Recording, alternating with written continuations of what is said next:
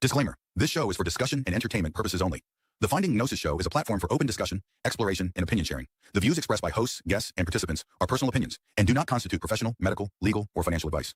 All topics discussed are only intended to spark curiosity, entertain, and encourage independent thought. If any subject interests you, we strongly advise conducting your own thorough research using reliable and professional sources. Critical thinking and due diligence is key. Stay curious, stay informed, be well, be lucky, and don't be an arsehole.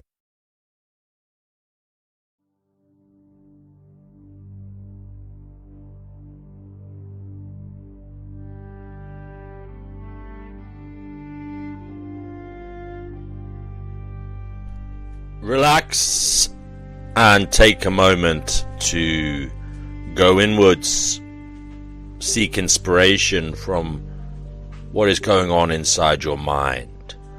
Allow thoughts and feelings to marinate in your conscious awareness. What comes to the fore?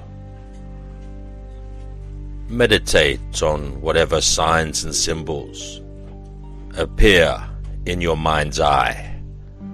Relax and meditate, and when you feel ready, when you feel compelled to say something, click on the link in the live chat to speak to us.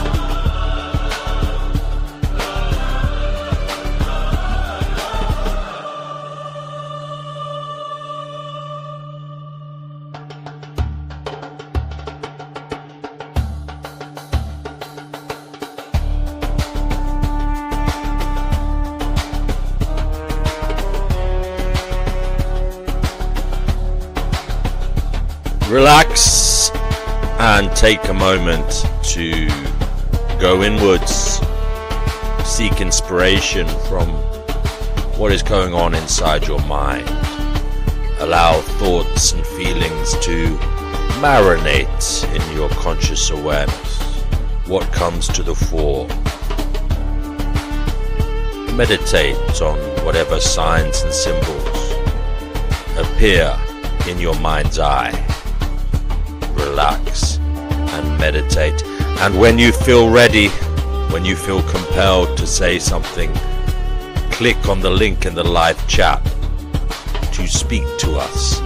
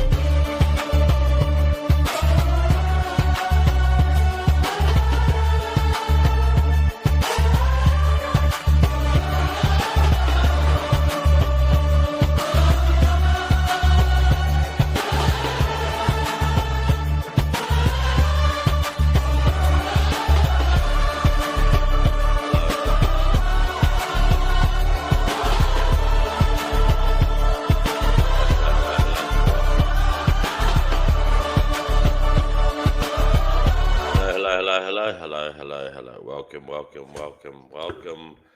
to yet another episode of Finding Gnosis here on YouTube. I do hope you are exceedingly well.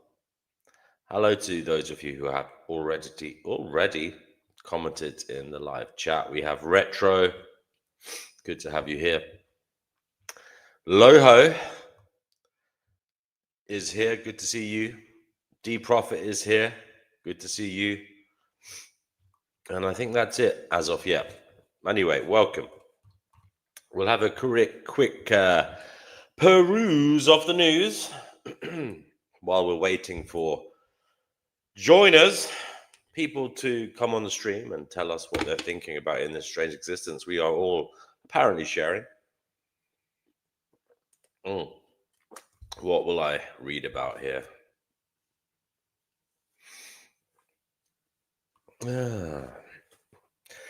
NATO's spending pledge is Trump's biggest foreign policy success, Rutt tells BBC. NATO countries pledge to spend 5% of their economic output on defense is Donald Trump's biggest foreign policy success, the alliance's chief has said. In an interview with the BBC, Mark Rutte said it was thanks to Donald Trump that NATO was stronger than ever, adding that Trump is good news for the collective defense, for NATO and for Ukraine. The US leader has harshly criticized European allies for spending very little on defense, even threatening to withdraw US protection if they fail to do so. The NATO chief has warned that Russia could attack allies within the next 5 years. Russia's President Vladimir Putin dismissed such talk as hysteria on Wednesday. I've said it repeatedly, it's a lie, nonsense, pure nonsense, about some imaginary Russian threat to European countries, Putin told defense officials in Moscow. After Putin launched Russia's full-scale invasion of Ukraine in 2022, he announced the annexation of 4 Ukrainian regions, Donetsk, Luhansk, Zaporizhzhia, or however you say that. Sorry to anybody from that area. I think that's where the nuclear power plant is. There's one there, I believe. And Kherson. Russia had already annexed Crimea in 2014. Crimea. It now occupies most of Luhansk and is understood to demand Ukraine's withdrawal from all of Donetsk. 2, even though Ukraine still controls up to 23% of the eastern region. Putin said his goals of what he calls the special military operation would be achieved. He said he preferred to do it through diplomacy before warning that if opposing sides and their foreign patrons refuse to engage in substantive discussions, Russia will achieve the liberation of its historical lands by military means. In his interview with the BBC Radio 4's PM program, the NATO Secretary General said it was insane that Putin's pursuit of historical idea that you want to regain access to Ukraine or over the entire territory that used to constitute the former Soviet Union had caused the death or serious injury to 1.1 million of his people. Mark Rutte praised Trump's efforts to find an end to the war. US envoys have been conducting intense negotiations with Ukrainian officials over a Trump-proposed peace plan, whose initial draft was seen as favoring Russia. It envisages ceding control of territory in the east of the country to Russia, as well as security guarantees for Kiev to forestall future Russian aggression. US officials say Washington is ready to offer Ukraine guarantees modeled on NATO's Article 5 clause of mutual protection. The NATO chief told the BBC that Russia will see that with the security guarantees in place, he should never ever try again to attack Ukraine because our reaction will be devastating. And that's exactly what we are discussing. European allies who met Ukrainian President Volodymyr Zelensky on Monday in the German capital Berlin said a European-led force was also envisaged to assist in the regeneration of Ukraine's forces in securing Ukraine's skies and in supporting safer seas, including through operating inside Ukraine.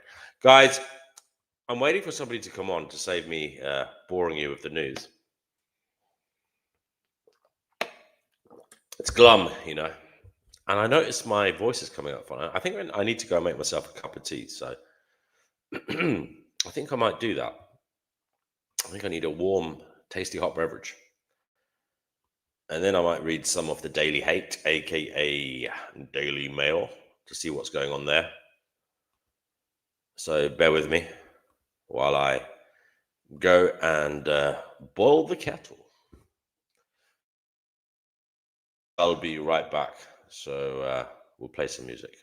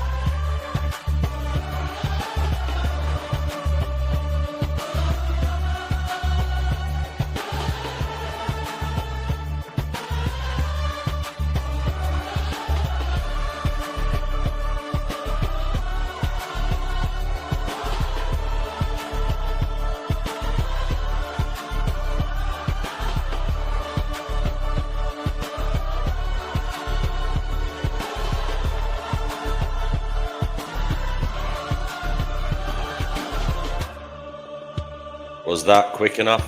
I'm back. Let's see if there's any comments here.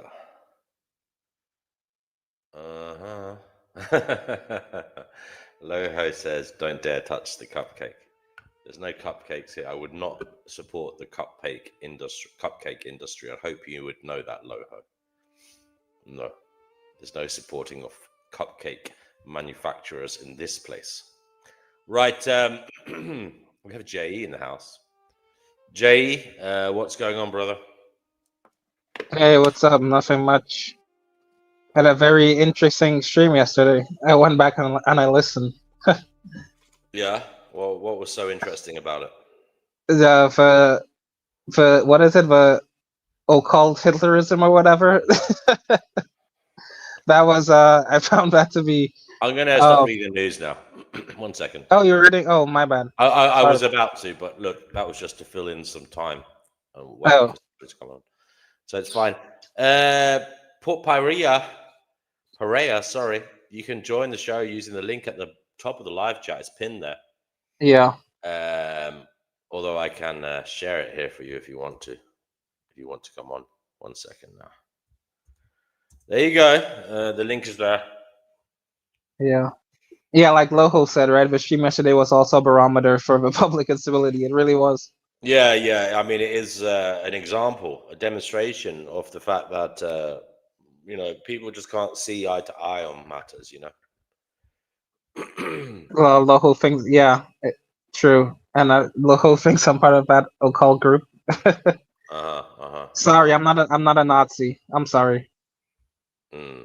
But yeah, he really did sound like a more, I guess, Gnostic occult version of Autisticus Spasticus. That guy yesterday. He did. and honestly, I kind of the philosophy sounds um not I obviously don't support it, but I like Brooklyn Marcus, like it makes you curious as to like how deep a rabbit hole goes with that, you know? Well, the sad thing is they probably stole it off other ideas that were not so egregious, how evil, so terrible, you know? Yeah. So yeah. Yep. And yeah, the discussion around capitalism was also really intriguing. I loved it. Yeah, and yeah, you guys ask some really intriguing, insightful questions that are really interesting to think about. So Like like what? like when you guys were talking about I guess how to properly structure a capitalist society so that, or is it a communist society such that like people um people's brain power doesn't go to waste, making cupcakes all day, or doing other, I guess, seemingly trivial pieces of of work that don't really seem to add much value to the society as a whole. And yeah, it's a tricky, complex thing to think about. Yeah, the value a job produces to society. Yeah, Yeah, I mean, we do need some regulation of the economy and of people's money making schemes. Um, Definitely, in my eyes. But yeah, I was a little bit hard last night. I'm not as hard line as that, you know. But I do yeah, think we question things, and we have to wonder about the utility of certain businesses and their offerings. Sorry, I've got to take this call. I'll be right back. Can you run? Can you speak, JE, for me? Thank you. yeah, sure. Yeah. Oh, hey, the prophet. You wanna hop on? Yeah, Noodles was discussing his Arab child skin boots last night, how they're vegan because, oh my goodness. Yeah, I heard that. Yeah. That was crazy. Yeah. Yeah, I honestly would love for Noodles to come on so I can talk to him about that because what's happening in Palestine is obviously and clearly a genocide, and for him to continually deny it, um, it's just really disgusting, to be honest. So hopefully he comes on to today and we can talk about it because what's going on there is absolutely insane and dehumanizing and evil, and it's really disappointing to see that people are still defending it.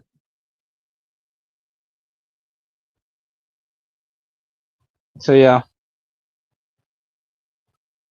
um, probably not, but I still would love to try though.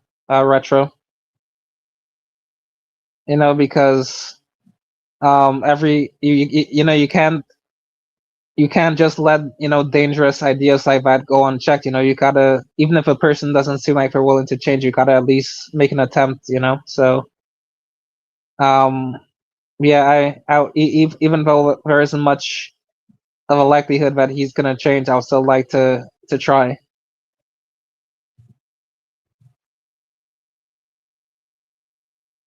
No, global, like, again, like I said, we shouldn't let dangerous ideas like that go unchecked.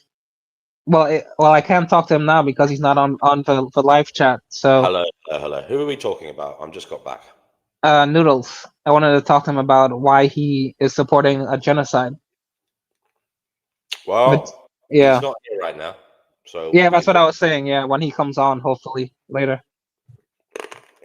And he wouldn't see it as a genocide. We I know that. know. Yeah, I know, but like, I still want to challenge him because I don't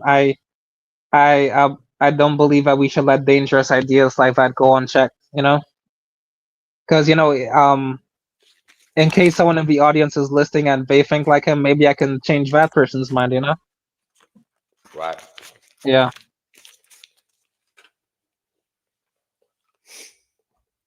So, the latest news in the world. Can you peruse the news for me and tell me the headlines? Is that right?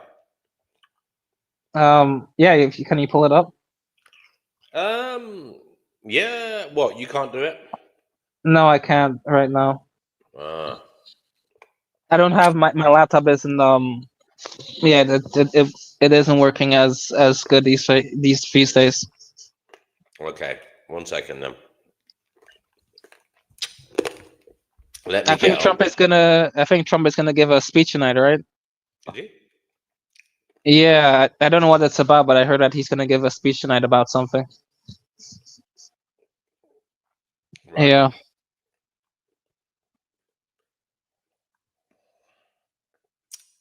Yeah, I know retro, I know that, but like again, I still think that it's good to challenge people's views, you know?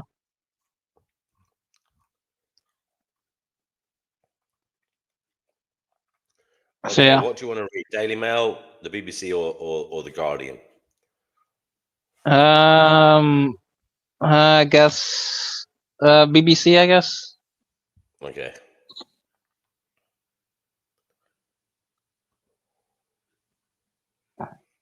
Okay. Well, I'll let you pick the story when I put it up. Yeah. Oh, has Port Pyrea, have they been able to join? No idea who that is. The person that was asking earlier about how to join the show. Oh, they said they'll join in the future. Okay. I just scrolled up. But yeah. Yeah. So on the news, they're saying NATO I already read spending that one. pledge. I already read that one. Oh. You can choose uh. a story. Just say whatever, which one. I can keep scrolling if you want. Uh. Oh. Okay. The Venezuela denounces Trump's order for ship blockade as warmongering threats. There you go. Okay. So U.S. President Donald Trump has ordered a total and complete blockade of all sanctioned oil tankers entering and leaving Venezuela, moved denounced by Caracas as warmongering threats.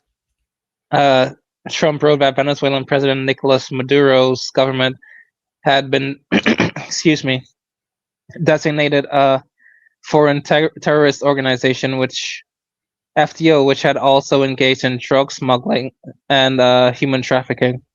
His remarks come after the U.S. seized an oil tanker off the coast of Venezuela last week, a significant action in light of a South American nation's reliance on oil. The U.S. has also recently concluded deadly strikes on alleged Venezuelan drug smuggling boats and has significantly built up its naval presence nearby. Trump's spokesman did not give a further detail of how the wide-ranging blockade on sanctioned oil tankers will be enforced.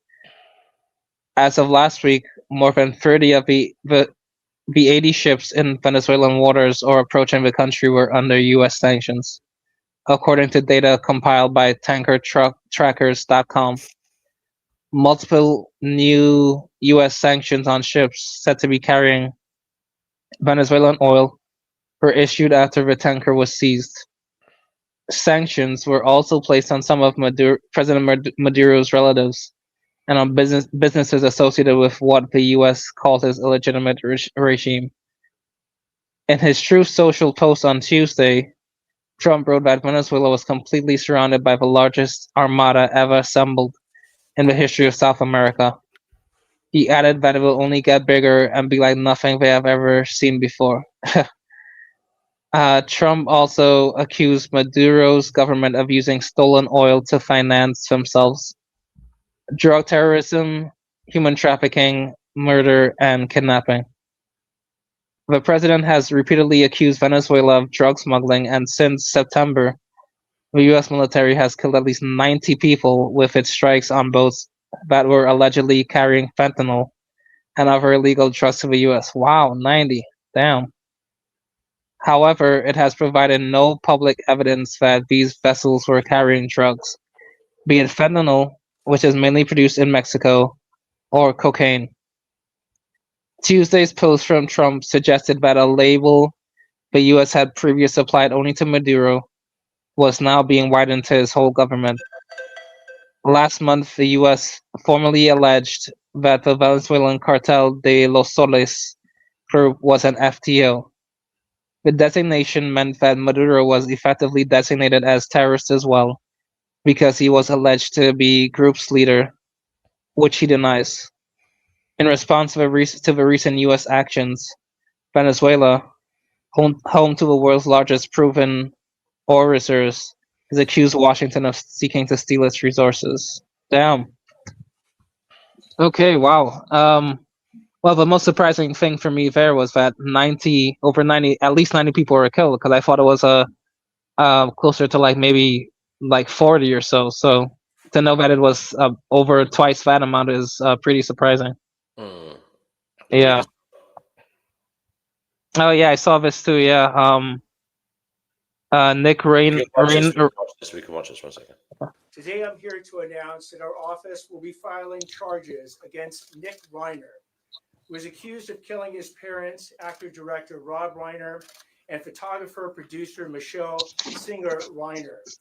These charges will be 2 counts of first-degree murder with a special circumstance of multiple murders. He also faces a special allegation that he personally used a dangerous and deadly weapon, that being a knife. These charges carry a maximum sentence of life in prison without the possibility of parole or the death penalty. No decision at this point. Oh, that's He froze. was arrested in a public area in the Exposition Park area near the University of Southern California campus. He was approached by the officers and he was arrested without incident. There were no indications that there was no indication that he was going to resist or anything like that. He didn't flee or anything like that. He was taken into custody without issue, and he was transported to our police headquarters facility. Yeah, that was pretty sad. Yeah, I think they said that he got into a massive fight with his You can his read it if you parents. want. Yeah, before he got killed. Well, I hope my reading isn't too I guess annoying or anything. No, you're Just let fine. me know. All right. Yeah, so prosecutors in Los Angeles have filed murder charges against Nick Reiner over the deaths of his parents, Hollywood director Rob Reiner and his wife Michelle. Nick Reiner is facing 2 counts of first-degree murder with a special circumstance, alleging multiple murders. District Attorney Nathan Hochman said he could be sentenced to life without the possibility of parole or the death penalty if found guilty. He will be brought to court to formally face charges and enter a plea after he is medically cleared by prison officials. Mr. Hochman said, U.S. media report that could happen on Wednesday, so today. The couple were found dead on Sunday in their home in Brentwood, Los Angeles, with multiple stab wounds. The charges also include a special allegation that Reiner used a knife. Yeah, so that's pretty that's pretty sad. Because I think like I watched in one of the YouTube videos talking about it. I think they said that he got into a massive fight with his parents before at like an hour or so before I think he killed them, and I think they allege that I think he was a very bad drug addict. So yeah, I think that's probably what led to him being murdering them. So yeah, during a news conference on Tuesday, Mr. Hochman said no decision has been made about whether prosecutors would seek the death penalty. The suspect, 32, was also accused of using a dangerous and deadly weapon, that being a knife. He was initially expected to appear before a judge later on Tuesday for an arraignment hearing, though this was rescheduled. Rob Reiner directed a handful of iconic films in a variety of genres, including This Is Spinal Tap, Misery, and A Few Good Men. Michelle Singer Reiner was an actress, photographer, and producer, and the founder of Reiner Light, a photography agency and production company. LA Police Department Chief Jim McDonnell told the news conference, "This case is heartbreaking and deeply personal, not only for the Rayner family and her loved ones, but for the entire city. We extend our deepest condolences to everyone affected by this tragedy." Um, Asked whether the murder weapon was recovered, Mr. Hoffman said that would be revealed in court. Officials said autopsies, which have to be completed, would determine the precise cause, manner, and times of death. We will miss them forever. Rob Reiner's other major works included Stand By Me, The Princess Bride, and When Harry Met Sally. Uh, Billy Crystal, who played Harry in the seminal romantic comedy, was one of many actors, writers, and directors who were close to the Rainers, paying their respects in a joint statement shared with the Associated Press 2 days after the director and his wife were found dead. Curb Your Enthusiasm star Larry David and actors Martin Short and Albert Brooks also put their names to the statement, which remembered Rob and Michelle as a special force together, dynamic, unselfish, and inspiring. Absorbing all he had learned from his father Carl and his mentor Norman Lear, Rob Reiner not only was a great comic actor, he became a master storyteller, the statement read. There is no other director who has his range. From comedy to drama to mockumentary to documentary, he was always at the top of his game. He charmed audiences, they trusted him, they lined up to see his films. It continued, Rob was also a passionate, brave citizen who not only cared for this country he loved, he did everything he could to make it better. And with his loving wife Michelle, he had a perfect partner. It went on to know how the strong and determined couple had devoted a great deal of their lives for the betterment of our fellow citizens. They were a special force, together dynamic, unselfish, and inspiring. We were their friends, and we will miss them forever. It added. Yeah, that's pretty tragic. And I guess for all the antinatalists, I guess just another piece of evidence to show that you shouldn't have kids. So yeah, really sad. No, the comment section has been popping. So let's see. Oh, Loho said, first of all, I want to profess. Huh? There's another article. Oh wait, I'm just reading through some of the comments in the comment section. Yeah. Loho said, first of all, I want to profess I'm not a Nazi, but I was surprised TNW putting down the guys from the stream. We were afraid of a stream being taken down, and was it a disagreement with their position? It was just a disagreement with that position. Yeah. Okay.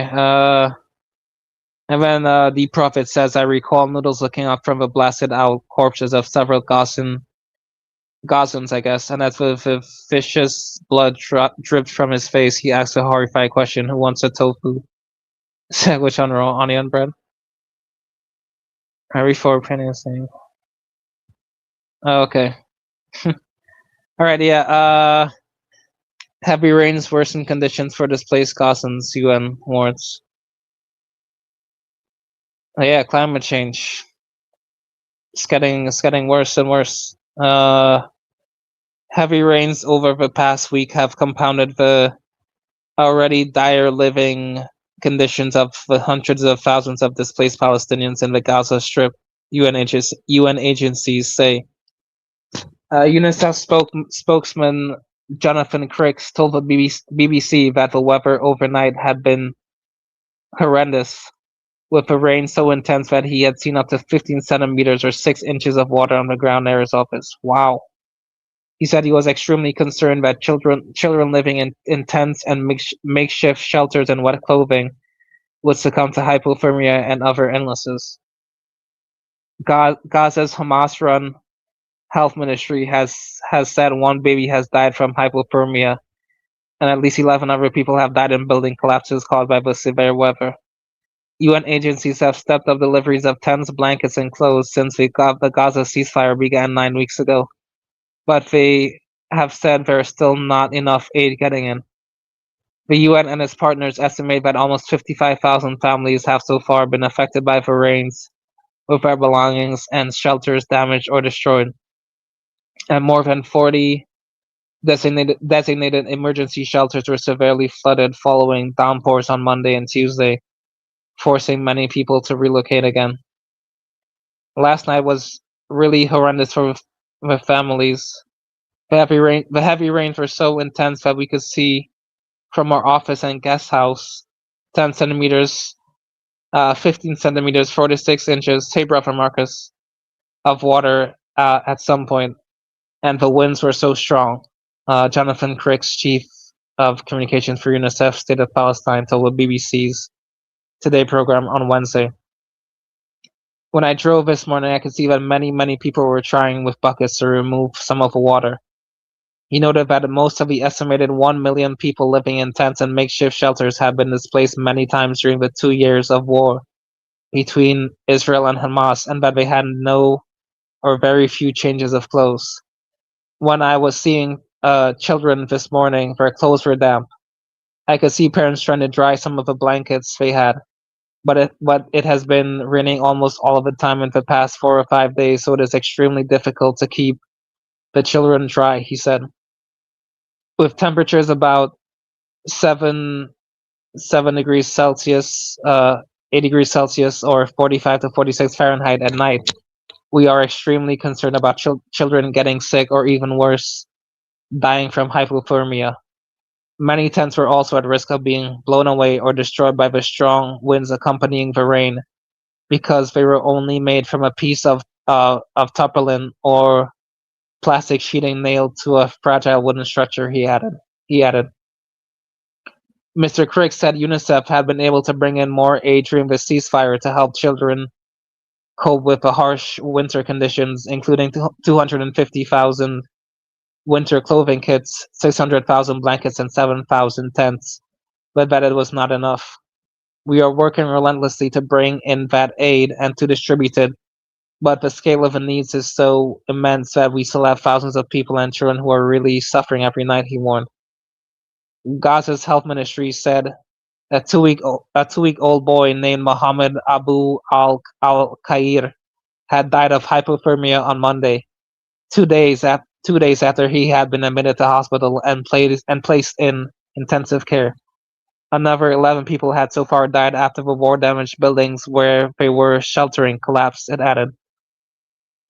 A spokesman for the Hamas-run civil defense agency, Mahmoud Basal, put the death toll higher. He said in a video that a total of 17 people, including 4 children, had died because of building collapses and the cold. He added that 17 residential buildings had collapsed completely because of the wind and rain, and that another 90 buildings had collapsed partially. On Tuesday, video footage showed first responders from the civil defense recovering the body of a man from the rubble of a building in Shati refugee camp northwest of Gaza City. Its roof had collapsed suddenly, according to eyewitnesses. We call on the world to solve our problems and rebuild the territory so that people can have homes instead of being displaced and living in the streets, said Ahmed al-Wasari, a relative of the man, told AFP news agency. The International Committee of the Red Cross said the collapse of damaged buildings due to the severe weather conditions was deeply concerning. It stressed the need for increased and sustained humanitarian assistance to respond to urgent and long-term needs, including food, shelter, and equipment for the repair of critical infrastructure. Kogat, the Israeli military body which controls Gaza's border crossings, has dismissed claims of deliberate aid restrictions as inconsistent with facts on the ground and the ongoing coordination taking place daily. It says that between 600 and 800 lorries carrying humanitarian supplies enter Gaza daily, and that almost 310,000 tents and tarpaulins have been delivered since the start of the ceasefire, along with more than 1,800 lorry loads of warm blankets and clothing. The UN says a total of 67,800 tents, 372,500 tarpaulins, and 318,100 18,100 bedding items have been collected from crossings over the same period. The second phase of a ceasefire between Israel and Hamas includes plans for the reconstruction of Gaza, along with post-war governance, the withdrawal of Israeli troops, and the disarmament of Hamas.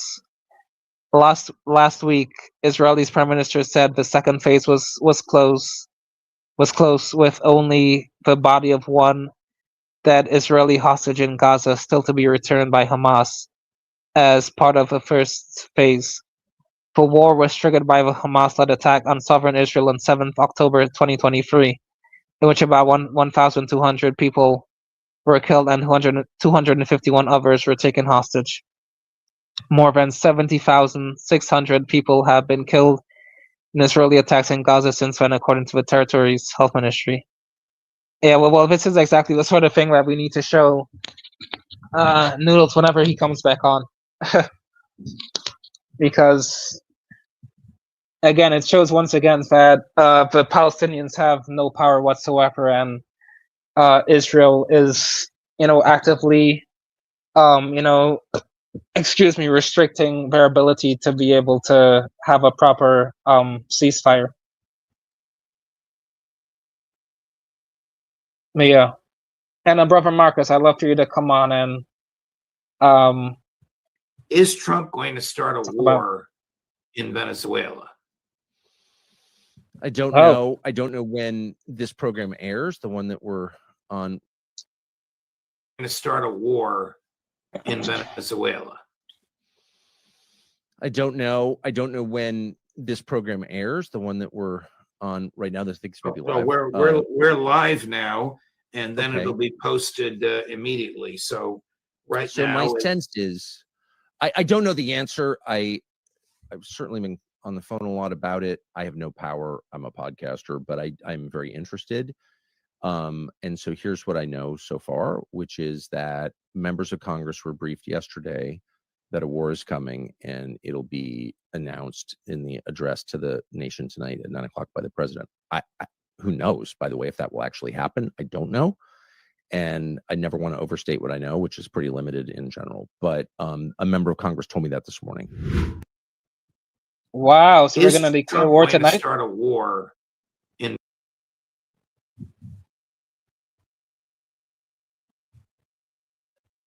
Wow, that's crazy. Oh my goodness. Do you think that's what's going to happen, DNW? Hello? No idea, bro. You're just perusing the news. Brother Marcus asked you what you said, by the way. No, yeah, I wanted him to come on and talk about what else he learned about that philosophy yesterday. But that Hyperborean thing, I wanted to know what else he might have learned about it.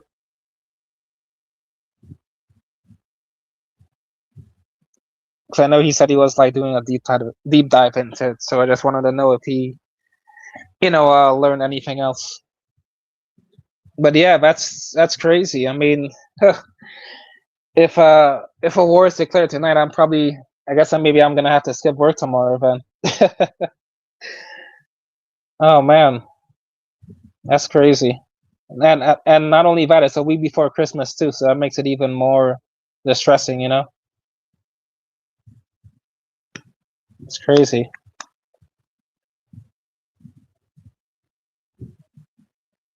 I'm gonna have to go to the grocery tomorrow and stock up on toilet paper and whatnot,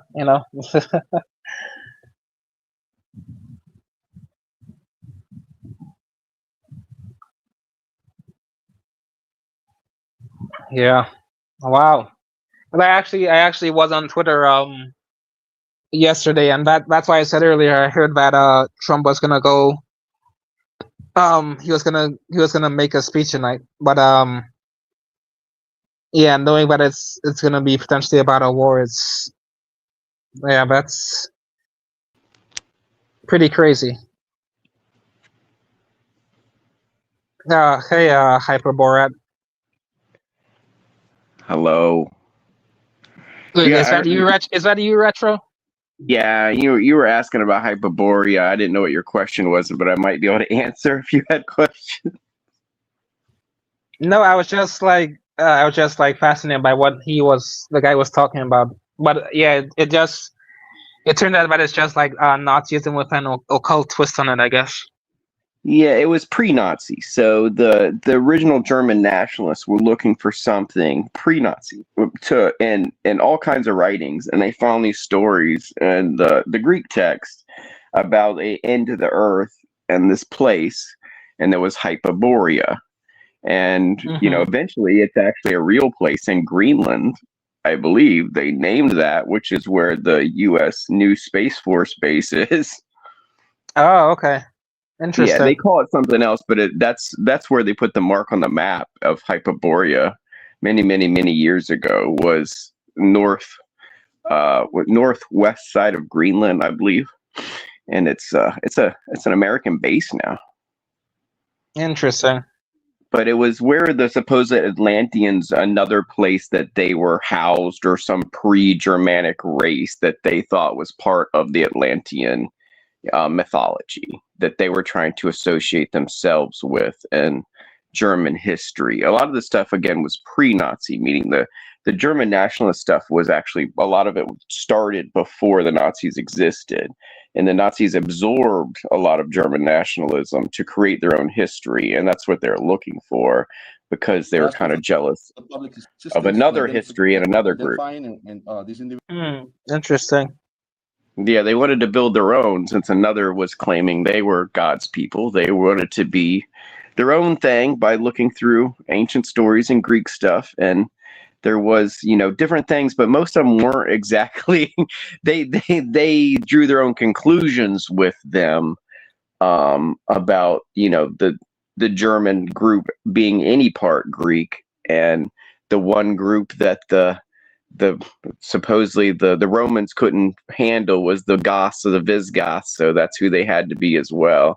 They had to be the people that the Romans couldn't conquer, and they had to come from ancient Greece. They had to be related somehow to the Atlanteans, and they had to be the original groups that were, attributed to the flying machines and the great sculptures all the way to India. And that's why they went to Tibet, looking for the underground entrances to where these people came from, which all went back to Tibetan lore, which they say there's holes in the ground that a foreigner is supposed to go into, and if you're welcome there, you can keep going, and there's a world in there with tall white people. Lol. Yeah, it's some myth for the Tibetan people, and that's what they came looking for, supposedly, with a group of Germans and Nazis went backpacking or hiking and wanted to meet the Tibetan people and ask them many questions. And there could have been other stuff. I think it was kind of spiritual quests they were after, and I don't think it was actually physical.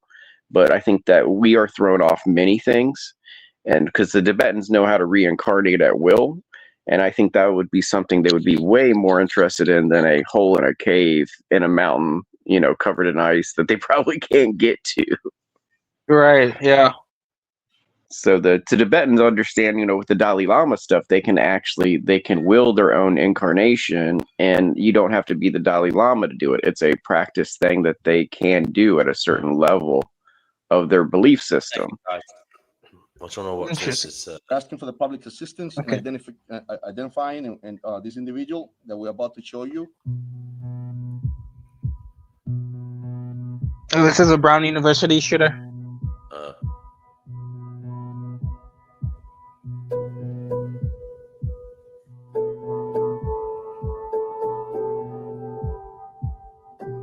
Second suspect. Oh, okay.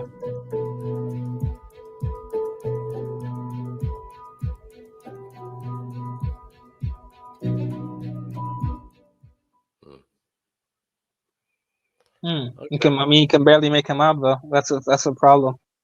Is this another one?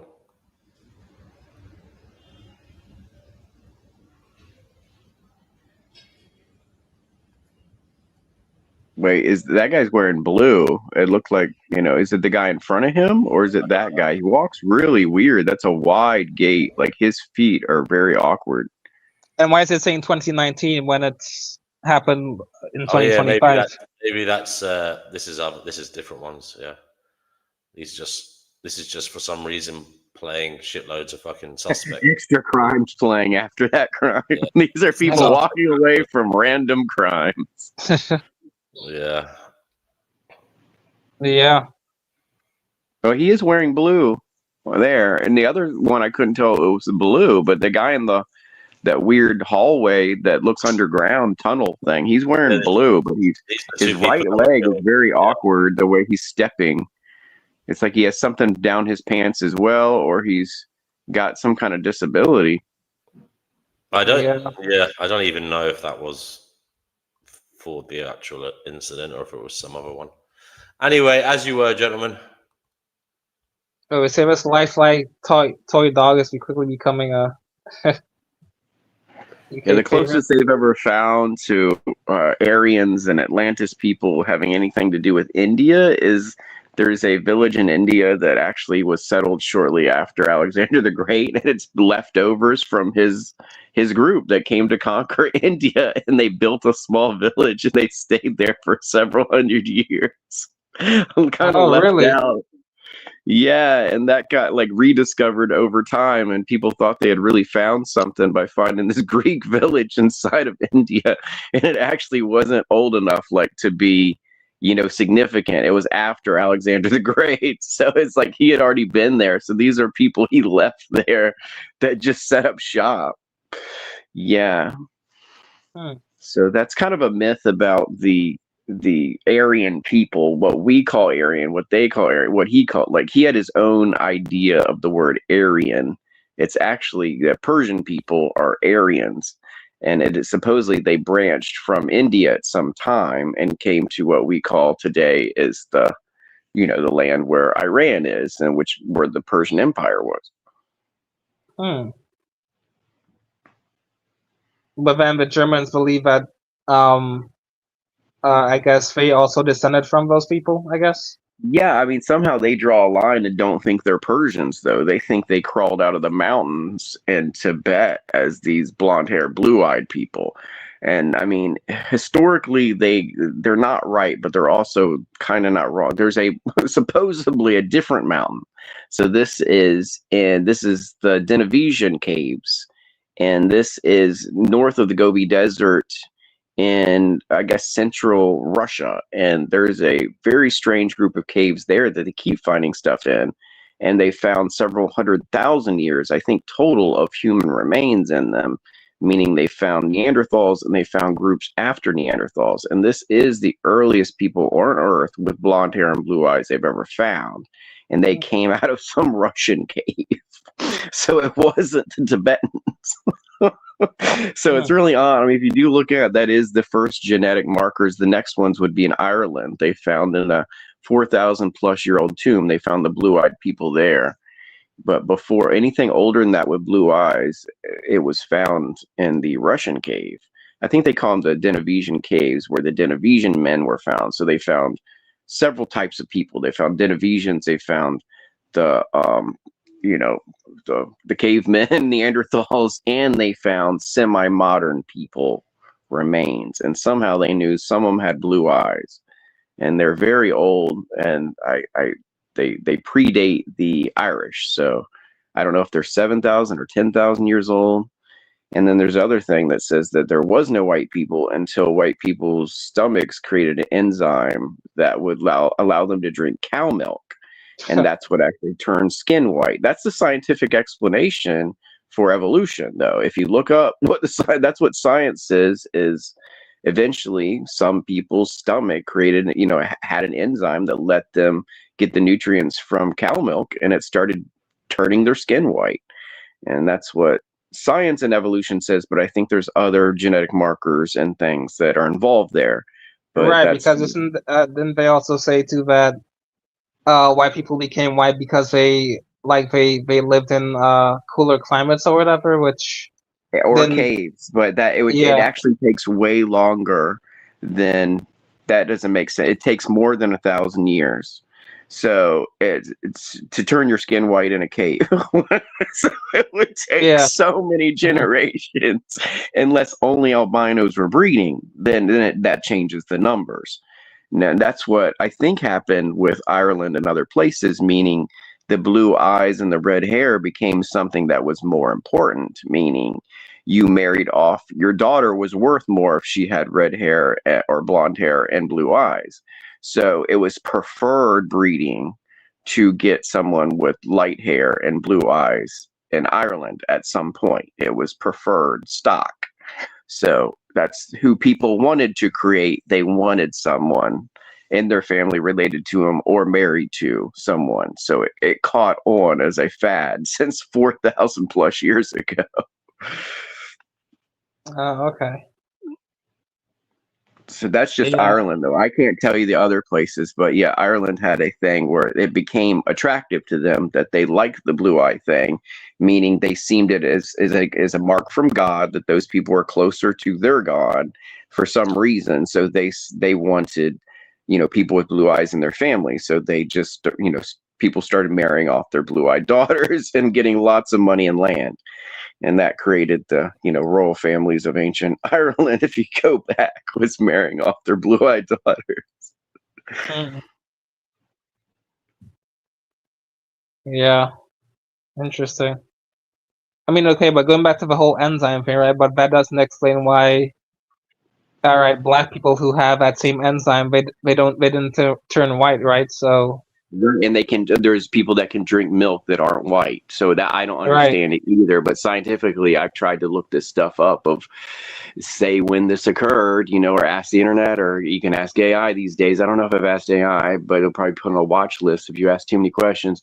But when did white people show up? And then what year was that? And what do you think caused it? Or scientifically what, and it says the milk thing. It says that people slowly could drink milk, and drinking cow milk turned people pale through a stomach enzyme, is what it officially says. And it says that there was no white people before 6,000 or 7,000 years ago, that they didn't exist. Everybody was brown. Really? I mean, that's what real history says. And it says even the people in the northern Europeans were more of a leathery color. There was no pale people. Huh. Yeah. So I mean, I don't know how far. I mean, they can always make a new discovery. So we'll sit here and wait. But yeah. So if they find someone older than 10,000 years old that has strange genetics, we all kind of need to know, because we need to know of each group who showed up first, where, and that will tell us a lot beyond the genetic charts we have today of where genes come from, because that's based on modern stuff. That's based on what we know already. So pre-flood, where did genetics come from? It doesn't have to be a world flood either. Yeah, but pre-world disaster. Blue eyes are only about 6,000 years old or something like that. Right. Yeah. I thought white skin was a bit older than that, mate. Well, yeah. They said a lot of the Neanderthals had a white skin, right? Yeah, they had lighter, but they say that everybody had like a ruddiest, leathery skin. Like no one was real peakish back then. As you go back to 7,000 years or so, that supposedly everybody. I heard red hair or ginger hair came from Scandinavia, and so did blonde hair. Actually, I heard that. You said Russia, but. Yeah, the original blondest and bluest eyed oldest genetic material was found in that Russian cave that's right north of the Gobi Desert. I might have the name wrong, but I thought it was called the Denisovans Cave because Denisovan remains had been found there, but also other human remains were found there. And they looked at the genetics, and from what I dug up, that was the earliest remains of anybody with blonde hair and blue eye. Now, it might be a different haplogroup that never ventured into Europe. So that would mean another line of blue-eyed people popped up somewhere else. And there is a lot of Mediterranean blue-eyed people with dark hair. Right, there were blue-eyed ginger people in ancient Egypt, so I don't know. But how ancient? So you can look it up. You can look it up. They found remains of humans from ancient Egypt with ginger hair and blue eyes. The pharaoh, Ramses the First. Yeah, he was a ginger. Yeah. A lot of them supposedly, but they said that was they call it North African and European haplogroups is what they say. But beyond that, they're not really sure 1,000% of who were their great grandparents, etc. Like, I think the earliest one they looked at was Ramses the First. So, and he didn't have any Southern African blood lines in his DNA. But they did have Nubian kings of Egypt throughout history, not like every year, but they traded back and forth, and Nubian kings were present as a pharaoh for several, small, short generations in Egypt. It was a very So, diverse place, actually. yeah, and people were, even the stories in the Bible, they were trading with the Nubians and the Ethiopians. And we don't know exactly there's no color paintings from the Bible time of what these people actually looked like either. Yeah. Oh, we have to say, actually, blonde hair has appeared twice in human evolution. In Scandinavia, or you say Russia, but I heard Scandinavia, but whatever, somewhere Russia, Scandinavia, and then the other place is unconnected, the Solomon Islands. Hmm. The coast of Africa, I'm not sure. Is that the Solomon Islands? What in is the Pacific? Yeah, so is that the same area where they found the kind of giants that were kind of blonde? Is that what you're talking about? Possibly. Yeah, those people actually, they tested their DNA and they're not related to anybody. That's the weird thing about them. They're not. Really? They're more Berbers than they are anything else, and they're not. Yeah, they're not related to any other white groups. Yes, Hmm. the ones he's talking about on those Canary Islands. Some of the Fijian people are very interesting because they look very African, but Yeah. Fiji's quite far from Africa. Yeah, the Canary Island folks were apparently very tall, and they had beards and stuff, and they had what he was saying, blonde hair. But they were their own race. They were not Europeans. They were not Russians. They were not Indians. They were their own special. Oh, they say the Australian Aboriginals came from India.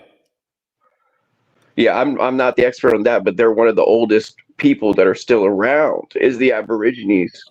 Right. When they migrated there, they got stuck there, and they got stuck there for over 50,000 close years with their dingoes. Yeah, so hardly any group has been stuck on an island for that long to be able to dig into their DNA, unfestered, because they didn't mess with too many other groups themselves. Once they got there, it's pure Aborigine. Yeah, Loho says they think the human race will go to the cafe au lait type in the future. Yeah, I probably, although I don't know. I mean, they say in the Bible, doesn't it? The yellow man will take over the world.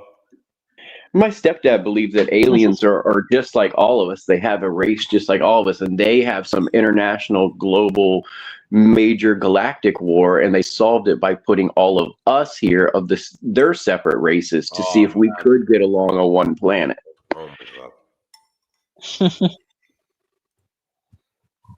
I've heard that before by some loonies. I'm sorry, it is a loony theory. Yeah, it does sound pretty loony. I mean, I think Earth could be a spaceship. Like, it's not rocket powered, but they anchored it to some other gravitational bodies, and they've moved it around more than once.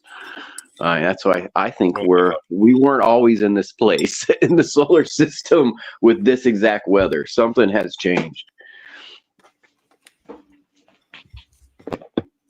And in there's a theory that the moon was a spaceship and Earth is a prison, and the moon brought us here. That's someone else's theory I read about. Yeah, and that Saturn used to be closer. There's a book on that. And then how would Saturn be closer unless maybe we were further from the sun and closer to it? So it's like, how did people put rings on Saturn before we had telescopes? That's what confuses me. Who saw the rings? Because there is pictures of ringed planets, and that was pre-telescope ages. So either they had a telescope and lost it, or they had a better view. Oh, yeah. Yeah.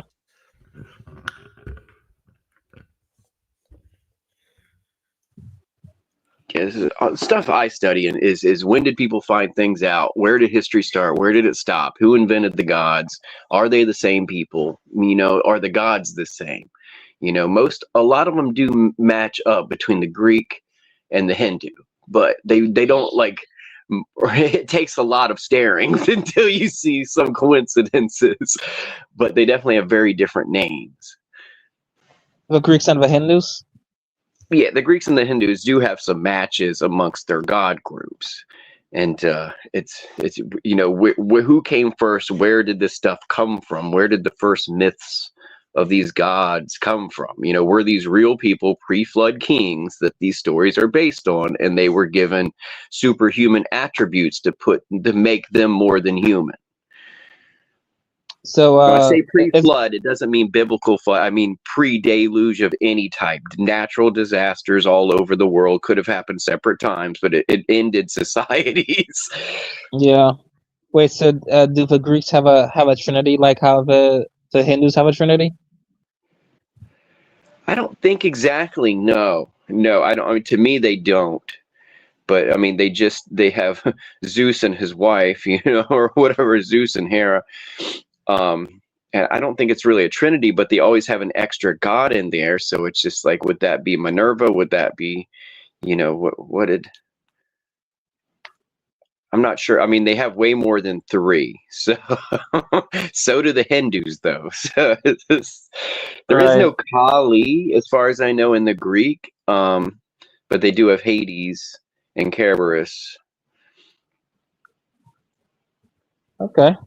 And then they do have an early war that decides the gods, where Zeus breaks free of the Titans, and there is a Titan left. Titan is Kronos, and Kronos would be Saturn.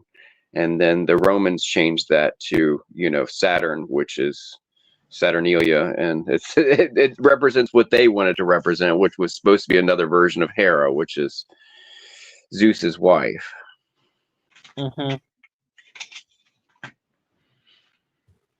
Yeah, I've always wondered who named that stuff first too. So did the Romans just randomly name those things after the words they had, or was it always like that?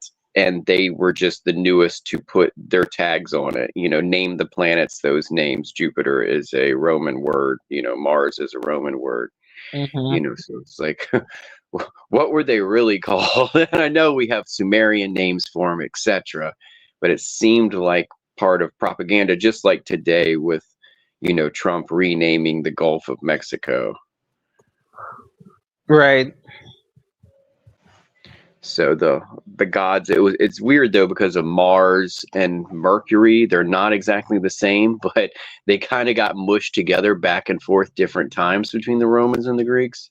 They're definitely completely different gods, but there's some of the temples, they started mixing gods. They started, you know, making a shrine to more than one, and depending on where you lived, it was like your locality worshipped a certain amount of gods, because it just became y'all's thing. And you made a sculpture that kind of looked like this one, kind of looked like that one, had, you know, had features of multiple gods. And that's what ended up happening through Greek and Roman times, as gods started getting combined and worshipped, and that created some discrepancy on who they really were when you try to separate them again and then match them to a previous religion, because there was lots of melding of gods. Yeah, it does seem like most of the world's religions that they just borrowed and copied from each other and just added their own little twist on it, you know? Yeah, to either save money or time or your reading material or something, and then the power of that too. So when was the world literate and when was it not? And is that what it really means when the Library of Alexander was taken away? And maybe it didn't burn, maybe just literacy wasn't taught anymore, and that's how they got rid of knowledge. And same thing with the Tower of Babylon. Maybe everybody could read until the Tower of Babylon was destroyed, which was a library, which was a teaching thing, which a very large building that had a book printed inside of it that you could read. Hmm. Yeah, So you believe it? Sorry, go ahead. No, I want to hear what you were saying. I was just saying it was a big building that taught them, I guess like English and spelling, not our language, but language in general, and things they could do with language and forming sentences and, root words and definitions was all inside that building. That's my guess is what the Tower of Babel was. It was a school.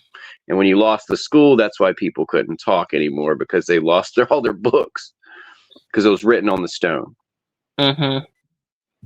Wait, so you believe that was an actual event that actually happened?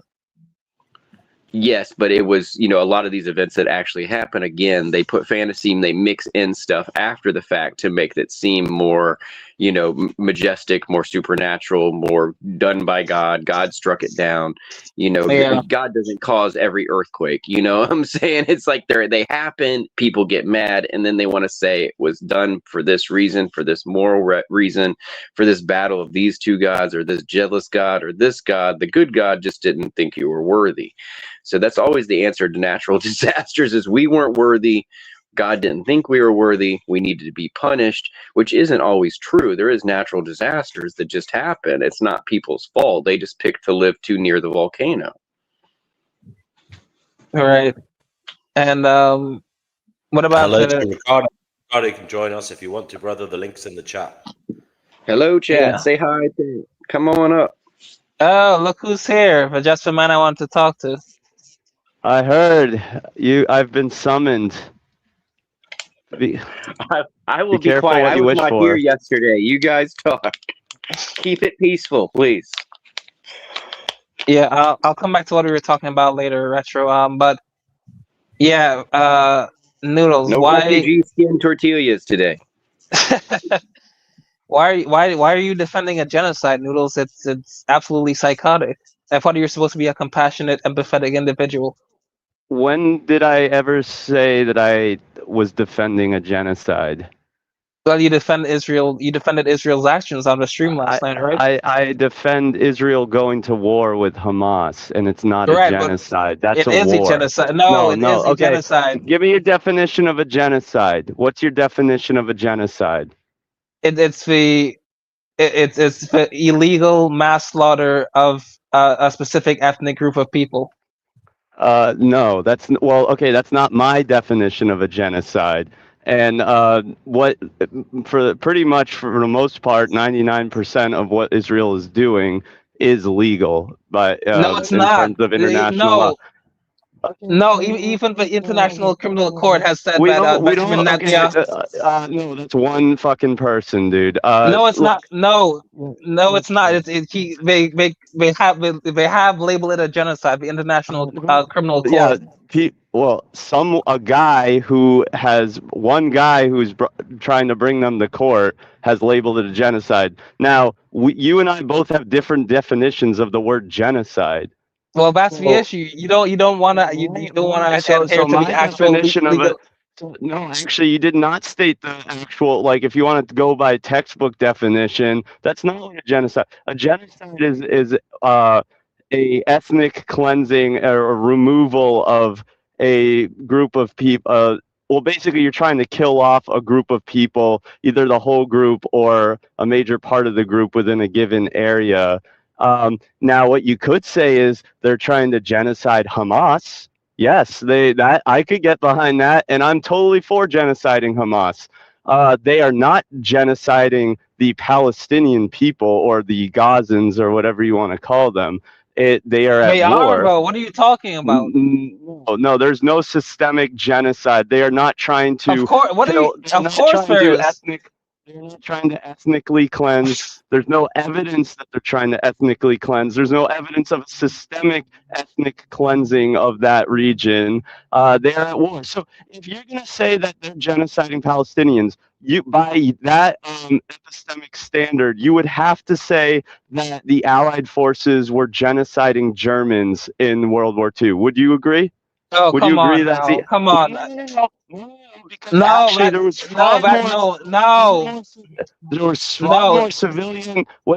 far more civilian casualties in World War II compared to this war. This war actually has the lowest civilian to combatant casualty ratio of any urban conflict in history. It's pretty much 1-to-1.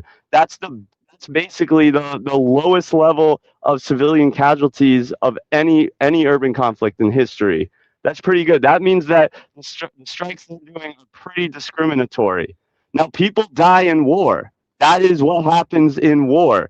And it is totally legitimate, in my opinion, to go to war with someone when you are defending yourself from a constant onslaught and barrage of rockets and missiles and threats and You're right, but they're the ones bombings who and started it, though. shootings. No, wait, but they're the ones who started it. Wait a second. Tell me when they started it. Tell me when they started it. This goes back decades, so but October 7th, 2023, they were the ones who fired the missiles. Wait. Go tell me who started what and when. Well, it was Palestine. I mean, sorry, Israel who started it. Wait, when? What did they do? And what date? What was the incident? It goes back, I think, about 30 years or so. I think. To what? So you think what? It doesn't sound like you know your history, bro. Does it? Maybe go do some research. Let's have the conversation. No. Do some research and then let's have the conversation. PLO has never had a good leader since Arafat, and they don't really have a government. They're not allowed to because they don't have a say-so in the state of Israel, right? So I mean that's the problem. They don't have any real government. The Gazans voted for Hamas. They the had a democratic election. I don't think there was an opposing government. All they have is the PLO, which has no power, and we fund the United States, and we fund them very graciously. No, we do not. We do not fund Hamas. No. Yes, you do. There's been evidence to show that the U.S. funds Hamas. Palestinian Liberation Organization. Yes, they do. No, there's not. No, there's not. You're pulling that out of your ass. Iran probably funds them, but we fund the PLO, Palestinian Liberation, guys. When Hamas first came into power, when Hamas was first elected, there was reasonably the Israeli government gave them money to help them set up infrastructure, which is because they were trying to stabilize the region, which is why they helped Gaza set up a democratic election. So they're like, okay, great, you did a democratic thing. Now here's some money, set up some infrastructure. What did they do with that money? They didn't set up fucking infrastructure. They didn't even set up a reasonable military, like basically any military bases. They actually built terror tunnels with that money. That's what they did. Now, J.E., when you want to go and find me the date of what Israel started and when, then we can start having that conversation. I'd be very interested to see what you come back with. Okay, well, first of all, Israeli Zionism was an ideology that was created to establish and create a state of Israel because there are a bunch of Eastern Europeans who wanted to, I guess, set up a state of, I guess, a state you know where what they Zionism basically is? Can you tell me the definition of Zionism? Can you tell me the definition? Right. It's essentially a bunch of Israeli lunatics who believe that they're essentially God's chosen people, and that Israel is supposed to lead the world's affairs. Actually, no, that's not what Zionism is, and it clearly you keep cutting out, Noodles. Zionism. Okay, I said clearly you have not read the definition of Zionism nor looked into it. It was actually really spearheaded by more secular groups of Jews, and Zionism is basically just the belief that Jews have the right to self-determination within their Holy Land. That it says nothing else about ethnic cleansing or kicking anyone else out. It just means they have the right to be there and the right to live there and have their own place there. That's all Zionism is. Wait, so then why does it say online that Zionism is an ethno-cultural nationalist movement that emerged in the late 19th century Europe that primarily seeks to establish and support a Jewish homeland through the colonization of Palestine? Jewish homeland, yeah. You're right, through the colonization of Palestine. It's illegal. it's not. It was already colonized. First of all, Arabs colonized that area. You ever heard of the Ottoman Empire? Anyway, I gotta go. I'm at work, but I will pick this up with you later and school you some more on your ignorance. All right, talk soon. All right. See ya. Sir, yes, sir.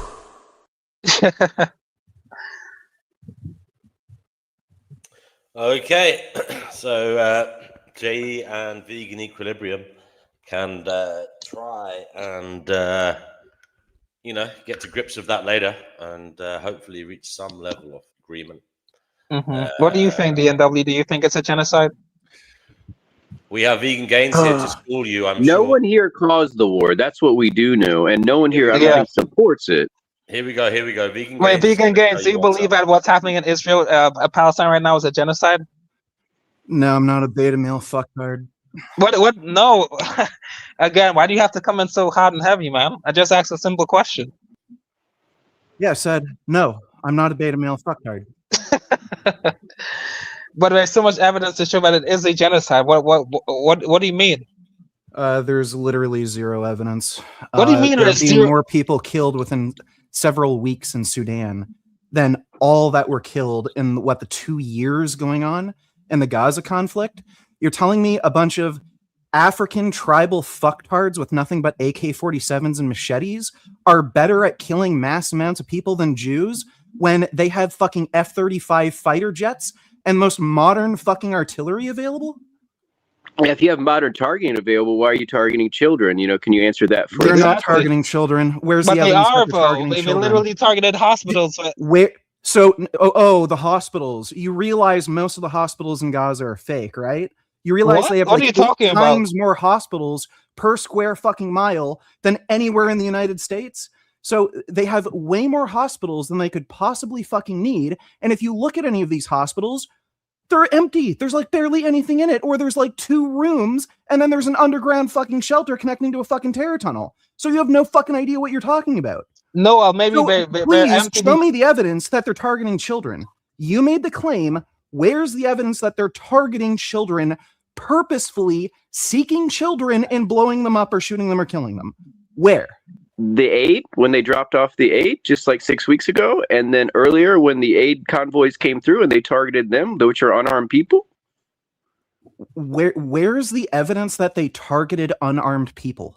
They said their AI accidentally did it. They're sorry. You don't remember that? You don't watch it? I didn't hear about that story in particular, but again, if that's the story, their AI accidentally targeted, then they didn't deliberately target children, did they? And you claim civilians. What does this have to do with children? What do you mean? Literally, tons of children have died. That's a war crime. You can't target children and civilians, pretty much, right? You claimed you literally just claimed the killings were accidental because of their AI program. How is that a deliberate targeting of civilians and children? I mean, I think that's a great cover story. So but if anybody makes an accident, I'm sorry. If somebody accidentally kills somebody, therefore it's genocide. That's the standard. Not if it's a drunk girl on a scooter, but otherwise, if you have advanced military equipment by the billions of dollars, you'd think you get the targeting part right. So Jews are really, really bad at committing a genocide. So a bunch of illiterate African fucking I didn't say anything about Jews. Jews are great at anything they want to do. Israeli government and military. Let's separate that from the Jewish people. The Jewish people are against their own. Wait. Guys, be quiet now. Vegan Gains, finish your point, mate, and then we'll hear the others. Yeah, so they're claiming Jews are using modern military equipment to target civilians, and it is a genocide. Again, more people have been killed in the genocide in Sudan in the last 2 weeks than the 2 years in the war in Gaza. So they're claiming, despite having the most modern military equipment and getting weapons shipped in from the US, UK, Canada, Jews are just really bad at committing genocide. It takes them 2 years to not even get as far as a bunch of retarded village idiots in Africa. Well, that's because they forced many of them to flee to Europe. That's why they haven't been able to. The numbers haven't been as high. Wait. What's the claim? Well, I'm claiming that maybe they haven't been able to kill so much of them because a lot of them have fled to other countries, and that's why they haven't been able to. I'm sorry, you're telling me a mass amount of Palestinians have fled to Europe. Well, that's what a lot of the data I don't seems blame to. Jewish people. I blame the corrupt government. What are the immigration numbers? I'd love to see them. Like, barely anybody's able to leave Gaza. That is complete and utter bullshit. Practically nobody is able to get asylum. So that's absolute horseshit. There's practically zero immigration out of Gaza. I think Canada let in like 20 refugees from Gaza over the last 2 years. So you're telling me that Jews aren't able to kill as many people as they want because hundreds of thousands, presumably, are somehow able to fucking leave? Somehow you keep mixing up Jews and Israeli government and military forces. There's Jews all over the world that don't target or genocide anybody. So I don't understand mixing up those two things. This is Israeli. Again, where's the evidence that Jews are deliberately targeting civilians? Just looking at the sheer total number of fucking casualties, both militant and civilian, it's Hamas's figures only add up to what? Just a little over 60,000? More people have fucking died in the last 2 weeks in Sudan from that genocide. In 2 weeks. 2 weeks versus 2 years. So you're telling me with the most modern military equipment and with the explicit intent of committing a genocide, Jews are somehow so bad at committing a genocide, fucking backwoods village retards in Africa with nothing but they're bad at marketing it. Maybe they paid for the one in Sudan to help them market this one. I mean, according to your theory, but I don't think Jews did anything Jews wrong. Are paying for the genocide in Sudan? Jews are paying for the genocide in Sudan? Is that your claim now?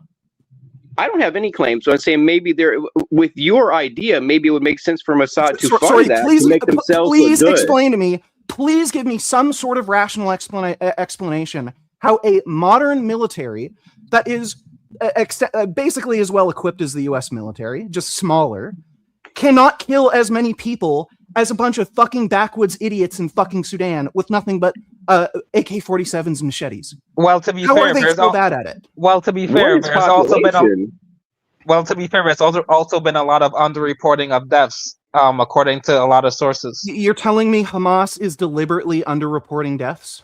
No, Israel is deliberately underreporting how much. We're going by Hamas's figures. No, Hamas's figures to this date only calculate a little over 60,000 total deaths. That includes both militants and civilians. So, accounting for all deaths combined, it's only equated to a little over 60,000 in 2 years. More people have died in Sudan in the last 2 weeks. So please give me some rational explanation for how Israel is deliberately trying to exterminate a race of people. They have the most modern military equipment available. They have enough explosives to flatten the entirety of Gaza and turn it into a parking lot. How have they not been able to kill more civilians than a bunch of backwoods retards in fucking Sudan? It's the dehumanization of a group of people to the point of getting rid of them as I'm not hearing an explanation. Please give me an explanation. No. When you make someone less than human and you try to get the media or others to accept that, for how this is possible. Right. Putting a dog down is easier than putting your brother down. How they could be so incompetent at committing a genocide. Give me the explanation. Well, he's trying to explain it to you, but you keep talking over him. He's not. He's changing the fucking topic, and he's talking about dehumanizing people. No, but he's right. They are market a genocide to a public, so we applaud it. I don't think there's too many we would applaud. Give me a rational explanation for how Israel is so incompetent at committing a genocide. Incompetent at getting applauded for theirs, except for a couple people. Give if you want to clap, reason for why they are so. You can clap. I'm not going to clap, but yes, I do not applaud their genocide. Give me a reason for why they are so incompetent at committing a genocide. Because they can't market it correctly. They have satellite imagery. They know where everybody is at any particular time. They even tell people where safe zones are. They could literally bomb thousands and thousands and thousands of people in a single fucking day because they've tried to create humanitarian corridors where they are telling civilians where safe zones are. So please, everything you all of this, how have they killed less total people than Sudanese militants in only 2 weeks? Okay, what about the fact that they regularly violate ceasefires and You allow? are not. They never violated a ceasefire. Yes, Hamas yes, were we the ones have. who violated the ceasefire. Congratulations, you watch TikTok. You've just proven to No. everyone you're a fucking moron. So No. again, you're changing the topic. You keep changing the topic and won't give me a single straight fucking answer. Israel's government Israel military has killed sucks at less marketing total genocide. I've people answered your over the question. They last cannot 2 market a proper years genocide. than Sudanese militants. I'm not in the last applauding their 2 weeks. genocide, no matter how they Please market it. So they're explain to me failing. how they are so incompetent at committing a genocide.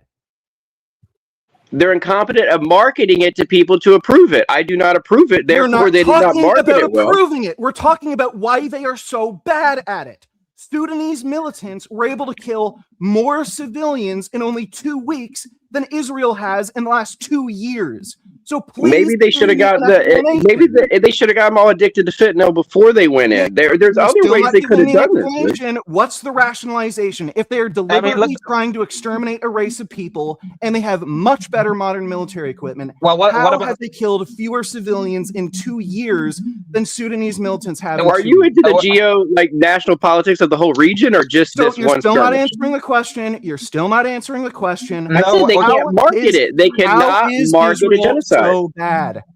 Because they cannot market a genocide. Whether that's good or bad for them, I will not applaud it. So they're only committing like a light genocide because that's all they can get away with?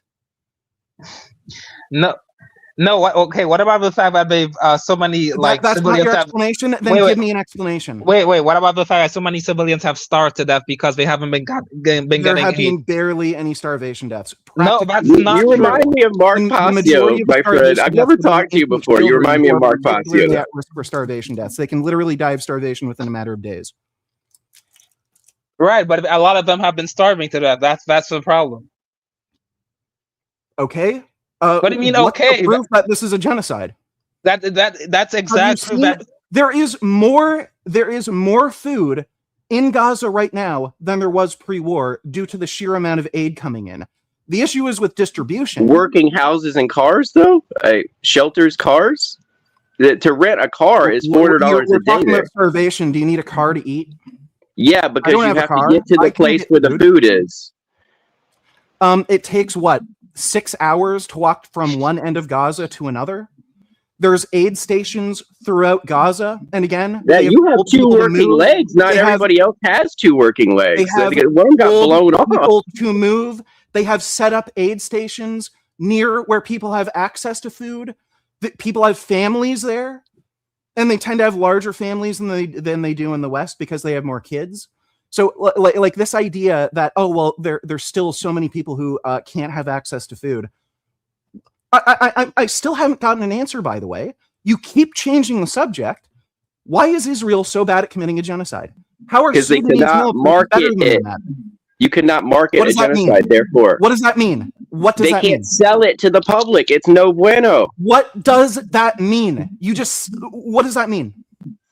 They're not going to get me, maybe you, they're not going to get me, most of the audience here, to applaud what they're doing. That means that it's not marketable. What does that have to do? Because most of us live in democracies because our leaders claim to kill dictators. So unless you go with the people, you lose your job. You are rambling incoherently. What do you mean by any of this? Are you trying to say that they're committing a light genocide because that's all they can get away with? No, the leaders should lose their job if it's not for the people, just like any democracy. What are you saying? Explain if the people did not want this, for why they are then the person that is in office leaves and you replace them. Why are they so bad at committing a genocide? Give me an explanation. Because they have Netanyahu in control. Oh, Netanyahu doesn't know how bombs work? He doesn't know that you're supposed to drop them on people? No. Again, remember, they don't want to destroy the region because him and Trump want to build a bunch of casinos and hotels on it. That's why. They said to themselves. Have you seen latest satellite images? No, that's the ultimate goal. They don't want to completely destroy it. He wasn't part of the conversation that lead here, but it's nice to meet you. Nice to do, Mr. Passio. Israel hasn't used enough bombs. They've been holding back. They've been trying to minimize collateral damage. Right, but what I think they're trying to do is they're trying to drive the Palestinians out of the region. So that's not genocide. That's moving. Right, but at the same time, well, they're also trying to kill them at the same time.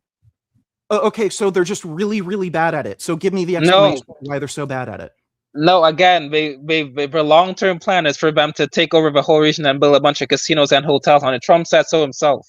Okay. Okay, so why do they need a bunch of shitty fucking apartment buildings standing to do that? Wouldn't it make sense to just topple everything, turn it into a parking lot? Well, again, I guess that's you're going to level it anyway, right? You're going to build new buildings, so you want to level it. If it destroys the water system, probably not. I mean, the water and sewage is very expensive to redo. There's no again. Hamas was given money to upgrade their water and sewage system. They didn't. They would have to do that anyway. So that's not a rational explanation. So again, if you're claiming they want to build a bunch of casinos, well, they'd need to level everything anyway.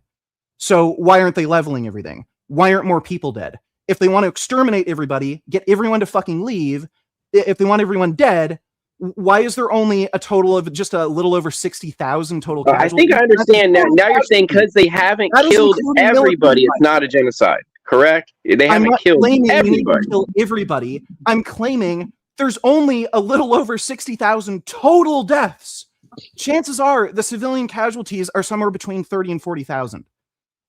So that is less civilian casualties than the Sudanese militants have committed over the course of 2 weeks. Yet Israel has been fighting this war for 2 fucking years. How are they so bad at killing people? I think the only rational explanation is they're not trying to exterminate people. I mean, but it's obvious, though, because why would they be bombing them so much? What's obvious? Well, they are bombing them, and they are bombs are being used in war. That's news to me. Right. But that's what I'm basically trying to say. The military is not going to meet them on an open field. Hamas will not meet them on an open field, so they have to hunt them down. They're hiding in the schools and under the hospital. Correct? Yeah, they're hiding in their terror tunnels and they're hiding under civilian infrastructure. But if you were a ruthless dictator, couldn't you say that about your enemy just to go after them, though, and just tear up their stuff and get rid of their hospital and infrastructure? So you're saying Israel's lying about this? I mean, they wouldn't always do that, but if they had enough money, that would probably be part of their campaign to lie a little bit. To make it look good. You're the one making the claim. Where is the evidence that Israel is lying or exaggerating in some way? The use of the tunnel videos, they have been caught kind of showing the same tunnel video when they say they discovered a tunnel. This is in the first 3 to 4 months when they went in. I don't know if you remember, but there was like tunnel videos where they were kind of like redoing some, like looping and showing one when they said they found a new one. I think there might be an interest to not show troop positions and not show how much of the tunnel system they're currently occupying or where they're in? Do you think there might be a military strategy behind that where they don't want to show too much of the tunnel system that they've exposed? Well, I mean, just like Facebook or Instagram, whatever, you have to put that little thing if we're using AI. So it'd be interesting if the governments had to use that. So now you're making another claim that Israel's lying about everything. Where's the evidence? Well, that's what propaganda and money does. You don't understand how media works? Oh, okay, so we're assuming everyone's lying. Okay, well, Hamas wants to stay in power. Hamas wants money. They're billionaire leaders living in Qatar. So Hamas is lying about everything. There aren't as many. Most all of them to get to that level. Yeah, they had to lie to either stay alive or get to this level. This is the only version they're all alive in. Nothing. And they had to lie to get there. Everything you're coming up with is nothing but baseless speculation. And again, you cannot give me one single rational. I don't know what you're arguing. You're not going to sell me a genocide, though. I'm not going to buy it. I'm not going to order it. I'm not going to applaud it. Please explain to me how Israel has not been able to kill as many civilians in the course of 2 years as Sudanese militants have been able to kill in the course of 2 weeks. Because they're trying to do it in a surreptitious way that the International Criminal Court doesn't classify it as something illegal. Okay, that's what I think it is. Claim. That's another claim. Care to provide evidence for that claim? Well, no, that's just I a think the theory that I UN have. is providing evidence. The UN has had a few meetings about it, haven't they? Stop assuming things again. So no evidence. The UN has not Israel's met lying, about what we're US talking about. conspiracy, that's all you got. That's all you got. Exactly, but UN is yet to classify it as a So genocide. you make shit up, right? No, So you're no, a bullshitter. You make shit up, and you're a fucking idiot. No, but UN has yet to classify it as a genocide. That's evidence. You're sorry. How is it evidence that they have yet to classify it as a genocide?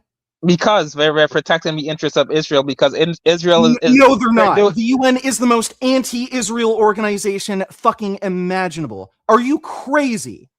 Do you know the history of the fucking UN against Israel? Do you know about the hostage taking that happened, where hostages hijacked a plane heading out of Israel? They ended up diverting the plane, I think, to Uganda because the Ugandan president at the time, or sorry, not president, dictator at the time, was friendly with the terrorists. Israel used their special forces to hatch a plan to rescue the hostages. They found out what car the dictator of Uganda drove. They matched it perfectly. They got the exact same model car, and they matched it perfectly with his car. They pulled up to the plane with the car loaded with special forces in it to trick the terrorists into thinking, oh, that's the dictator. They burst out, shot the terrorists. They only had one death on the special forces team, which was Netanyahu's brother. They rescued the hostages. You know what the UN did? The UN accused Israel of piracy. So for rescuing hostages that were kidnapped from Israel, the UN condemned them and claimed they were committing piracy. They said they committed an illegal act by rescuing hostages. You know what else the UN fucking did? They made a mandate for Hezbollah to move away from the Israeli border, and they told them, you have to stay further north. They did that because Hezbollah was shooting rockets into Israel. Israel was obviously having to engage in military action to combat them, and they wanted to try to broker some peace. Well, did the UN ever enforce that? No. Hezbollah did whatever the fuck they wanted. Now, what did the fucking UN do recently? They deliberately acted as human shields to protect Hezbollah when, again, Hezbollah was shooting rockets into fucking Israel, and Israel was having a military action against Hezbollah again. Israel was launching rockets back. UN forces actually intervened to try to prevent Israel from shooting rockets back at Hezbollah. That is the kind of bias the UN has against Israel. So this fucking idea you have that, oh, the UN's protecting Israel, on what basis do you have to make that claim? There is absolutely no historical precedent ever in the history of Israel where the UN ever had any favoritism with Israel. If anything, it's the most anti-Semitic, retarded horseshit you could ever fucking imagine. So wait, the precursor to the UN didn't help create it in 1947? What the fuck does that have to do with anything? Right, but UN did help create the state of Israel, right? Not really. There was the UN partition plan, but that's it. And again, the Arabs rejected it. They tried to kill Jews. Did the UN intervene? Did peacekeeping forces come to help? No.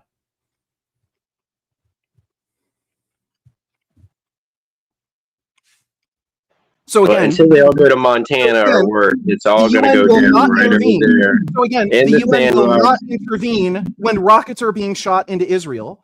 They will not enforce any of their fucking policies, telling Hezbollah to push further north to avoid conflict with Israel. They didn't enforce that mandate. But then when Israel, rightfully so, defends its border from Hezbollah, who's shooting rockets at them, the UN suddenly wants to intervene and tries to prevent Israel from attacking Hezbollah. But they're fine with Hezbollah launching rockets into Israel for a year. It was from another state, though, right? Wasn't it next door? It wasn't inside of their country. What the fuck are you talking about? Hezbollah was launching from next door, right? It was Libya or somewhere. Lebanon, yeah, Lebanon. So that's what that was. It was just about the border. They weren't trying to start a local skirmish over there. The UN was against them causing a bigger skirmish, probably, is what they were up to. I don't work for the UN. Okay, wait. I don't work for them. I'm just giving them probable cause.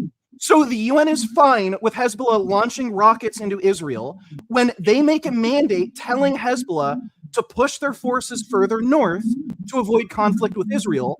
They do absolutely nothing to enforce that mandate. But then when Israel rightfully defends itself, then they intervene?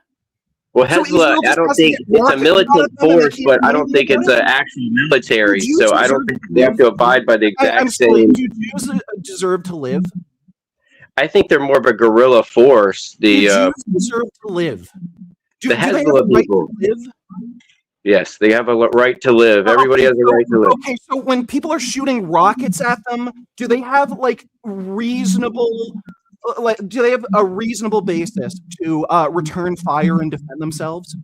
In general, yes, you would say, but I was just saying they're not a real military. They're a force. They're not a real military. They're yes. The IDF isn't a real military. No, Hezbollah is not a real military. No, Hezbollah is not a real military. No. They're a guerrilla group, I think.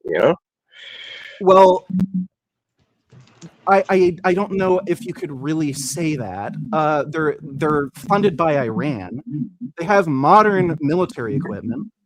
They do have things like tow missiles. They do launch dummy rockets. They're not guided. But the idea that they're completely harmless is fucking ridiculous. I don't think they're harmless. No, but I mean, to the UN standard, they are instead of a whole state, there's other shit they could do with a shovel and a spoon and a fucking forklift to get rid of them or move them around or appease them. That has nothing to do with the politics there. They're motivated by Islam. So what the fuck are you talking about? Right. There you go. They want to kill Jews. But that explains Saudi Arabia. What's going on there? They're okay not killing Jews. They're okay not attacking Israel. Yeah, because they want to make money. They're breaking off from the radical Islam bullshit. Well, do you think some are going to come along with them? They're moving into the modern world. Iran, Lebanon, Syria ? Egypt ? But yeah, when you're talking about Hezbollah in Lebanon, when you're talking about Hamas in Gaza, when you're talking about Iran, these are Islamic extremists that are motivated by jihad. That's the whole reason for this conflict. Has nothing to do with, you stole our land, nothing to do with that. This is about Islamic principles of we don't want dirty Jews having any kind of rule over this land. It's an Islamic principle. Wait, what about the fact that... Oh, go ahead. That the Shia Muslims are what's in charge of Iran and Hezbollah. So I was wondering, what happened to the Sunnis? I know that's mainly Saudi, but that was, the other groups we were dealing with before that hated America was all the Sunni. Now all of a sudden, because it's Israel, we have the Shias to deal with. Okay, they're both Muslim. The only difference is the one prays 5 times a day. But what's the current Sunni conflict? That's what I was just saying. Where's our current Sunni conflict?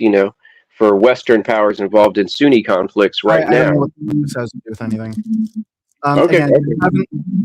Again, you haven't provided any fucking evidence that Israel's committing a genocide. Everything indicates the opposite. You even admitted that your assumption is based off pure speculation and gut feeling. You can't provide any evidence to me, and you can't give any logical rationalization why Israel, with a modern military force, access to satellites, F-35s, modern missile systems and artillery, they have killed less civilians in 2 years than Sudanese militants have killed in 2 weeks. Well, so both of these groups have an intent in committing a genocide, but Sudanese militants are better at it. You have not given me any rational explanation. Again, we like I've said, right? We're doing it in an underhanded way so that they don't get labeled as. Where's the evidence for that? Well, just look at how we're doing it in a very strategic, underhanded way so that they don't. Where's the evidence? Well, for example, the fact that again, like you said, right? They have.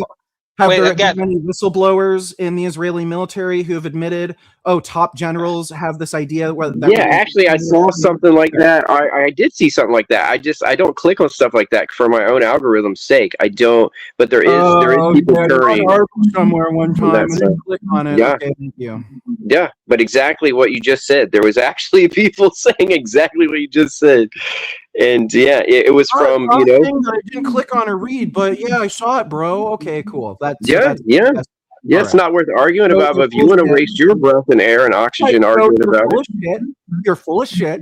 The only reason you're supporting this fucking garbage is because you're a fucking anti-Semite and you're a fucktard. I'm not an anti-Semite. No, you're an anti-Semite and you fucking hate Jews. No, I don't hate Jews. This entire time, your only fucking explanation for why you think there's a genocide is people in Israel protest their own war. So what do you say about them? And you're lying. They just lie all the time and they're insidious. That's really all you have. But you're saying things I didn't say. All I said, they didn't market it for me to applaud it, is what I've repeated. This is not my war. It's not marketed for me to support it or applaud it. Therefore, I think they failed at it. And you're just saying a bunch of fucking nonsense. I don't know what the fuck you mean by it's not marketed well. None of that has anything to fucking do with what we're talking about. Again, the only explanation Jay has been able to give... The U.S. marketed the Nazis well as a hate group they wanted to destroy. There you go. Sorry? I think the U.S. modeled the Nazis to hate, so we hated on them and destroyed them. I don't think we have been designed to hate on this situation. It doesn't involve me. So why would I be okay with one side wiping out the other? What in the fuck are you talking about? He's basically saying that he's not an he's saying that he's not an anti-Semite. That's basically what he's saying. Then why do you have bias against Israel? No, I don't. I don't despise Jews. Clearly a bias against Israel. You have no rational explanation for anything. All you can say is, oh well, they're lying. Oh well, they're making it up. Oh well, they're being okay. Like for example, and you have no proof. Wait, for example, Jay, assuming we're the ones walking around with flags and going to protests. I am not. No, I just exactly. I'm not either. I'm not going to any protests. Exactly. Wait, again, what you said actually just proves my point, right? Like, again, if they're doing it in an underhanded way, and it's proven by the fact that they don't use their weapons to like just blow up everyone and everything. That's proof right there that they're doing it in an underhanded way to not be classified as a genocide. I'm sorry. So there's two explanations here. So one explanation is they are trying to target Hamas militants. They are trying to minimize civilian casualties, and that's why civilian casualties are so low. The other explanation is, oh, well, it's the underhanded conspiracy, and they're just trying to kill as many as they can, but they can't kill too many or else everybody will figure out their plot. What is the evidence for the fucking latter claim? There's also the fact too that they what is the evidence for the latter claim? Right, for example, right, the fact that so many of the for the latter claim. Right, I'm giving you the evidence. The fact that so many Palestinians have starved to death from malnutrition. Very few starved. No, it's not very few. It's only I think the starvation deaths have still been like what, under 200 total. That is not many. And again, that does not nearly 500,000 starve people. That just proves that there's an issue with aid distribution. No, and nearly not entirely Israel's fault. No, nearly getting aid. No, nearly 500,000 people in Gaza are facing malnutrition. Nearly 500,000 are facing malnutrition in Gaza. That's great. That's great. What do you mean that's great? None of that is fucking proof that Israel is deliberately starving people. You understand that there's other explanations for why so many people have trouble getting food. There's issues like mass hysteria, where people will gather around aid sites, try to steal as much shit as they can because they think this is all that we're going to get. It's sort of like the toilet paper issue during the pandemic. Was there like some toilet paper storage where there was some conspiracy where the toilet paper companies were trying to make us all walk around with dirty assholes? There's a newcomer. It was mass hysteria. We're just hoarding from toilet paper. Valet Park and Gladius. Hello. Good evening, everybody. Just happy to hop in here. I don't know what you guys are talking about specifically, but I'm hopping in to learn. And looks like we got J.E. in here tonight. We got somebody named Vegan Gains. Cool. All right. All right, we're just discussing the fact that So again, mass hysteria. Yeah, so no. mass hysteria can be an explanation for why there's food shortages and so many people have trouble getting food. People are just stealing food. Hamas is also stealing food. Israel even released footage of Hamas raiding some of these aid trucks. They tried to hold one of these truck drivers at gunpoint. She refused to give up the truck. They just shot her dead in cold fucking blood. well, one of the Israel's had to provide. main reasons. Israel, Guys, mute yourself when you're not talking there, Retro, because you're having some feedback. One of the main reasons people can't get food is because Israel won't let the aid trucks through. That wasn't me. I've been muted. That's not true. I'm pretty sure the figure is like 97 or 90% of aid trucks do in fact get through. So that's absolute fucking bullshit. You're making that up. Oh, I don't listen to TikTok stories, so you're full of shit. So secondly, it's rather presumptuous that you would say that. No, you're full of shit. You listen to fucking TikTok and you have no fucking idea what you're talking about. You don't know who I am. Yeah, but I know you don't know what the fuck you're talking about because what you're saying is completely made up, fabricated bullshit that's being circulated by fucking TikTok. Well, I said one sentence, and you also. So again, nearly 100% of the aid is going through. Hold on. So you're full of shit. Listen, hold on. You sound a little angry. You're going to talk to me like an adult. We're going to use adult voice. Shut the fuck up. Shut the fuck up. You're a fucking pussy. Shut the fuck up. Shut the fuck up. Whoa. I'll talk to you the way I want to talk to you because you're acting like a fucktard. So again, if you're giving me TikTok statistics, I don't fucking care. I don't take your horse shit seriously. Dude, you wouldn't even debate during. What are we talking about? Slow down, man. Slow down. What is the subject? All right, guys. All right, one second. I know you don't like each other, perhaps, but I don't know who he is. I just know that he backed down from a debate. I literally do not have any interest in being talked to like a fucking child. You're being rude. You're being mean. Why don't we have an adult? Look, I don't care about your fucking TikTok statistics. Hey, nearly 100% of the aid trucks that are supposed to go into Gaza do end up going to Gaza. Only about 1 or 2% end up getting held for security reasons. That's it. So by and large, vast majority of food trucks are going through. The fucking idea that food trucks are getting held up by Israel is a load of bullshit. So I don't want to fucking hear it. Again, Hamas is commandeering these food trucks and they're driving up the prices of food. That's another reason. And there's also distribution issues.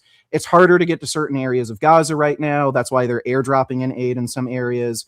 But again, this idea that, there's people starving, therefore Israel is deliberately starving people. Again, what's the evidence for the claim? You have to provide evidence that they're deliberately starving people. When there are other rational explanations for why people are starving, that alone does not prove that Israel is deliberately starving people. Guess what? There are people who are starving to death in the United States. That doesn't mean the US government is deliberately trying to starve people. Some people are anorexic and they have mental health issues. Some people are fucking poor and live in the middle of nowhere and have trouble getting access to food. There's a lot of reasons for why people starve. It's not, government CIA conspiracy trying to starve the population and cause a mass reset.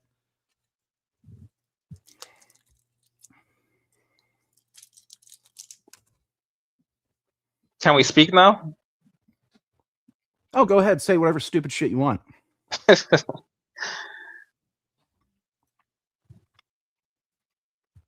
Well, again, like I was saying, right? They're doing it in an underhanded way. That's why you. Where's the evidence? Where's the evidence? I don't. Again, I already showed you the evidence that by the fact that they don't use their most powerful weapons to do more killing. That's the evidence right there. I'm sorry.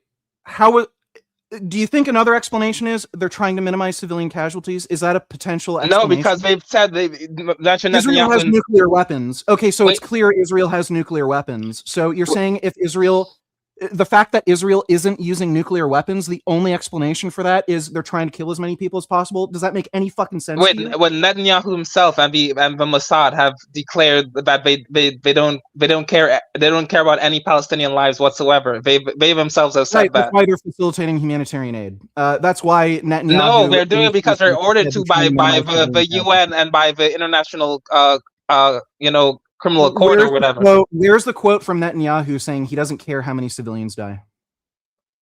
He said I could find a quote right now. Let me go and find a quote. There's tons of quotes of him saying that. At the end of the day, the UN show me where he said he does not care how many Palestinians die. I'm looking it up right now, but in the meantime, the UN has it up. ordered Israel to provide aid to Gaza. That's the only reason they're providing aid, not because of That's the goodness not of their heart. providing aid. All right. Anybody want to talk about any other subjects? We can move on from the Gaza. Yeah. You might as well, because what the fuck do you have? Nothing but speculation. You're just fucking anti-Semites. Anytime I give an explanation for why it's not a genocide, the only thing you have is some biased speculation. Oh, well, Israel's just being crafty about it. And then when I ask you for evidence, no evidence, just gut feeling.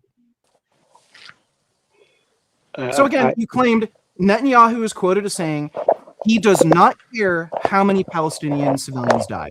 Show me. Jay said that he's going to go look for that. I don't think that he's been quoted as saying that. I think it's obvious in his actions. Yeah, I didn't say that, but I think Jay is looking it up Why for hasn't you. he used the nukes yet? Are you serious? Yeah, that doesn't make quite sense right there, but I didn't see the context. The fact that they're using nuclear weapons is evidence that they're trying to kill. First of all, Israel's most powerful weapon is the Mossad. So take that to the bank. It's not the nuclear weapons. Nuclear weapons, I don't know if you are aware of how they work, but they're deterrents. They're not actually offensive weapons. It keeps them coming to Epstein Island. They serve the best popsicles. Well, that's the Japanese. That was 70 years ago. Yeah, so nuclear weapons aren't offensive? Really? So if you launched a nuclear weapon in Gaza, it wouldn't really do much? I think that you know that that's not what I mean, but you're acting like you don't. Oh, okay. So if Israel had an intention of committing a genocide, and supposing they could get away with it somehow, they would be motivated to use a nuke. No, they wouldn't. Have certain megatonnage that's they're really small to Israel large. wouldn't want to use a nuke if they wanted to exterminate all Palestinians. No, it's not that they want to exterminate all Palestinians. No, because they're right next door. You don't want to use a nuke on your property next door. Also, the goal is that Palestine is no longer next door. The West Bank, the Gaza Strip, they want it all to be greater Israel. That's the point. So they wouldn't use nukes because they don't want to nuke what they see as their own land. That's what I was saying. Why don't they just use, then they can just use their smaller munitions. Which is what they're doing. So either you're willfully ignorant, why isn't or everyone you're just dead? stupid. Why isn't everyone dead? They almost are.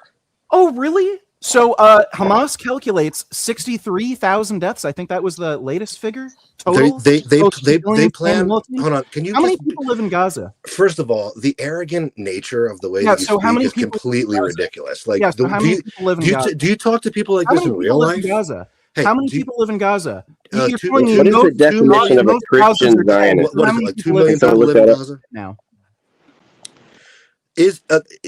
How many people are living in Gaza pre-war? How many are living now, and how many are dead? Isn't it around 1 million? Yeah. So how many are dead now? I don't know the exact figure, but that's inconsequential to my point. How many? Just give me a ballpark. How many are dead? How many are killed? How many have been killed since the war began? Tell me what you found on Google. Give me a ballpark figure. How many have been killed since the war began? I don't know a figure. You have no idea, but you can say most are dead. It is inconsequential. So you just told me most civilians in Gaza are dead. I didn't say that. 1 million.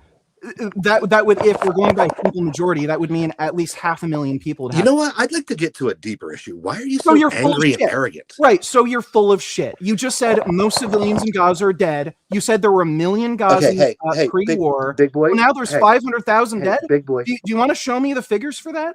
Big boy. Okay. So the official number is 70,000 killed since 2023 and 171,000 injured. Official number. You realize that you don't win an argument because you talk over people, right? Okay, so that's not the majority then, right? Okay, cool. You're right about that. So that's a very, very small minority that have been dead. You want to correct your statement? You want to correct your previous statement? I just said you were right about something. Can you shut up? Oh, okay. So I was right about that. I guess most people in Gaza aren't dead now. Weird. Wait a second, Vegan. Okay, fine. There wasn't a quote. No, I want the floor with this man for a minute. I want the floor with this man uninterrupted for a minute. Okay, go ahead. Do you speak to people like this in real life? Oh, when they're fucking dumbasses. No, you don't. Because I do. When they're fucking stupid. Okay. First of all, you're so stupid you wouldn't even debate Durian Rider, who's an idiot. Okay. Second of all, I won't debate him because he's a fucking rapist, and I don't want to give him any fucking attention. Okay, whatever. Second of all, buddy, I debate PhDs on my fucking channel. Nobody cares. You think I'm fucking afraid of debating some fucking homeless retard with rotten? You're on the fucking Finding Gnosis show. You think I'm anybody afraid even of knows debating a homeless retard with rotten teeth when I debate PhDs on my channel? Okay, I'm trolling you a little bit. I kind of agree with you about Harley, but anyway, the point is, you are denying the fact that it is the stated fact that Israel wants to take over Palestine. They want to push those people out. Why that's a fucking problem? Okay, what? What does Hamas want to do? Oh, okay. So are you so Israeli? What does Hamas want to do? Excuse me. Hold on. So what does Hamas want to do? You need to answer two questions. What does Hamas want to do with Israel? You need to answer two questions. So what does Hamas want to do with Israel? Are you Israeli? So do you think it's a bigger issue that Hamas wants to exterminate all Jews, or do you think it's a bigger issue that Israel wants to control Gaza and the West Bank? Is this an argument that is based on your care for Israeli people, or are you just Jewish and angry? I'm not Jewish. Okay, so why do you give a fuck so much? So I'm really fucking curious why you feel it's a bigger problem that Israel wants to control Gaza and the West Bank, knowing their security issues. Listen, Hamas attacking Israel, along with Hezbollah, along with Iran, and they all want to exterminate Jews. I want to answer your question. So Israel is not a friend of the United States. They never have been. They are a country that's situated on land that they never should have been on in the first place. Why do they have less of a claim to the land than Palestinians, any of the Arabs? You're going to let me bought the land. But before you break up my points with more rhetorical questions, you're going to let me answer this question. So Jews should never have been in Palestine. Okay, so they legally purchased land. They legally immigrated there. They legally established their own fucking country, but they shouldn't be there. Listen to the words that I'm saying before you start. So why do you think Arab Muslims live in that particular area? Do you think it might have anything to do with like genocide and conquest? Be quiet. None of those people should live in that area. Might have something to do with genocide and conquest. Nobody should have been there. So I guess we should push everyone out, right? So I guess we should expel the Jews. Okay, so I'm going to start talking because you actually won't stop talking. So I'm just going to continue. So you just want chickens running around? No. So the point of the matter is that the outcome of this war doesn't have anything to do with me. Okay, it's not my war. I don't give a fuck who controls the Holy Land. These people, the Jews, the Arabs. My country gives these people billions of dollars, all kinds of military technology. They spy on us. They pay off and blackmail our politicians. They've absolutely captured our government, a lot of our corporations, our media, and I'm sick and fucking tired of these people wagging the tail. The Jews are controlling everything. The Jews are controlling our country. The Jews are controlling our media. They're spying on us. Right? You're not an anti-Semite. Okay, so is AIPAC not the largest or the second largest contributor to American politicians in America? AIPAC is a fucking American lobbying group. Are you serious? I don't know why. What are you talking about? It's an Israeli American lobbying group. It's an Israeli lobbying. They're American. They're American. They lobby for Israel. You know who Israel. Pro-Israel, but it's an American lobbying group. Okay, that's silly. So you are clearly just an angry, ignorant man who has a YouTube channel where you yell at people, and you're used to yelling at people. We just got to stop Israel because they're spying on us and they're controlling our media and they're trying to turn the kids gay. Right? Okay. Wait, when did I say anything about kids turning gay? He told me what I told him. That was facetious, obviously. But you're literally. Do you know about Julius and Ethel Rosenberg? You're literally creating conspiracy theories to justify not supporting Israel. Julius and Ethel Rosenberg is a conspiracy. So I'm interested. Why do you have an interest in Israel not being able to defend themselves? Like you seem to have more of a bias towards allowing Muslim societies that are run by jihadist terrorists and allowing them to flourish, but you don't want a modern liberal democracy. I don't care if Israel can defend itself. I don't want Israel telling my politicians what to do. Okay, well, that's completely fucking separate from whether or not it's a genocide or something in Gaza. Yeah, it is two separate things. They are trying to wipe the Palestinians out of Gaza so they can complete the greater Israel plan. Yeah, they're just really bad at it. You said democracy, so they're letting the Palestinians vote this year? What do you On the mean they're Israeli really bad election? at it? They've What do you mean completely letting Palestinians vote this year? they completely dominated the people. There's nothing left in On the Israeli Palestinians to election, do. see Like, if they there's no vote for fight left. Netanyahu. What are you They're talking not, about? buddy. They're not Israeli citizens. You're telling me non-citizens should be allowed to vote in Israeli elections?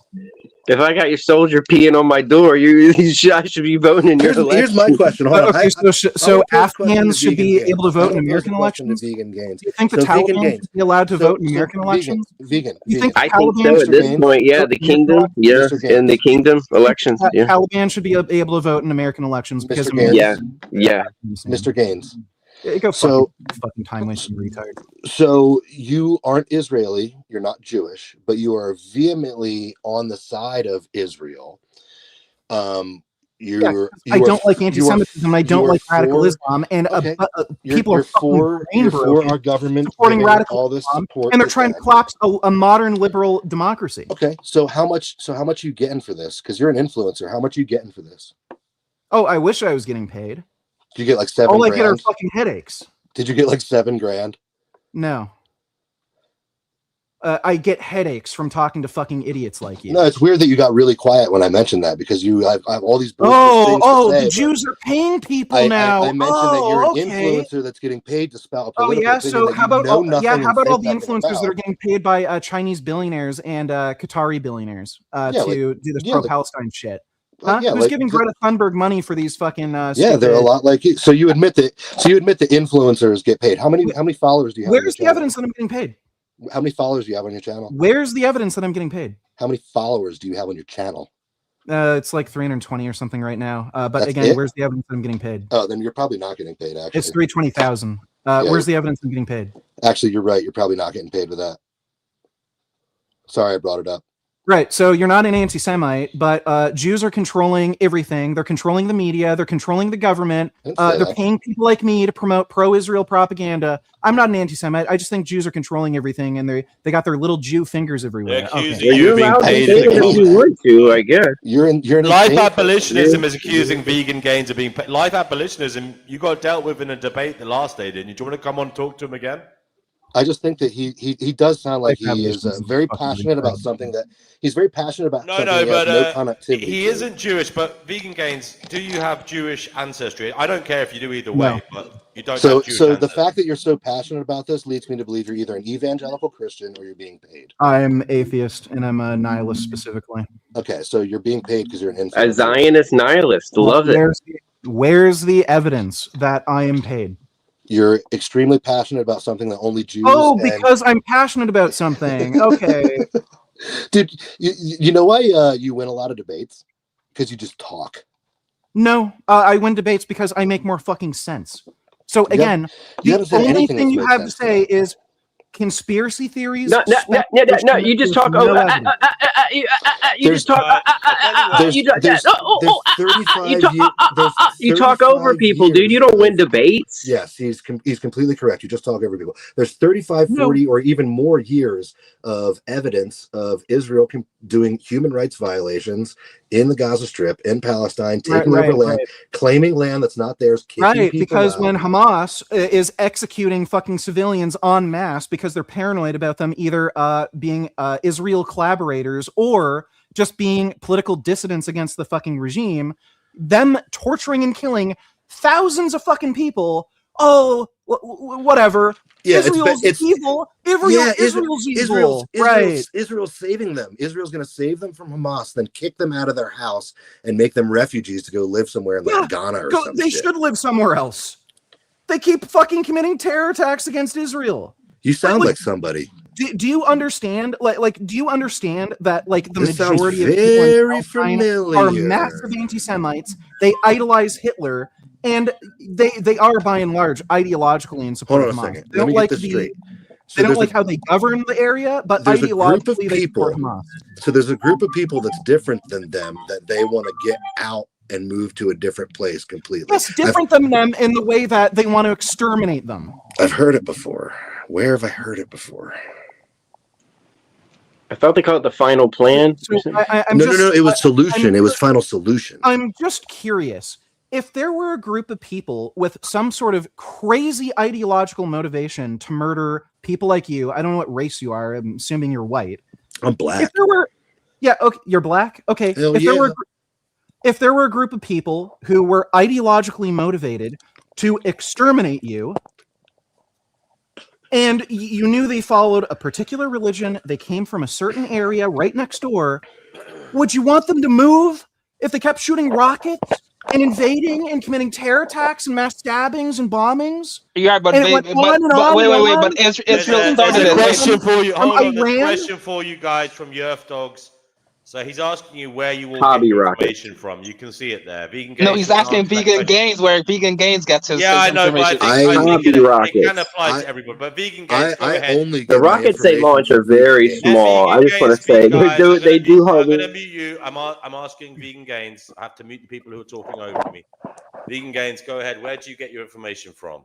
It's various sources. What you have to do is you have to cross-reference. You have to cross-reference multiple sources. One big problem is that one source might only cover a certain aspect of the issue, and then another source will cover another aspect because they're both biased. And then the truth is somewhere in the middle. Everywhere, CNN, MSNBC, Times of Israel, I'll look at official posts by the IDF that they make on social media, on their like Twitter accounts. Good source. So just about everywhere. I also reference ground news. How do I fact check the IDF? I listen to the IDF. Good job, buddy. Should you not listen to original sources? No, you shouldn't listen to the fucking IDF. So dummy. Okay, so you are a big dummy. You know that you're a big dummy. Vegan Gains. Sorry, so I big should fucking never. dummy. Sorry. So I should never, ever know what the IDF is ever saying on any particular topic. It's all propaganda. You should glance at the information, but you even don't when they take can it as provide you should- video you should- evidence of something, I should just completely Yes, ignore it. in the age of AI, you fucking retard. The Mossad's Oh, entire okay. thing. So every the other Mossad's source. entire MO Okay, is so should we deception. It's listen to in Al their Jazeera? quote, Al it's in their logo. Jazeera is an accurate source. Everything coming out of there is accurate. So I just Everything told should you. be taken with a I grain of listen- salt. I just told said you I believe literally the just IDF. told you I reference all sources. Yeah, and then you I told me try you to- believe the IDF, which means you're a chump. I didn't say I just believe the IDF. I told you I will look at what they say and I will cross-reference multiple sources. And I If think the you're a big dumb releases a lughead, Vegan statement Gains. and I they think you should provide go lift evidence some for the weights, claim, Vegan Gains. and the evidence is compelling, then I'll believe them. I think that you should eat some quinoa and lift some fucking weights and stick to what you know. Okay, so you literally just told me that even when the IDF provides video evidence of something, I should completely disregard it because, we live in the age of AI. Yes. So this isn't an anti-Semite? No matter what the IDF says, they're always And going to be here's lying. how I also know that you're a fucking retard. Does Because the I IDF say lie something like 100% that, which is about fact, absolutely everything? I say something like Does that, the which is completely IDF reasonable, lie and you 100% about immediately absolutely you everything? immediately One draw the second, line. guys. 1 100% second. about Let absolutely VG everything. finish, and then Vitalist, you speak. Go ahead. No. He doesn't get to finish. Does the IDF lie said 100% you, about everything all the time on every single issue, every single topic, anytime they make a post? Probably. Okay, so yeah, this isn't an anti-Semite, right? No, and here's how I also know that you're a paid shill. Right, Jews because are just liars. Jews are just liars. Never trust a Jew. I'm not an anti-Semite. Jews are just liars. I said Mossad. You're That's full a of different shit. thing. Yeah, you're full of shit. You didn't And say that's how I Mossad. know, I asked you because about you Israel. take I asked that- you about you're Israel. doing You the- said yes. You're So doing you're the big full of shit. generalization. That Oh, you're somebody's paid to do. backtracking now. Somebody's You're full doing- of shit. You're doing the big generalization that you're paid to do, where you take anything that anybody says that's anti-Israel, immediately draw the line to anti-Semite. You are an anti-Semite. You literally just said no matter what, The no narrative- matter what the evidence they narrative- provide, they are lying. They're a fucking intelligence agency. I'm not talking about You all literally Jews. just said no matter what evidence they provide, they are lying. I'm talking about the Israeli Defense Force, not Jews. You fucking idiot! Like, listen to So, yourself. do you think the Israeli Defense Force is made up of Jews? Do you think that all Jews are in the Israeli Defense Force, Momo? They do have mandatory military service. Stupid. For every Jew in the world, do you listen to yourself No, or the words Israel. that come out of your mouth? How do you get so many followers on YouTube? This You're is a the fucking most retard. stupid, childish, uncharitable retardation I've ever fucking heard in my life. You do realize we have somebody else here. I know that you don't have an original thought in your head because you're just using the words that I just used. This is the fucking gaslighting that you have to do. So No, again, I think that you should eat some cooked meat. This Cooked guy is meat helps really your brain saying grow. Nothing. There is nothing, no evidence possible that the IDF could present that would be factual. There is evidence. Hold on. But there is evidence. Give me a fucking break. There is evidence that cooked meat helped our brains grow as Homo sapiens. And I think that in the absence of that, your brain may be really? Oh, really? Well, how's that making your muscles grow, dipshit? You want to fucking fight me in a cage? Can we welcome light abolitionism here? I would love to too. I would love to, because even if you commit a genocide on your fucking ass, even if you beat me, I would win because I'm more likable than you. No.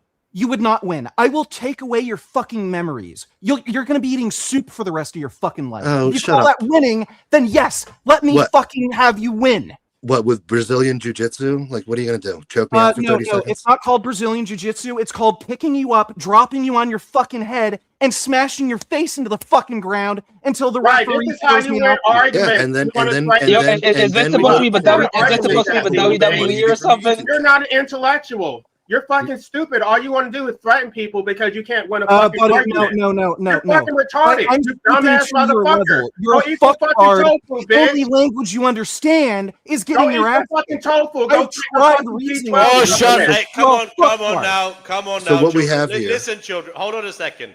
Life abolitionism, you've just come on here, attacking him straight away. What is your point in relation to this conversation? Why Crash are you out. on this Vegan gains crash out. I want to hear, hold on, I have to meet you guys. Life abolitionism, why are you here? What have you got to say about this topic? I guess my critique would be his weaponization of anti-Semitism without acknowledging the fact that Palestinians are also Semites. And in fact, those Ashkenazis are not even Semites. They're European. What are you talking about? Congratulations, you're anti-Semitism. You're a fucking idiot. These are considered two distinct racial groups. You're They're fucking not indigenous moron. to Israel. It's not their land. They're not from that land. They're from Europe. They're two different clans. So yeah, I understand. So stop using the fucking word anti-Semitism. You don't know what the fuck it means. You don't know what the fuck it means. You're fucking retarded. Go eat some fucking tofu, bitch. Dumbass. You understand that there's different fucking terms that you're. You don't know the word. You don't know what the word means. You understand there's different terms you're conflating here. Jews are considered a distinct racial group. They're not Semites. Jews are multi-ethnic. They are not Semites. They have a common lineage, but they're now considered a distinct racial group. Ashkenazis are not You're a Semites. fucking idiot. You're telling me? You're telling me that if somebody's anti-Jewish, they're also anti-Muslim? They're also anti-Arab?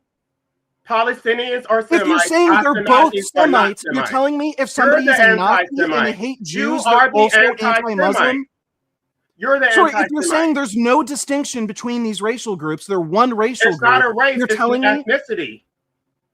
Fucking answer the question. If you're claiming they're the same racial group, then you're telling me if somebody is anti-Jewish, You're saying that they're there's also differences by between race. extension So, hold on. anti-Arab. Vegan Gains is saying there's a difference between You racial can't win groups, so a he's a fucking Nazi. debate because Vegan there's no Gains a fucking Nazi. coming out of your mouth. All you're trying to do is dominate people. So again, answer the fucking question. If you're claiming Arabs are Semites, so it's impossible to be anti-Semitic because to Jews if you support Arabs. So you're telling me if somebody did hate Jews, by extension, they also hate Arabs? There's no possible way to only hate Jews but not hate Arabs? This dude is such a low. These are two distinct racial groups. You're full of shit. You're just playing word games. And you're conflating two different definitions of Semitism. Race is a social construct, lughead. He just cracked. Yes. Ding, ding, ding. I won that debate. He was triggered. That's all you got to do. This is not a debate. He's trying to dominate you. And because he couldn't dominate me, I'm sorry. If I ever debate Vegan Games again, the gloves are coming off. Hey. buddy, you're fucking. I softened him up for you. You're a I fucking softened idiot. him up for you. I just proved you're a Don't fucking treat idiot. him with kid gloves. You need to So again, you're telling me Everybody is everyone still here. Jews also hate Whoa. Don't all talk at once. Slow down.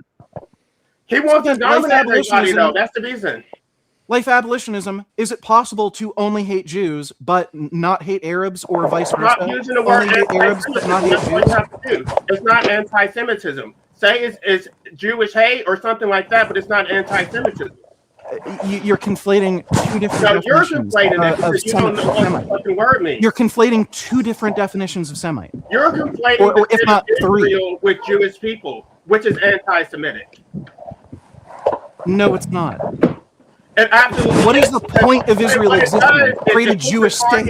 On the backs of Jews, that all Jews are going to be blamed for what Israel does, because you keep conflating the state of Israel with Jewish people, and Jews don't like that. I was at a they do. I was at a sorry. Is Israel not a Jewish state? Protest with Jill Stein. Is Israel not a Jewish state?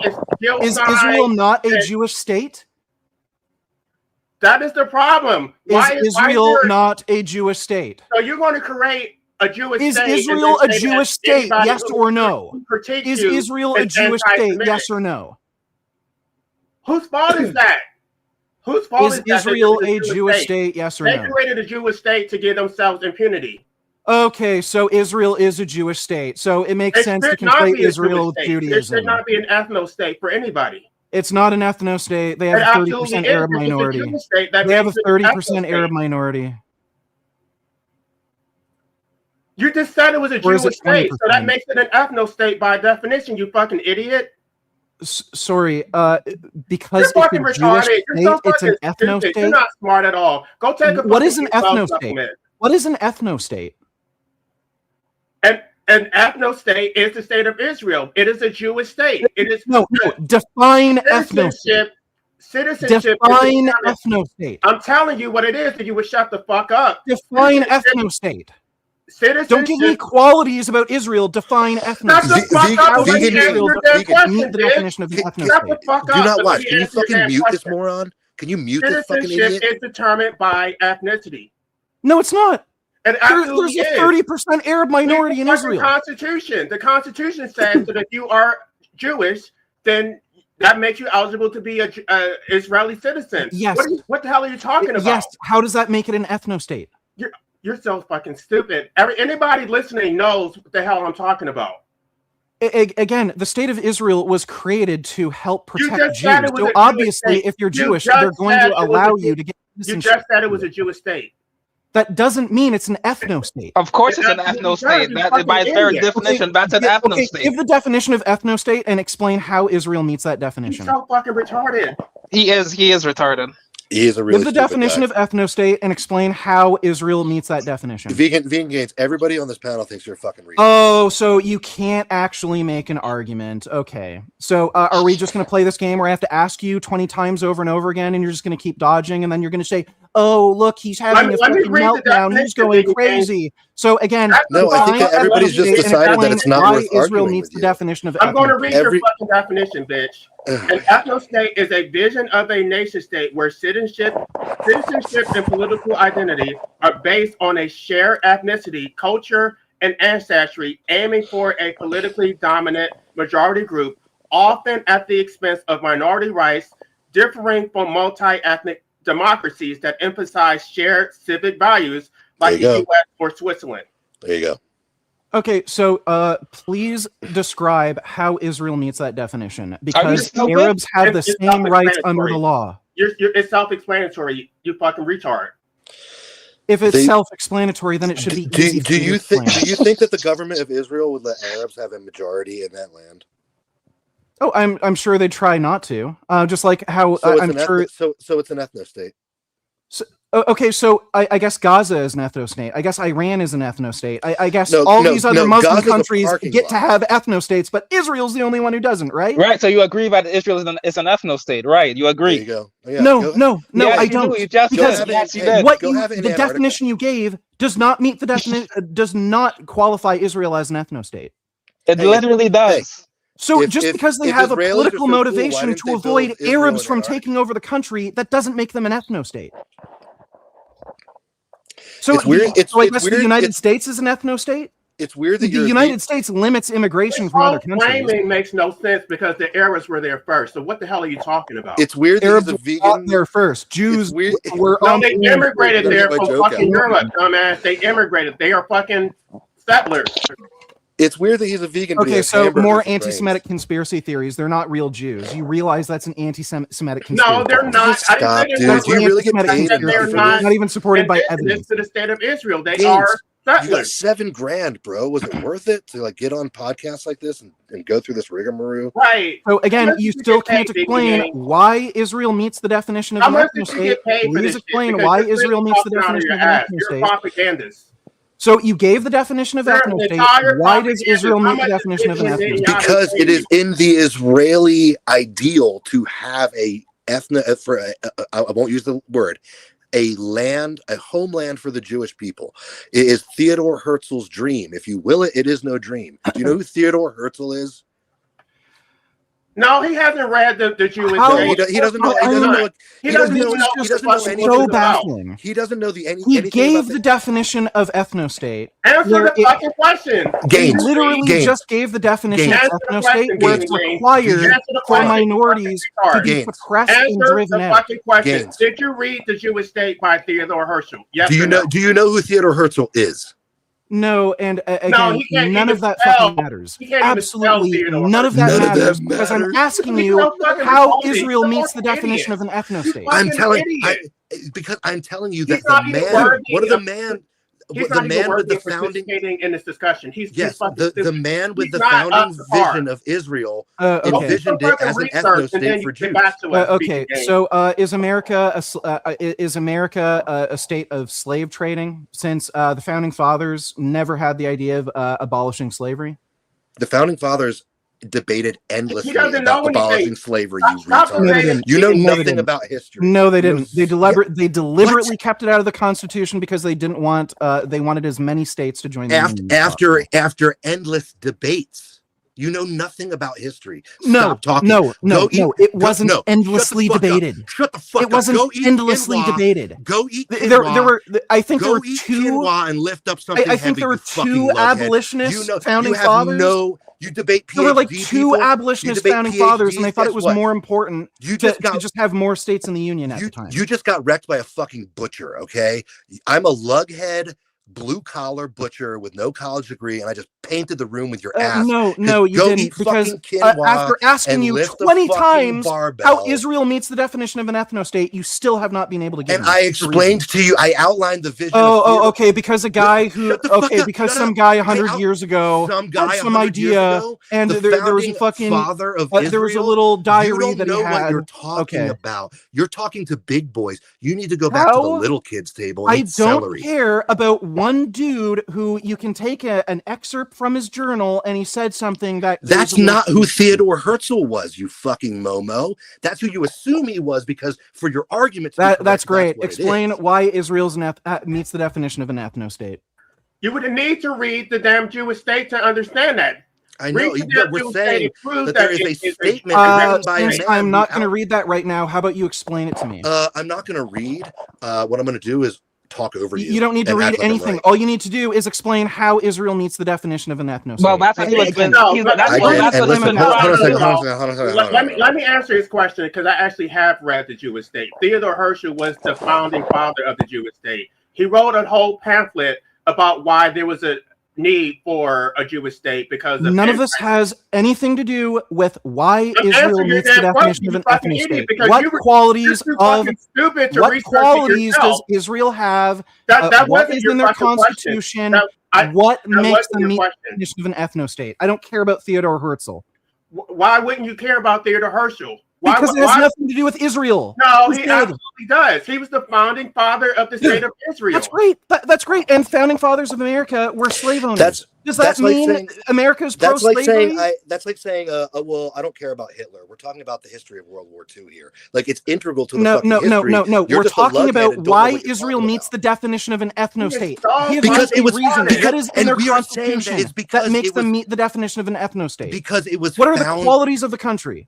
It was founded as an ethno-state. Okay. So America is fundamentally racist. America is fundamentally pro-slavery because the founding fathers were slave owners. America was founded America was founded 400 years ago. Israel was founded 50.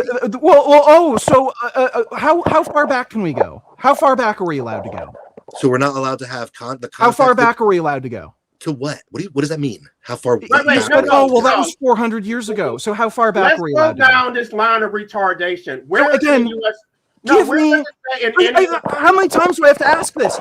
What qualities does Israel have that meets the definition of an ethno-state? It is a homeland. The qualities the country has. It is defined. Constitution, demographics. It is defined in its constitution as a homeland for Jewish people. Like, are you fucking stupid? That doesn't meet the definition of an ethno-state. You can have a homeland for Jewish people without it being an ethno-state. If they just allow Jews into the country, listen, then it is not an ethno-state. I would love to sit here. Meet the definition of an ethno-state. I'd love to sit here and bang rocks with Vegan Gains all night. It's been my dream to debate him since I debated and defeated Durian Rider, and I've been wanting to debate and defeat Vegan Gains, which I've done handily tonight. Vegan, thank you for coming out. No, you can't answer basic questions. You literally cannot answer basic questions. This panel. How is making a state that is a safe haven for Jews automatically make it an ethno-state? Okay, the question in itself exposes retardation. I love you very much. So he can't answer. He can't answer, but he won the debate. He literally can't explain himself. He can't rationalize anything. I just win. You're making a lot of assumptions without providing evidence. It was not founded as a. You're the one who has to provide. You're the one who made the claim. It was not supposed to be a safe haven. You're the one who made the claim. You don't even know what. You don't even know. You're the one who claimed it's an ethno-state.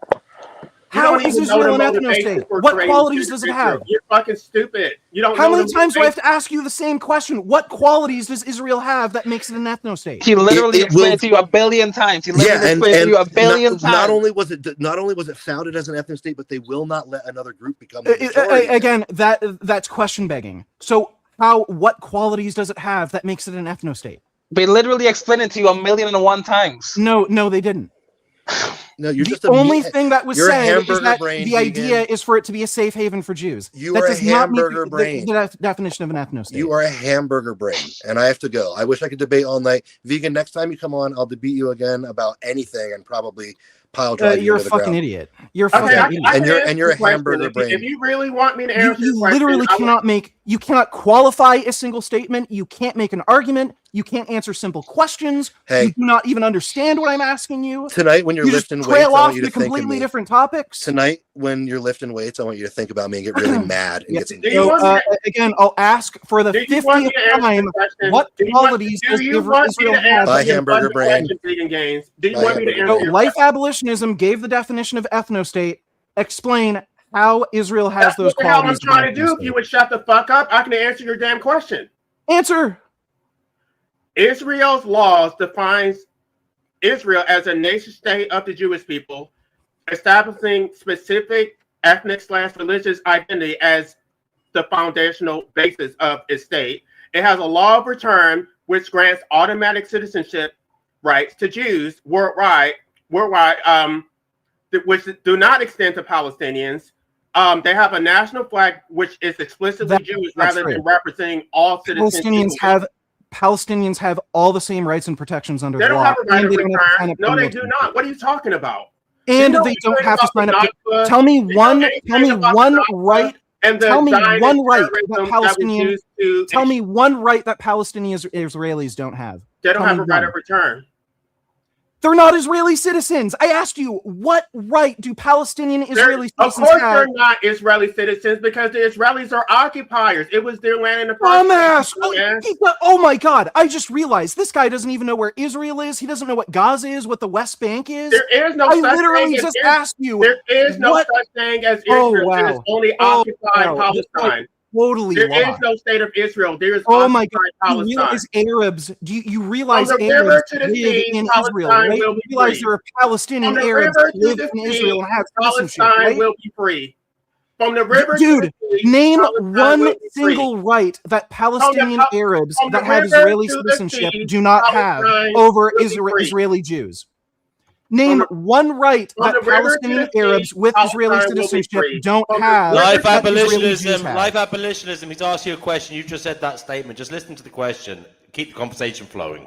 I keep answering his questions, and he's not even. He's not. He didn't. He doesn't even understand the question. He started talking about non-Israeli citizens. I defined an ethno-state. I named the traits of an ethno-state. You're not answering the question. You just claimed that Arabs in Israel with citizenship do not have the same rights, which would give the definition of an ethno-state. Name one.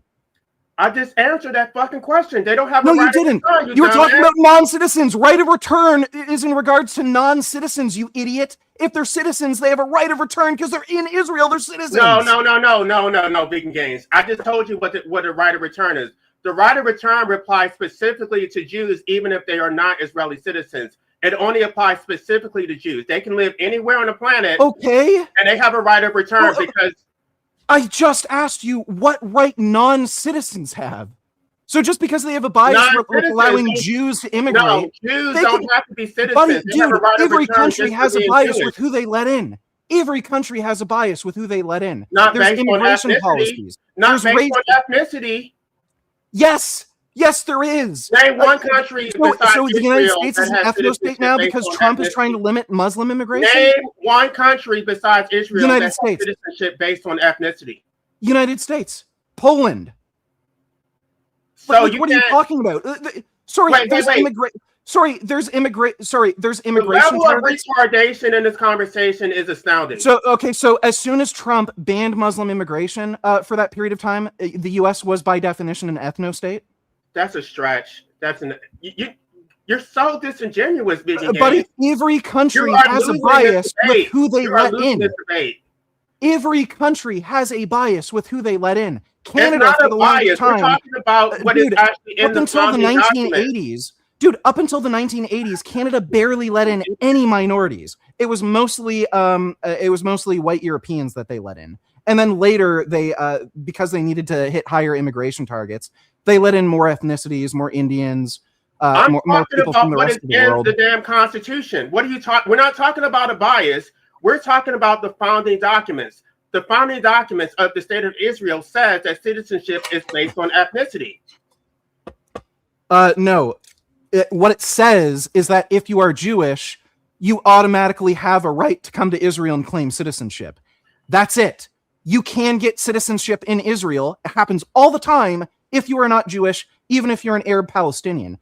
There's a lot of Arab Palestinians that actually move to Israel and get citizenship because they're gay or they're politically persecuted in some way, and they're allowed to come to Israel and resettle. Palestinians are not allowed to return to their homes. The homes that they were forced. Oh my God! What did I just say? What does that have to do with the right of return? Nothing I said had anything to do with the right of return. So why are you bringing it up? Because it is a right that is specifically and exclusively to Jewish people. It doesn't apply to anybody who non-Jews can immigrate to Israel and become citizens. It's not the citizens. same as the right of return, Vegan Games. That's what you're not understanding. It is not the same thing. You can immigrate, but you don't have a right of return. I don't care. That doesn't mean it's an ethno-state. That just means they have a bias for letting Jews in because, again, it's a Jewish state. Like I'm the whole debating point. a fucking toddler. Like, you're so intellectually inept. You're not. How does that make it an ethno-state? Again, the basis for your claim for why Israel is an ethno-state is because they grant special rights to Jews under the law. They do not. I'm so much smarter than you. I can run circles around you. This is not. You're a fucktard. You're a fucktard, and you're a waste of time. You're just not smart enough. You literally have a complete and utter inability to follow the conversation. You don't understand basic concepts. You have a complete and utter inability to follow the conversation entirely. I answer all your questions, and you're just not comprehending. No, you don't. And when you do answer, it's nonsensical. It has nothing to do with what I asked or what I said or the fucking topic. I gave you the definition of an ethno-state. I named you the traits. I identified the right that Jewish people have. The only thing you showed is that Israel allows Jews to immigrate and become citizens with a much easier process. That does not make it an ethno-state. Right. Guess what? If you want to immigrate to Poland, it's easier to do that if you're white. Let's stop for a second because let's listen to the language that they use about the Palestinians. They call them savages. They call them children of the dark. Yeah, they are. They are savages. Right. Okay. Bing, bing, bing. They are. So let's stop there for a second. Who's bombing buses? You know what? Who's bombing buses? The term savages refer to. Who's bombing buses? Who's indoctrinating children into radical jihad? No, Big Who's Man. teaching? I'm Who's going to teaching the expose Palestinian I'm children going to expose kill your themselves hypocrisy right to now. kill Jews? I'm going to expose. Who's teaching them about martyrdom? I'm going to expose your absolute hypocrisy. Because So the term who's teaching savages Palestinian refers to kids to commit humans martyrdom? who are animal-like, that they're not basically Who's civilized. teaching Palestinian kids to commit martyrdom? As a vegan, why would Do you think not it's savage side with to the teach so-called kids to commit animals martyrdom? instead of siding with Do you the- think it's savage to teach kids to commit martyrdom? You didn't answer my damn question, Vegan Gains. You're the damn vegan. So What was your stupid question? You just referred to What was your stupid Palestinians as question? savages. Savages What is a was your term stupid that question? likens- What was your stupid question? The term savages likens human beings to animals. So as a vegan, you would Right. necessarily have to side with the Palestinians if Palestinians are animals. No. You absolutely would. Why would you? The that makes you a damn species. term Because savage. The term savages is saying So, that they're not actually human. The that term they're just animals. savage doesn't even necessarily reference animal-like behavior. It just Did you means read- barbaric, Did you read what John inhuman. Rousseau said? Do you know anything about the noble savage? No, you don't even know. I Did you read don't Charles care. Dickens? I Did you don't read care. Charles Dickens? What he So said? about- again, do you think it's You don't know shit, savage-like you're behavior to ill-read. teach You're kids to ill-read. commit You don't know martyrdom? anything. You're so fucking Do you think retarded. it's savage-like Read behavior to a teach fucking kids to book, commit and then we martyrdom? can actually have a Do you debate. think it's savage-like behavior to teach kids to commit martyrdom? That is not my question. My question is, if there's Yes, that's my question that I'm asking Well, you. answer all of your Congratulations, you questions. figured out I'm the one answered talking. all of your questions, and now you're going to answer mine. If you're the vegan, why would you not side with the savages that are supposed to be like animals? Because they're fucktarded. Why would I support No, radical jihad, you fucking moron? No, they're If there are a not bunch of human, right? chimpanzees running around shouting Allahu Akbar and planting bombs on buses, I'd want to eradicate those fucking chimpanzees. Oh, but chimpanzees are animals, vegan games. So if they're savage, We're animals. What the fuck are you talking about? No, but you're the animal supremacist. You're the one who has so much empathy for animals and not humans. humans. Are animals. Okay, but you don't give a shit about humans. Specifically, When did you I only say I care don't about give a shit non-human about animals. humans? I don't give a shit about you. I could eradicate you and your whole You family and only sleep like care a fucking about baby. non-human animals. Where did you get the idea that I only care about non-human I've animals? listened to you. You said it just the other day. You don't give a shit. You're a sociopath. You have no empathy for That's humans. great. That's You great. only None of this care has for anything to animals. do with fucking anything. None of this has anything to fucking do with anything. So again, if you're No, claiming it goes immigration back to bias, what I if said. you're claiming If you are a immigration bias vegan, makes the country an as a ethno vegan, state, you're does that supposed make to the side U.S. with an ethno state? savages. Does that make Poland an ethno state? As a vegan, you're supposed to side with the savages. No. Absolutely, you're supposed to side Look, with the animals. Vegan this gang. is the most dumb fuck-tarded shit, and I'm not even fucking engaging with it. So Right, again, because- if you're because I claiming, just backed you into a fucking corner. You no, didn't it's even dumb respond fuck to it. retarded shit. That is so like, I've already talked to you twice now. Like this has to be the dumbest fucking conversation I've had with you. So No, again, no, let me explain if the you're reason why claiming this is relevant. allowing Jews This to is the reason immigrate why into it's relevant, Israel King James. I'm makes going it to an tell you why. ethno state, I'm going to does tell that you mean? why. Because does that mean? You're creating a hierarchy where you're saying civilized people deserve I'm more done. rights. You're saying that I'm those who done. have a Like, state, yeah, have fun, dude. You're a fucktard. right? I'm You're done. so Like, fucking stupid. You lost the this- debate. one I backed you This into a is fucking like corner. this is just getting Lost so the debate fucking just like you stupid. lost the last one. This guy is just literally trying to waste my time. So again, he can't keep No, he you can't only keep care on about track on the civilized people. And you conversation. care about We're talking about what makes Israel an ethno state, and then he just starts talking. Oh well, if they're savages, then you're a said that they were hypocrite for being savages. vegan. You just Like, said what that is they this? were savages. Yeah, So This is live it. abolitionism. So, you know Can what, you keep like- it on the topic, please? No, he said that they were savages. So Look, why look, can't we if trust he's that? not willing He- to keep it on he's a topic, vegan. look, He's if a he's not vegan. willing to Why- keep it on topic and he's going to start talking about like some Wait, there's hypocrisy somebody of else here. veganism, I don't QWERTY has care. I'm joined. checking out. QWERTY has joined. QWERTY, what have you got to say? QWERTY. Okay, guys, QWERTY's not saying anything. So, live abolitionism. Have you got a question? No, I think I pretty much dominated vegan games for the second time, so I'm going to step down. Yeah, I dominated vegan games for a second time because You're my mom and I'm Palestinians your are top. savages, and I'm according to ran for your veganism, pussy. you're supposed to like savages. You are so my vegans, bottom bitch. they should be in favor of Muslims killing Jews because Muslims it's are the other way savages. around. So It's the according Jews to killing vegan the games, Muslims. It's the he's a other way around. You hypocrite got that and he shit should support inverted. radical Islam. Yeah, genius, dude. So Wait, would again, if vegan you're not gain? willing, Wait, again, last chance. If you're not willing to just engage with the actual conversation as it's being had, I'm done. So again, if you're claiming Israel having a bias for allowing Jews to immigrate into Israel makes it an ethno-state, are you literally claiming any country that has immigration biases? So that Canada, for example, they've had a massive bias up until the 1980s for only allowing, or mostly only allowing white Europeans to enter the country. Was Canada an ethno-state? It's not just a bias. That's your minimalized. You're minimalizing. It is much more than just a bias. It is the They can choose to allow anybody they want to enter the country. Every country they're has non-citizens. ethnic biases, but Israel is something different. It is a defining characteristic of citizenship. So you realize non-Jews become citizens, right? They don't have a right of return. That is not the same thing. Yes, they don't have. Nobody is guaranteed a right to immigrate to a country that they don't have citizenship to. Jews that is the case in every country. No, vegan gains. Jews are. Just by being Jewish, they have a right of return.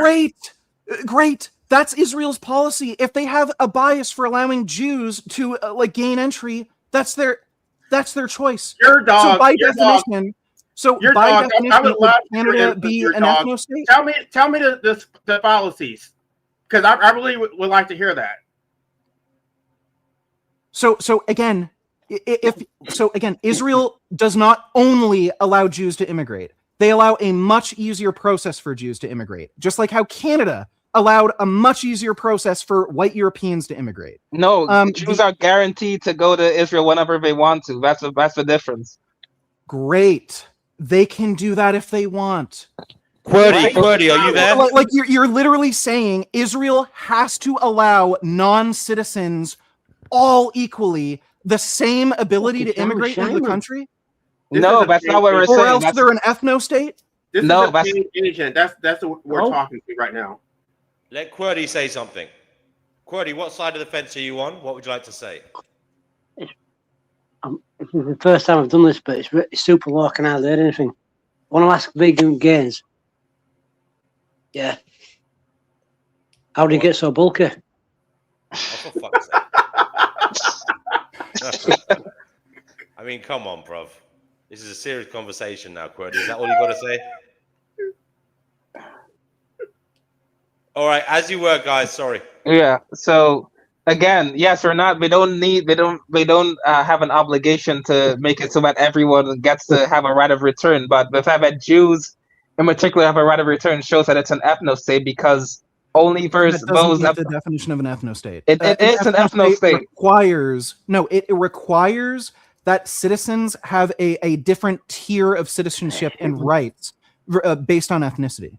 Right, that's exactly what the Jews have in comparison to everyone else. They're non-citizens. So okay. Point one single difference under the law between Palestinian or Palestinian Arabs or Arab Israeli citizens and Jewish Israeli citizens. What rights do they have that differ? What rights do Jews have that Arabs don't when they're both Israeli citizens? Name just one. Well, the right to return, like we said. The right of return regards to non-citizens, you idiot. I just asked you citizens. What right do Arab citizens in Israel have? Or sorry, what right do Jewish Israeli citizens have that Arab Israeli citizens don't have? Well, they have a right to free education and healthcare. So do fucking Arabs. And by the way, they don't have to spend No, for it's the draft. not. That's not true. That is true. They have the same rights. No, only Jewish people are allowed. No. You're making that up. Show me one source. Not. Show me one source. I'll answer his question.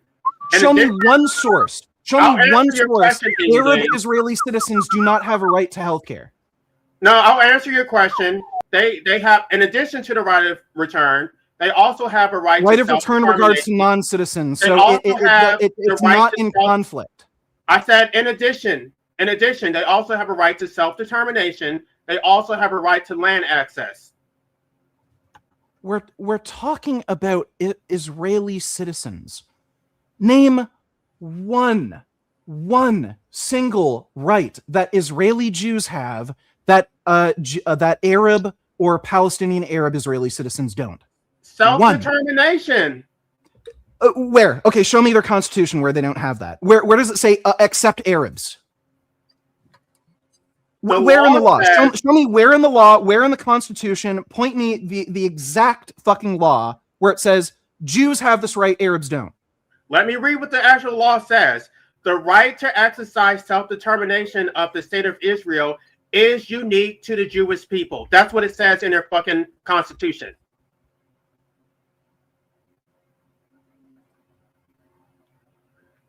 This is a checkmate right here. It says the right in their constitution. Does that go on to explain anything? Because that could mean a lot of things. It is unique to the Jewish people.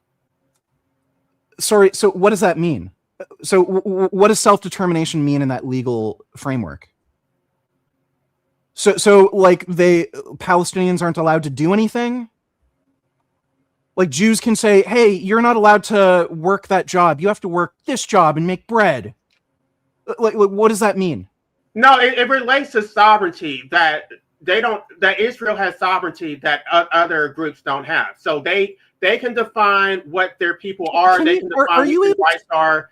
The right to self-determination is an umbrella term that relates to sovereignty. Where in the Constitution does it say this? Read the damn Constitution, be engaged. It's not my job to where in the I can answer your question, but are you paying me to do a tutorial about the law? Like, am I supposed to give you a full course? Like, you're going to have to do some kind of due diligence to know some basic information.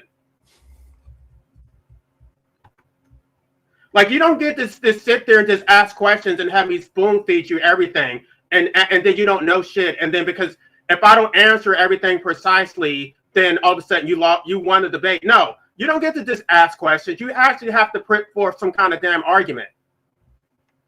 Okay, basic law. Israel is the nation state of the Jewish people, informally known as the Nation State Bill or the Nationality Bill, is an Israeli basic law that specifies the country's significance to the Jewish people. It was passed by the Knesset, 62 in favor, 55 against, 2 abstentions, largely symbolic and declarative in nature. The law outlines a number of roles and responsibility by which Israel is bound to in order to fill the purposes of suing the Jews nation state. However, it was met with sharp backlash internationally, blah, blah, blah. So this literally is symbolic. It does not remove. No, it is not. It does not remove any rights from non-Jews that are citizens. Let me tell you what it means. So again, when you're claiming only Jews have right to self-determination, what does that mean? About what it actually what does that mean? Okay, so when the law states political sovereignty,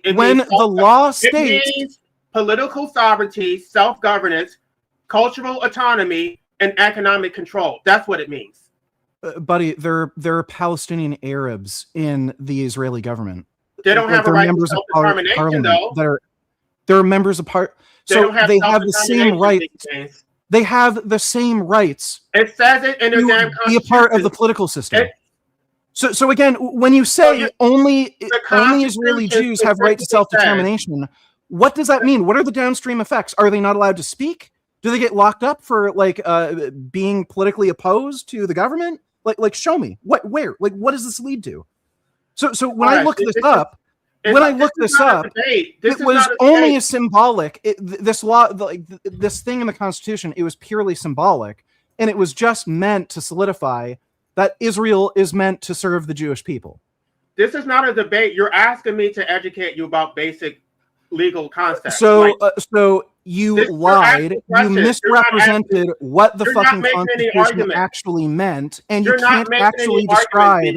You can't actually describe what rights and freedoms that piece of the Constitution. I already have. All you do, you okay. So what right or freedom does that piece of the Constitution take away from you? Of additional questions. Okay, what right or freedom does that piece of the Constitution take away from you? I'm not answering it. What rights or freedoms does that piece of the Constitution take away from you? I'm not doing it. I'm not answering what. Oh, okay. So he's done. So he can't even. No, you can debate me. We're back. We're back to square zero. As soon as I push him to explain anything, I'm not doing that. No, because I just need to say stupid shit and make retarded statements that I can't validate. I keep answering your questions, and you keep asking more questions without making any arguments. What do you mean? I made the argument. I literally No, you keep asking I more and more literally just questions. looked up You're not the making any piece of argument. Constitution you referred to. It was symbolic in nature. It's not It was symbolic, just and I supposed just told to. you why it was not symbolic. Sorry, just for the rest of us, why is this? Why was name it one symbolic? right or freedom that piece of the Constitution takes away from Arab citizens? Okay, specifically, like cultural autonomy and economic control. And the reason why economic control is important is What does that mean? And also land rights, land and water rights. Palestinians don't have land and water rights. They have to bathe Yes, they do. Israel If they in own the property, they own property. They have the same access to basic utilities. Gosh. Then show me. Prove it. You're telling me Arab citizens cannot own land? No. You're telling me that they have no realize, access to their own money? Their money can be taken away? Do you not realize that Israel has the authority to turn the water off whenever they want, and Palestinians don't have access whenever they do this? Okay, this guy is so stupid, he doesn't understand the difference between Gaza, West Bank, and Israel. He's literally conflating these regions. Yeah, that Gaza and the West Bank are literally Israel. He's talking about Israel turning off water in Gaza. Yeah. That is not Israel, you idiot. That's a different state, life abolitionism. He literally no. It's not a state. That's the map. point. That's the point you don't understand. Palestine You is understand people who live in Gaza aren't Israeli citizens, you idiot. You're literally talking about Israel turning off water in Gaza. Those aren't Israeli citizens. Oh gosh, you don't understand. He literally has no fucking clue what he's talking about. He can't even find. You don't understand how this works. He literally couldn't find it on a map. Palestine is not a part of the state of Israel, but it is a dependent nation. You don't understand how sovereignty We're not works. talking about that. We're talking about Israel citizens. And I asked you to name one right or freedom that they do not have. You claimed they have no economic freedom or no right to land. They have no right to utilities. Vegan Gains, let life abolitionism explain what he means, if he can. Go ahead. What I want to explain is just like in America, like you have sovereign Indian tribes. They're not part of the United States, but they are domestic dependent nations. So no, they're not. No, that is not true. They're American citizens. You're so ignorant. Like I can't even. They're American citizens. This guy doesn't. No, they're not. Are you even from the United States? They're American citizens. They live in the United States. They have a right to vote. What you don't understand is that they have their own independent Indian sovereignty. You're telling me American Indian tribes do not have the right to vote in federal elections? They have their own sovereignty. Are you telling me they don't have a right to vote in federal elections? Let me answer your question. You said they're non-citizens, so do they have a right to vote in federal elections? Let me answer your question, Vegan Games. It's not that they're not citizens of the United States. They're not citizens of the actual states. They have their own sovereignty that is independent of the actual states, even though they are within the United States. I'm sorry. So can they grant themselves their own driver's licenses? So yes, if they wanted to get a driver's license, they don't have to go get a state-issued driver's license. They can just say, my Indian tribe gave me the driver's license. I performed the fire dance, and that's how I got my license. Oh, really? No, they can do that? Issue tribal driver's licenses. They issue tribal driver's license. Care to show me an example of that? Yes. Care to show me an example of that? Show me somebody living on an Indian reserve that doesn't have a state driver's license. They have an Indian tribal driver's license. Show me one photo. You can look it up for yourself. You're the one making the claim. Provide the evidence. He literally makes shit up. No, okay. This guy literally makes shit up. What do you want? Okay, he is a fucking liar, and he literally makes shit up. What proof do you want me to provide? What proof do you want me to provide? Show me a non-state issued driver's license coming out of an Indian reserve, and show me that it was provided by the tribe. So like the Blackfoot, wherever that Indian reserve is. Show me the Blackfoot driver's license that is not a state driver's license. He's literally making this up. Like I can't believe this. What is the point of lying? Like, why are you making this up? And again, I asked you, name one right that Palestinian or Arab citizens of Israel don't have that Jewish Israeli citizens have. You haven't been able to show one. You only claimed that they don't have like property rights that they like if they buy land, the state or other Jews can just steal it or something. Okay. And then you started talking about fucking water getting turned off in Gaza because you clearly didn't understand where Israel is. Let me correct myself. You're right. They don't have it. They don't issue driver's license. They issue tribal ID cards. So you're correct on that. That's to prove that they're part of the tribe, and that gives them tax exempt status and shit like that. That's what that's for. So they're American citizens. They have to obey American law. That wasn't my point, though. They are American citizens, but they are not citizens of the state. Yes, they are. No, they're not. Yes, they are. There's a tribe. Yes, they are. Let me answer your question, Big Games. Yes, they are. So they are members of the state. They're allowed they're allowed certain privileges and protections under the law because it's a special minority group. And again, there's a long history of genocide and issues with Indians, and this is just part of the agreement that Indians and the American government had for reparations and stuff. It doesn't mean they have their own independent states and they're separate from the United States. They're American that's not citizens. what I said. If they are citizens of the United States, but if there's a tribe within the state of Texas, they're not citizens of the state of Texas. They're state of the U.S., but not this actual state. The state of the U.S. They're not citizens of California. Yes, they are. No, they're not. Yes, they are. No, then how can they? So they can't get a state-issued driver's license then? They're sovereign. They're not. They're sovereign. They have their. How do they get a state-issued driver's license? How would you get guns? You need a license by the state. They have the authority. So if they're not state citizens, how do they get this? They have the authority and sovereignty to issue their own guns. They don't have to go through the state. No. Again, you're making this up. You're I'm lying. not making this up. You're No, lying. You're deliberately lying and wasting everyone's time and making up fucking horseshit. You literally just admitted you were wrong about the fucking driver's license. Okay, I was wrong about that. How But in I'm the not wrong fuck did about you come this. up with that idea if it's I am not true? wrong You are about this. literally making up this fucking horseshit. Indian tribes aren't allowed to grant themselves firearms. If that were the case, if they were independent entities and they could make their own firearms laws, why don't they all have machine guns? You're telling me Indian tribes can say, "Oh, well, we perform the fire dance, and that lets us issue out machine guns," even though in the state of California they're illegal. So if they're independent from the state, and they're the ones provide the evidence. Again, provide the evidence. Show me a tribe-issued firearms license. You just claimed they're not members of the state. They're not citizens of a state. So, and they can provide their own firearms licenses. No, show me a tribal issued firearms license. They can issue a so he's making it up again. They can issue a show me tribal carry the permit. evidence. Yeah, show me the evidence. So if they can issue tribal firearms licenses, show me the evidence. It's not a license. It's a tribal carry permit. But it's only valid within the boundaries of the reservation. Show me. Gosh, what the hell do you want me to show you?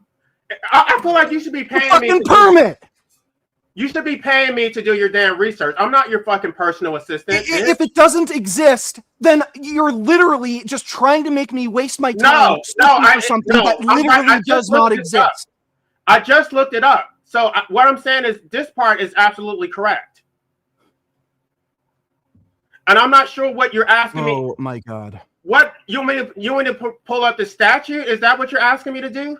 No, show me a photo of somebody with a tribe-issued firearms license. No, it's not a license. It's a carry permit. Yeah, that's a license. A carry permit is a license.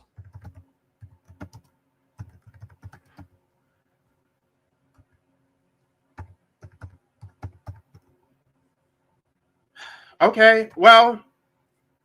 Right, so we made it up. I have it. I have it right here. There's one from the Montana Crow Indian Reservation. His face is all blurred out. Link it. Gosh, I don't. Link it in the chat. You can present the screen as well if you want to, like abolitionism. Let me download the photo first, and then I'll.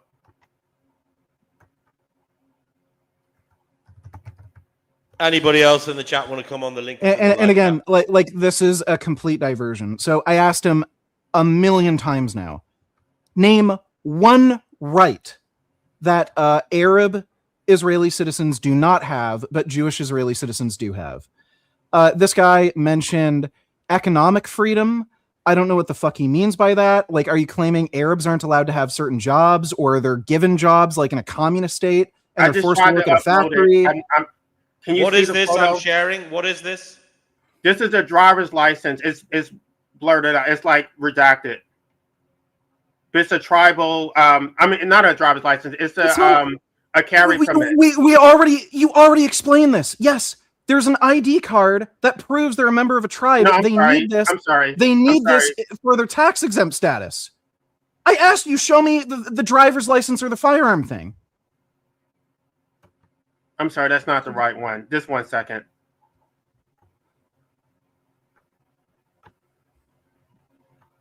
So again, this guy.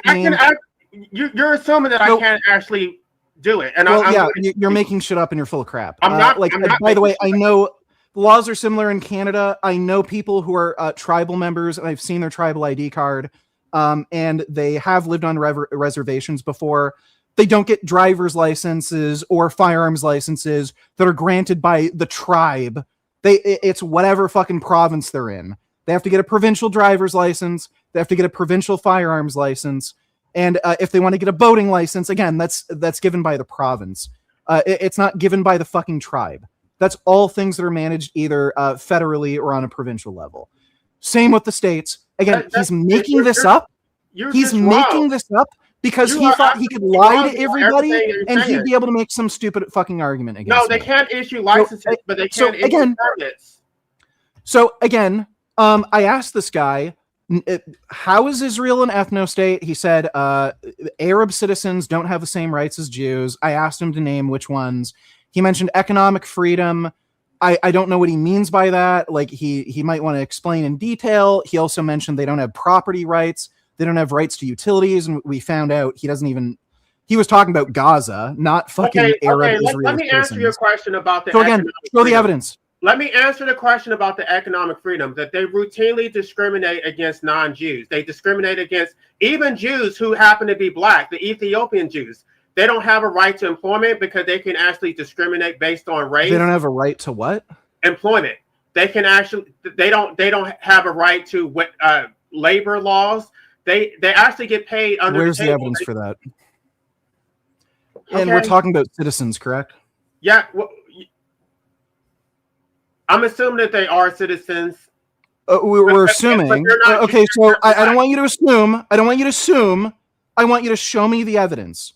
Show me where in the Constitution, where in whatever local laws.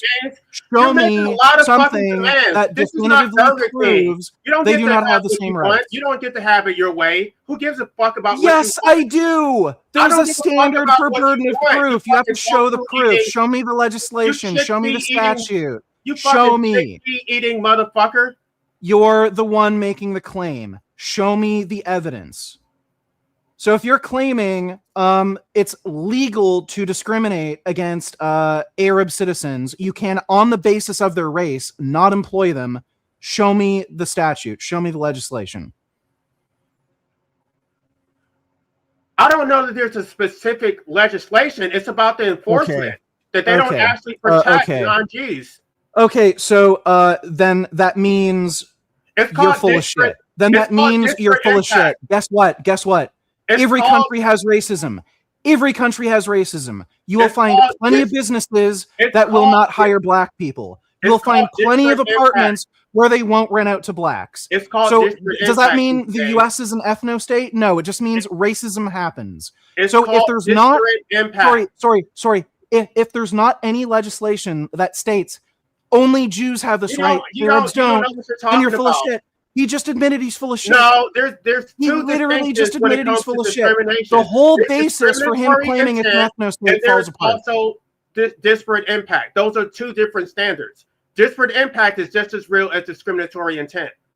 That's great. You claimed Israeli citizens, Jewish Israeli citizens have more rights than Arab Israeli citizens.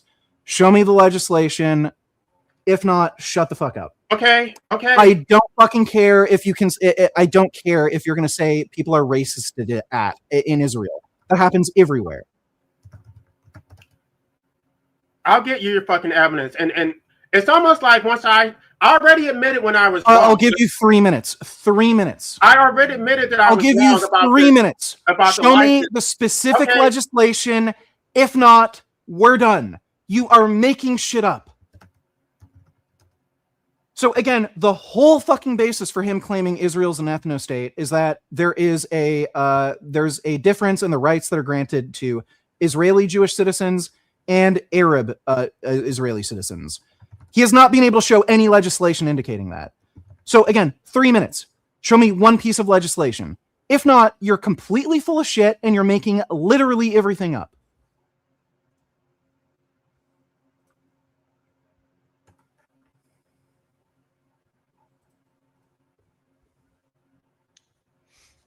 It all rests on this.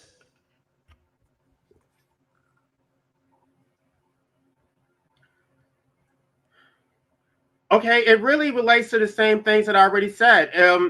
Right. Okay, so we're done. Land laws, So he has nothing. property law. He has nothing. It's mostly about property rights. Yeah, great. He has nothing. Property rights. Yeah, so he has nothing. So he's just making shit up again. But again, No. Let me answer your question though. There's nothing to answer. Show me the legislation. Show me the legislation.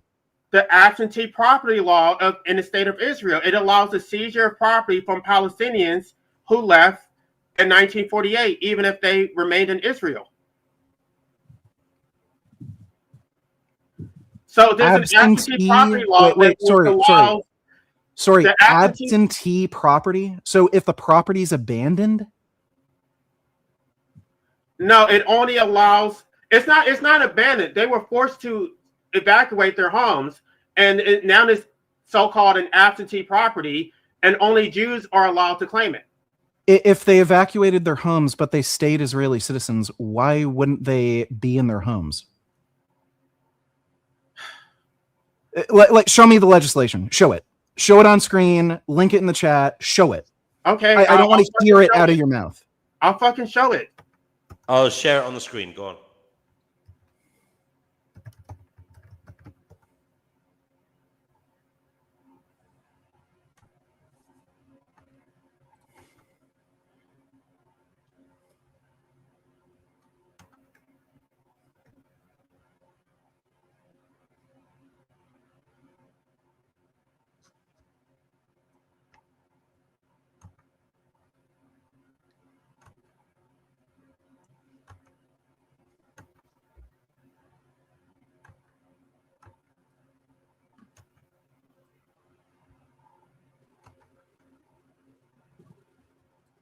Okay, you ready for me to share it? I mean, I haven't read through this entire thing, but this is sort of an ad hoc thing, and this is not a debate. I mean, I don't know all the laws of Palestine, but this is the statute in general, and because I don't know all the details of it, I haven't actually read it. Which line are we supposed to read? Right. This is what I'm talking about. You're asking line me. E, absentee property means property. The legal. Well, go down. Why are you going up? Go down to section E. Yeah, so right there. Wait, go up. Section E. Yeah, right there. Absentee property means property, the legal owner of which at any time during the period between 16th Kislev 5708, 29th November 1947, and the day on which the declaration is published under Section 9 of the Law and Administration Ordinance that the state of emergency by the Provincial Council of State on the 10th Iyar, 19th May 1948, has ceased to exist, was an absentee, or which at any time is aforesaid an absentee held or enjoyed, whether by himself or through another, but it does not include movable property held by an absentee and exempt from attachment or seizure. I need to read through this before I can give what does this have to do with Palestinians specifically?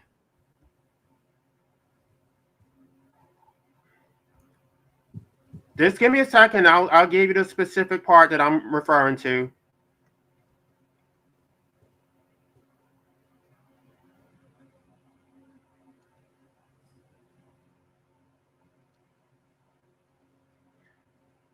The fact that the identity of an absentee is unknown shall not prevent his property from.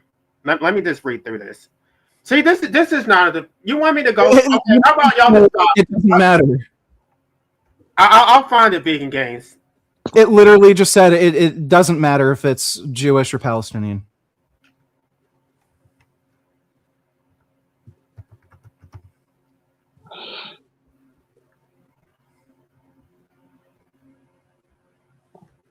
He didn't even read this. I just told you that. I just fucking pulled it up. You put me on a fucking Right. spot. So he never read this, and he just made it up, and he thought he could Google something and find something. No, it's not, I'm not talking about what it actually says. I'm talking about the enforcement, the way that they enforce it specifically only against the Palestinians who will forcibly leave their homes. So it's not going to say specifically only. If they're nothing you're saying makes any sense. If they're Israeli citizens, then they wouldn't be absentees. What are you talking about? No, see, they were not Israeli citizens because they were on Palestinian land, and then it was occupied by Israel, and now it's Israel, but it's still considered absentee property.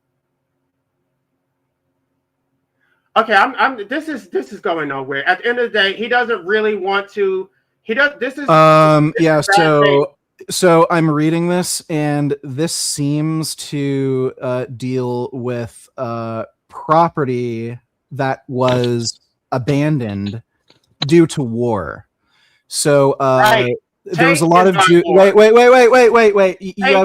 So you couldn't even find any of these regions on a map, so you don't know what the fuck you're talking about. So because they don't exist anymore. That's the reason why they have been occupied by. No. Let me talk because I know what I'm actually talking about. You don't know what you're talking about. So Jordan was in control of the West Bank for a period of time. They controlled the West Bank, and it was part of Jordan. Jews lived in the West Bank. A lot of Jews had to flee because of the Jordanian invasion. After Israel took back the West Bank, Jews wanted their property back. They had to abandon it, for safety reasons, because there's a war and they're going to be religiously or ethnically persecuted. This just gives somebody who abandoned their property rights to get the property back if they can prove they're the owner. No, it does not. It does. You don't. Oh God. Show me. Wait, like again, you're the one claiming, oh yeah, this it states that only Jews have property rights and Arabs can just have their property stolen. Where is it?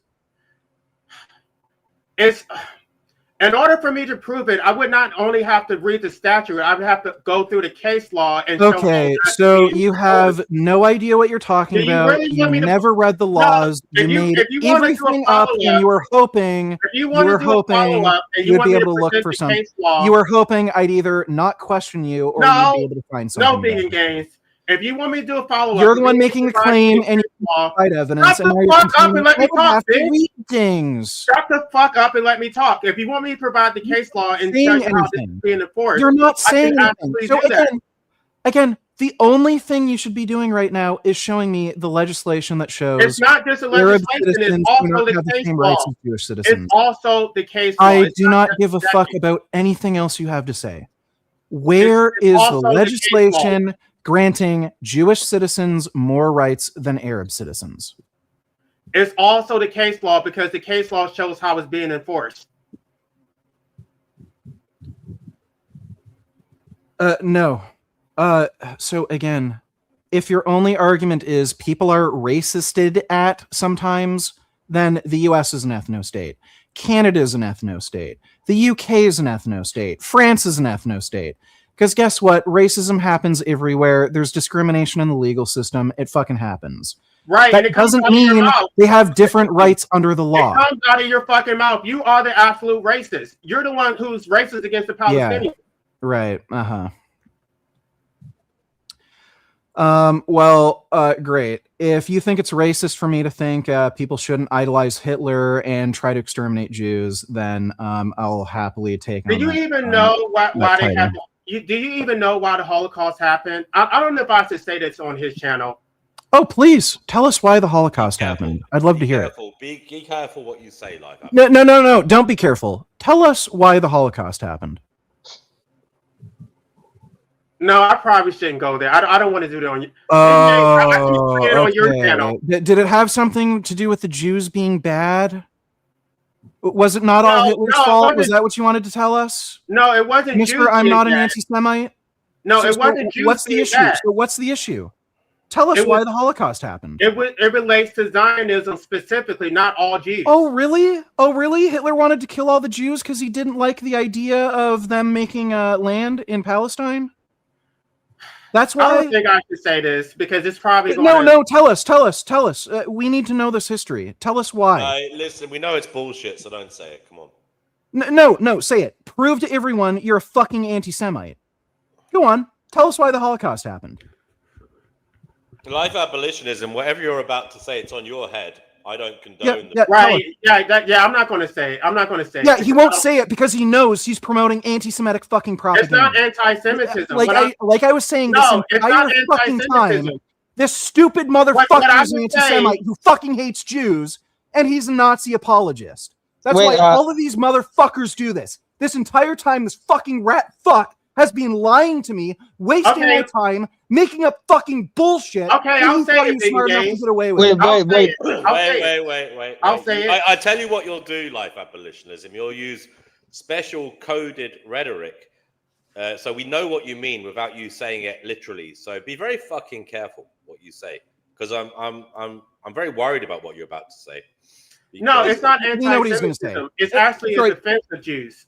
Then say it. What's so wrong with saying it? What actually? Tell us why the Holocaust happened. Tell us why the Holocaust happened.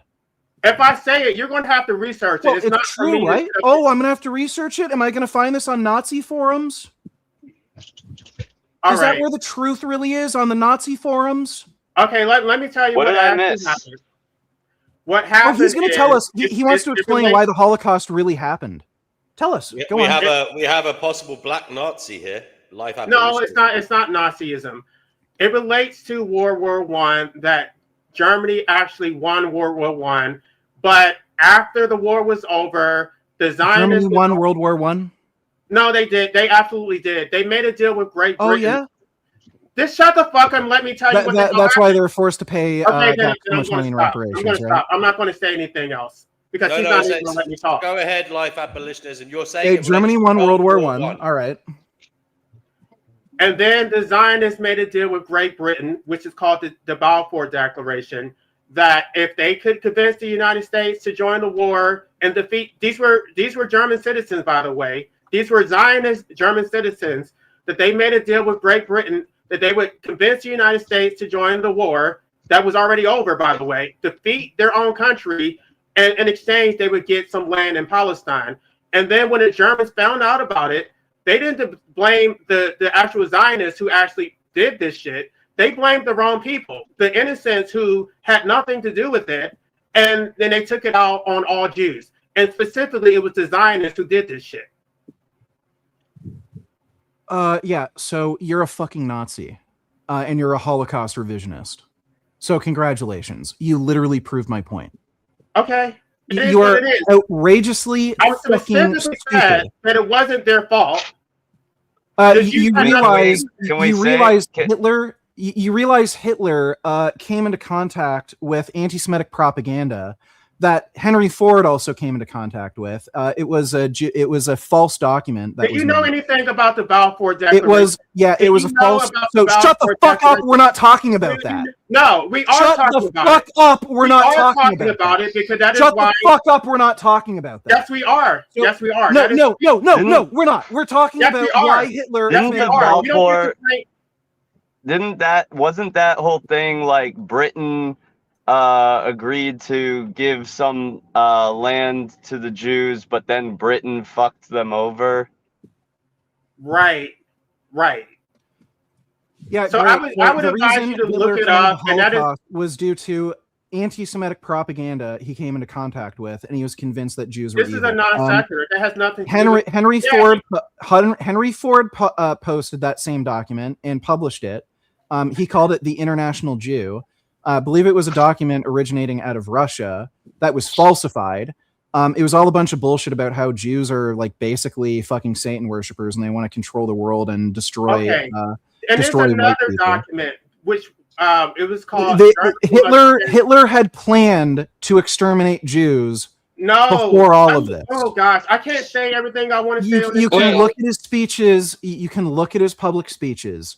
No, nowhere was this ever mentioned. I want you to look something up. There's a document called Germany Must Perish, and it was a whole systematic plan to exterminate the Germans well before the Holocaust. And then look it up. This guy's a Holocaust revisionist. Look it up. No. They were going to exterminate the Germans, not the Jews. Exactly. Like who was going to exterminate the Germans? Sorry, who was going to exterminate the Germans? Read it. Look it up. Who was going to exterminate the Germans? Read it. Look it up. So it's the Jews. You're telling me the Jews were going to exterminate the Germans? No, it wasn't the Jews. It wasn't the Jews. Who was it? Vegan gays. Why can't you give us an answer? So you're making it up? You have to show how this relates to what your argument. Who was it? Live abolitionism. Because this is what led to the anti-Semitism, that there was this anti-German propaganda. So Jews weren't planning on exterminating Germans, but Germans wanted to exterminate Jews because some other group of people wanted to exterminate them. So who wanted to exterminate the Germans? Are you going to look it up? Are you going to look up? Tell us what group?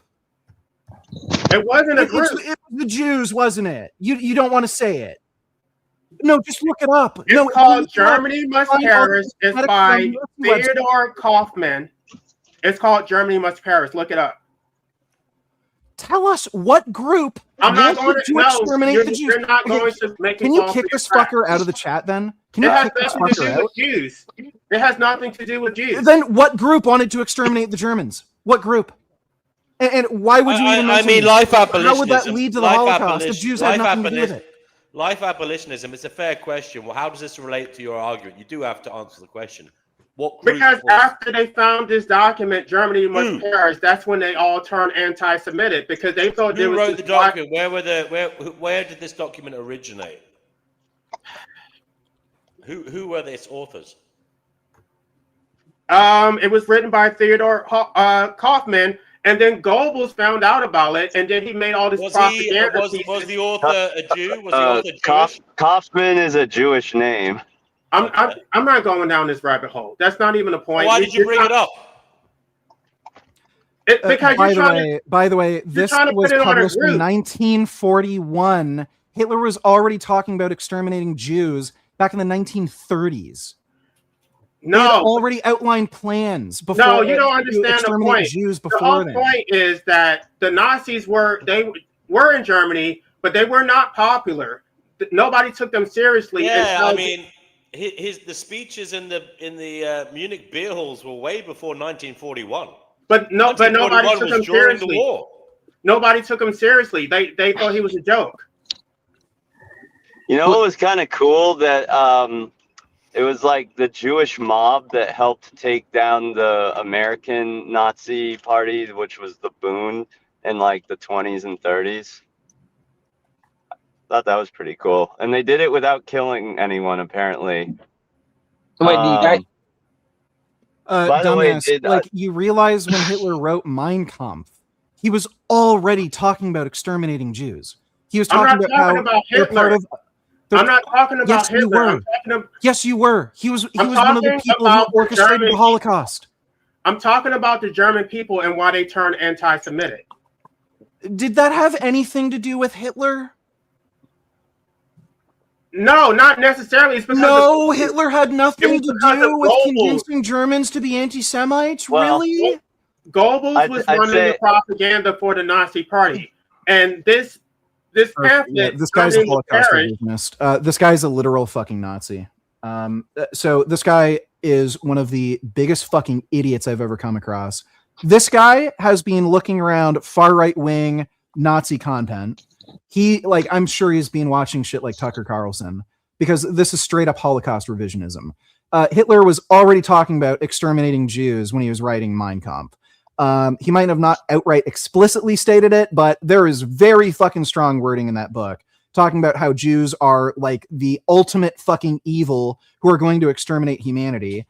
He compared it. He thought Jews were part of this whole Marxist plot to destroy the German race.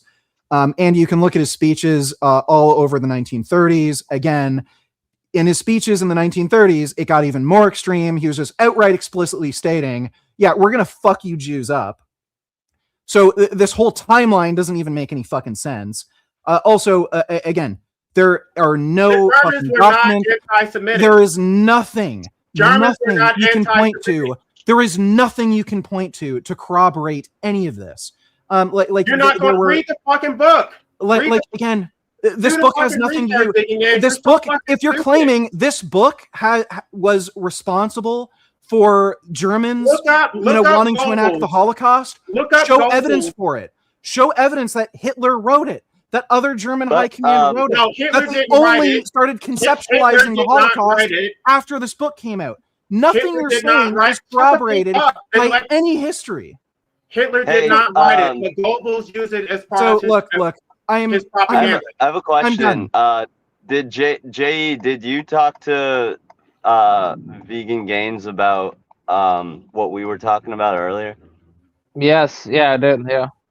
And by the way, Hitler was also put up by the Jews. He was put up by the Jews to exterminate the Jews. By the way, it was all a psyop.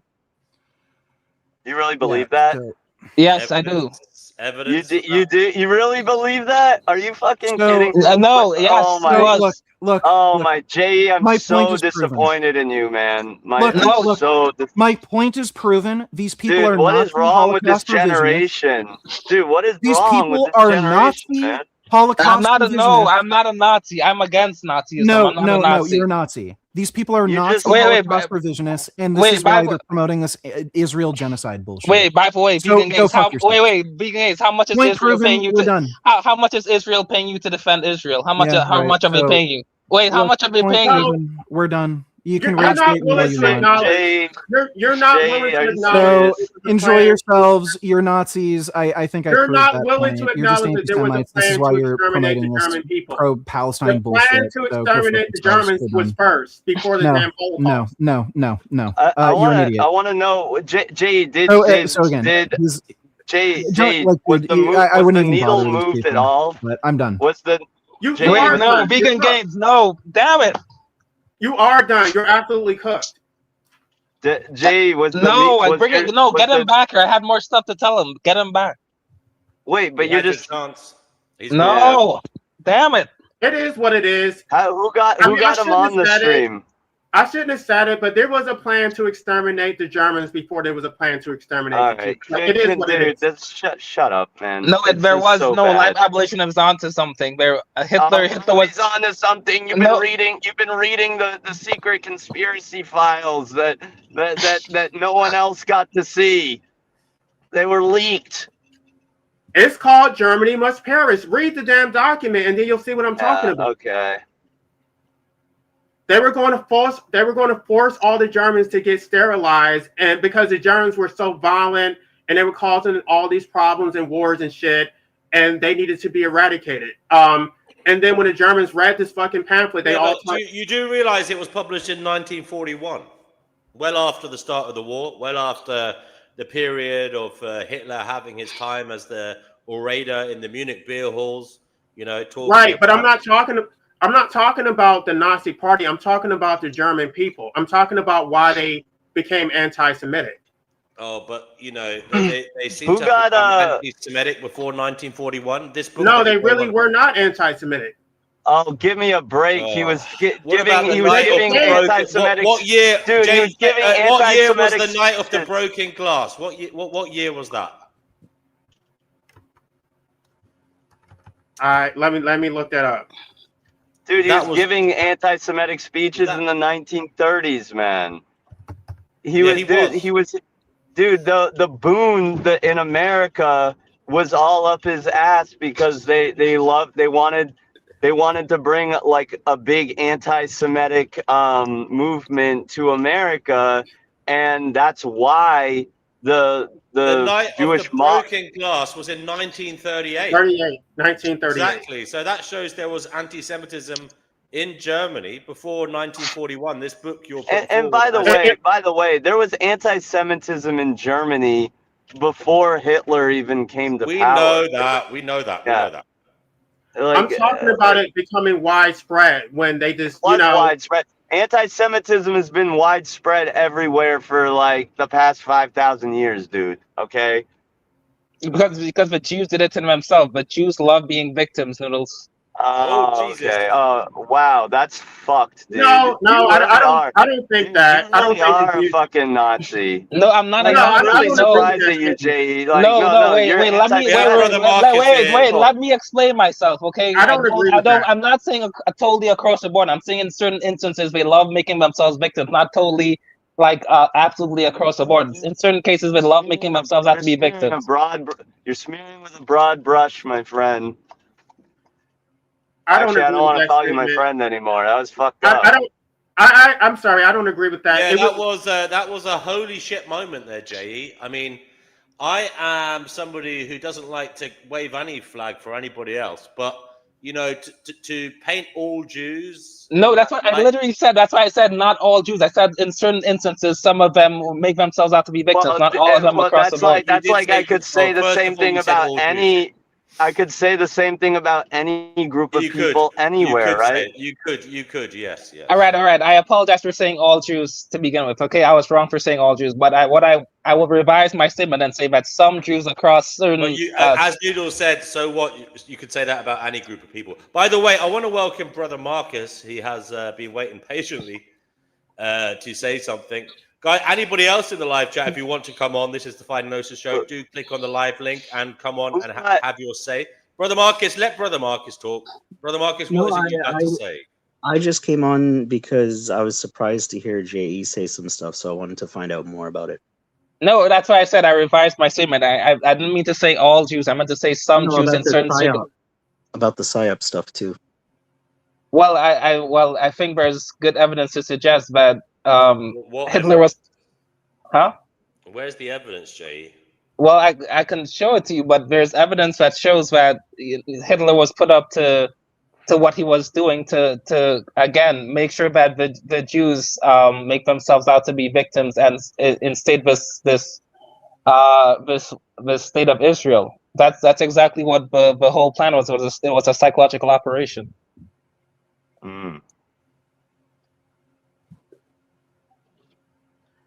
Okay, I just want to make clear that my position, I'm not anti-Semitic, but I think they would basically the Jews, like the main group, they got sacrificed to benefit the powerful Jews. So I agree with that. I agree. Yeah, but you just used a propaganda talking point that you admitted the Nazis used. Right, they did use it. Okay. I'm sorry. Who got Vegan Gains on the stream? I don't know. He just popped up. He just popped up. It wasn't me. He left and then he showed up. We know you're in Mossad. This is what you all do. Come on. No, are you sure you didn't get him on? No. Okay. No, I didn't. What I'm assuming happened is one of his viewers probably sent him a link. Oh, is he live? And was now? like, okay. And he probably is. I don't know, unless he. Maybe he just saw you were on. Like he showed up. He showed up at your dog stream. So like maybe he just followed. He's a Finding Gnosis fanboy. I mean, what's wrong with that? Yeah. I mean, I feel that it's not my place to talk about these subjects. Like, I would rather have somebody like Norman Finkelstein actually talk about it because he's more knowledgeable and he's Jewish. And so he can speak from a position of authority. If I say it, it's automatically going to be suspect, but he's more knowledgeable and he can say the thing that I'm not allowed to say. What do you mean you're not allowed to say it? Because if you say certain things, then you're just going to be considered anti-Semitic. Well, if you're not anti-Semitic, you have nothing to worry about. Holy shit, man. Yeah, if you're not saying anti-Semitic things, then you don't have anything to worry about, do you? No, people who aren't anti-Semitic have been accused of being anti-Semitic. But well, here's the thing. There are self-loathing Jews that say anti-Semitic things. I mean, I used to be one of them. It's interesting, Vegan Equilibrium. I wanted to point this out the other day. You have said us, and we were talking about the conflict, Israel in Gaza, etc., etc. And I know Prophet was rising you a bit, but you didn't talk about us. So do you see yourself as Israeli, or is it just because you're of Jewish extraction? Because I noticed you did say that, and I just wanted to bring that up. Do you feel an affinity, even though you've left, your ancestors left those land, Europe a long time ago? I mean, pretty much most Jews have a blood lineage back to Israel, and I'm not an Israeli citizen, but basically, what we know, what we're pretty sure of is like anti-Semitism has been replaced with anti-Zionism because I hear it's that. the I hear political. that. What I mean is, And so I when suppose people what are I'm talking asking, shit about, generally when people are talking shit about Israel, it's a crypto. It's like a dog whistle for talking shit about Jews. Fair enough. Fair enough. I suppose what I'm asking is, would you say your kind of outlook in life is more American or more Israeli?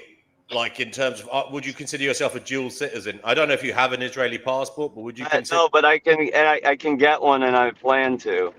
And would you consider yourself then, if you had one theoretically, as more Israeli than American? No, I would be more American for sure. Okay, bro. That's all I want to know. But why would you want to go to Israel and displace the Palestinians who are already there? They're not being displaced. They are. Every time somebody immigrates to to Israel, then they're displacing a Palestinian. They're taking more and more land. No, they don't. No, they don't kick out an Arab just because another Jew comes in. No, they forcibly evacuate them from their homes and put. No, they don't. No, they don't. You're making that up. I saw it all over. It's all over TikTok, YouTube. It's everywhere. Yeah, I'm sure you watched some bullshit and you believed it. Okay, I'm about to head off, but again, wait a second. I'm not an anti-Semite, and again, I apologize for saying all Jews. I didn't mean not to say all Jews. I meant some. You No, are I'm not. spouting some Nazi propaganda. No, I'm not. Yes, But again, yes, you are.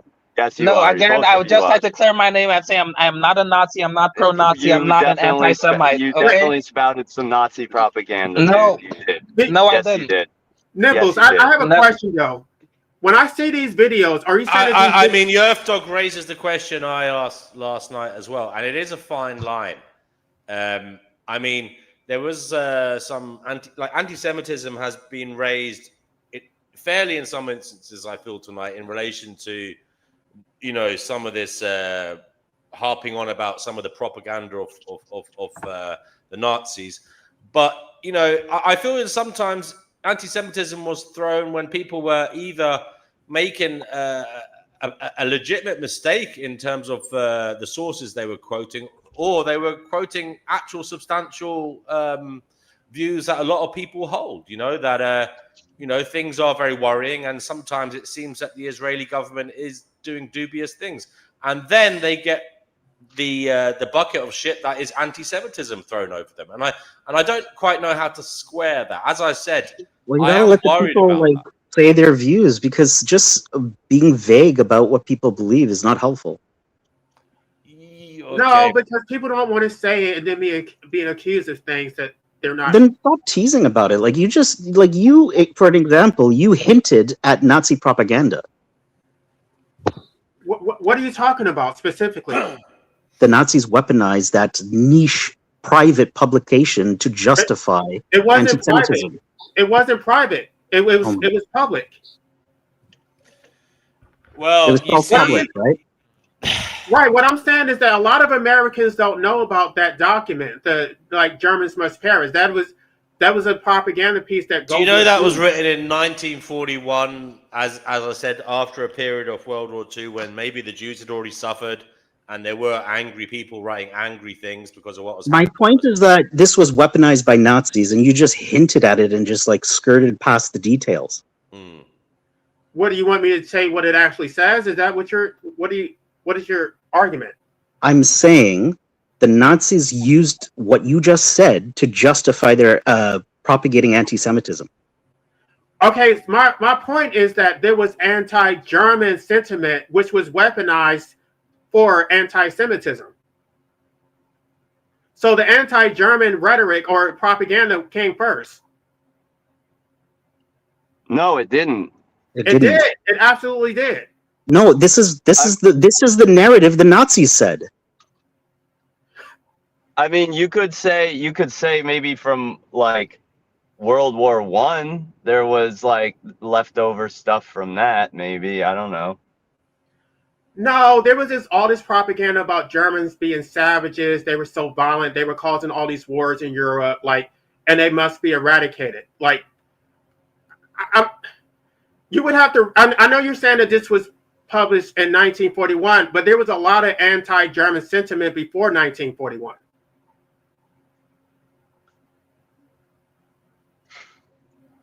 And unfortunately, they blamed the Jews, which I don't think that it was necessarily the Jews that did it.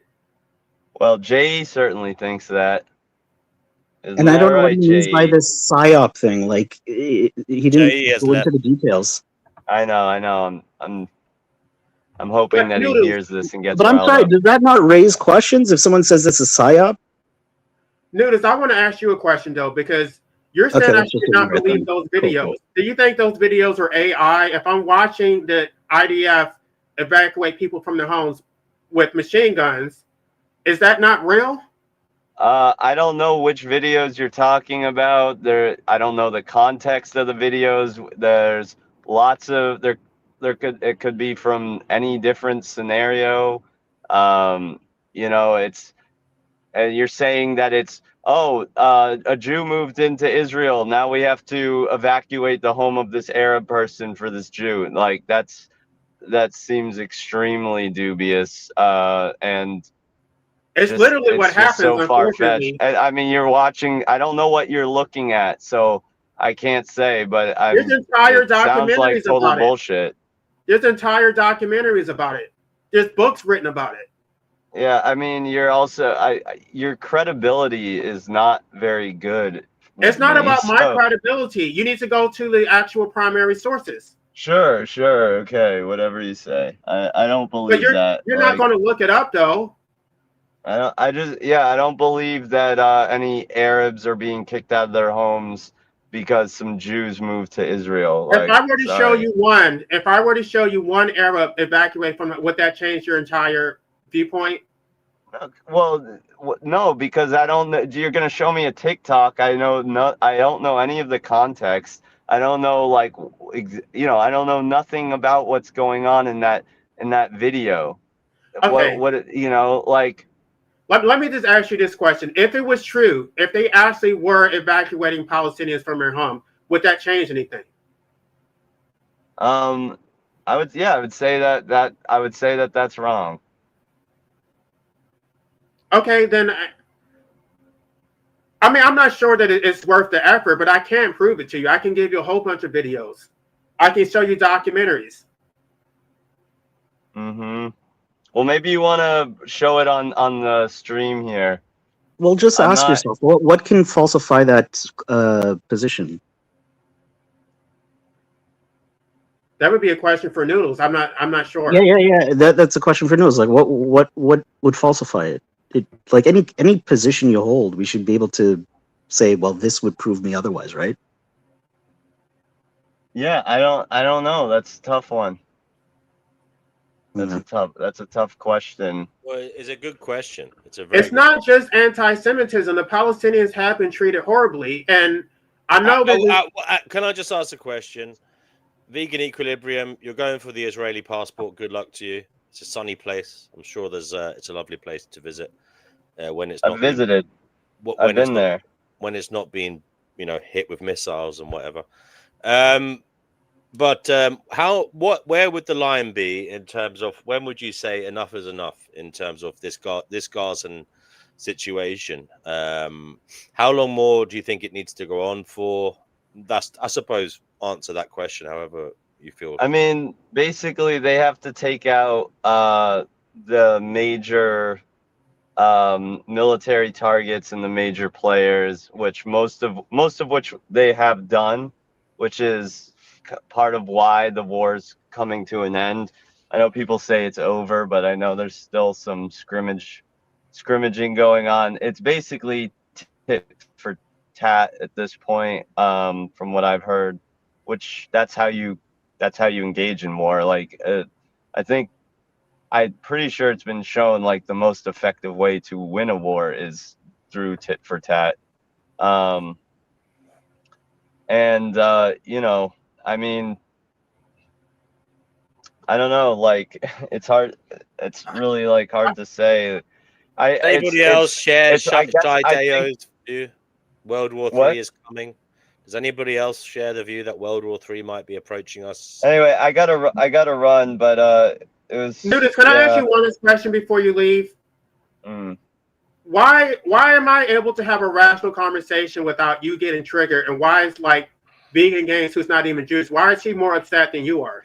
He just might have an anger issue, man. Like who cares? I don't know. No, I'm just saying because it's like you have to walk on eggshells and not worry about offending people. But I want, like, for whatever reason, I can have a conversation with you. I can't have it with other people who just want to say you're anti-Semitic.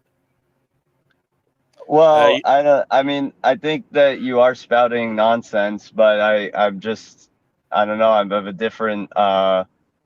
different temperament than him, and he has a lot. He has sort of a no nonsense, like don't waste my time kind of attitude. Whereas, you know, I'm a little different, I guess. So. Right. Yerfdog asks, apart from news and social media, where does Noodles get his information from in relation to the Israeli situation and Gaza?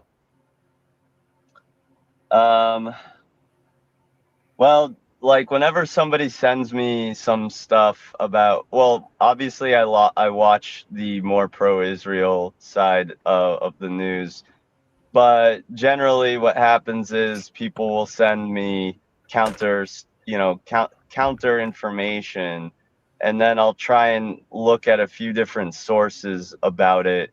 Like there was some, I'll try and find as many different publications on that story. Like for example, I don't remember exactly what the incident was. It was something that happened in the West Bank where, you know, they were accusing IDF of, you know, shooting people for X reason. And then there was another story that added more information about what sparked that, you know, incident, and it added like more detail, which sort of changed the whole scenario, you know. So you know, I like I said yesterday, I'm certain He's asking there are what bad Marx have you read? He's wondering, have you read Communist Karl Marx? Manifesto? Oh no, I've just read snippets of. I haven't read the before you go, Manifesto. I think Brother Marcus mentioned in the live chat. I couldn't call it out at the time because Vegan Gains and Life Abolition were going at it. Something to do with some human rights group, Brother Marcus, or Human Rights Watch, is that a reputable source for vegan gains and yourself noodles? Human Rights Watch. I don't know. I have to look more into that. And why did The you ask that? thing about citing sources is that we have to have a mutually agreed upon, like, what can we share with one another that we would say that this is a reputable source. Yeah, if I give a source that the other person is like, I don't accept their information, then there's no point in citing that source, right? I mean, I guess like the one thing is like the thing I'd like to agree on at the beginning of a discussion like that is, can we all agree that Al Jazeera is not a good source? Like, and I feel like most people. I mean, we can, but we can also say, look, as an outsider, I agree with you. I wouldn't trust Al Jazeera, but I believe the Israeli media has been caught lying as well. It's possible. What I would say is that. So where do we go? What I can would just say ask is Brother basically Marcus, why did he mention you're Human get. Well, Rights I'm Watch? trying to answer that question. What You're about getting. I want to know what about Human Rights Watch we should be reading. I don't know. I don't know. I will have to Maybe look Brother into Marcus that. knows. Brother I think Marcus, you might be getting lost in the detail. My point was that we got to have an agreed upon, like what sources we can cite that each I interlocutor would agree. accept. I just Yeah. wanted to say that basically there's going to be information from, basically it's either coming from, it's either coming from Hamas or the Hamas supporters, or it's coming from Israel, right? Because you can't, as far as I know, there's not really any like any reporters that are allowed into that war zone point, right? So I don't know. It's, I mean, I get it. Both sides have their agenda, but like, who's got a more sinister agenda, like an actual genocidal terrorist group or the progressive democracy, right? I don't know. It's you're right. Israel is can I ask you a there question? I mean, could there's be lots of people. dishonesty on from Israel. Can I ask you a question? There's lots of people here. I gotta go though. I can't hang out. I can't hang out Well, any longer. But I'll be back later. You don't have to answer it, bro. But you could just listen for next time. There's lots of people with different ethnic backgrounds, and their ancestors came from different cultures, etc. But they don't particularly want to move to that country, or they don't really feel affiliated with it to the degree that you do.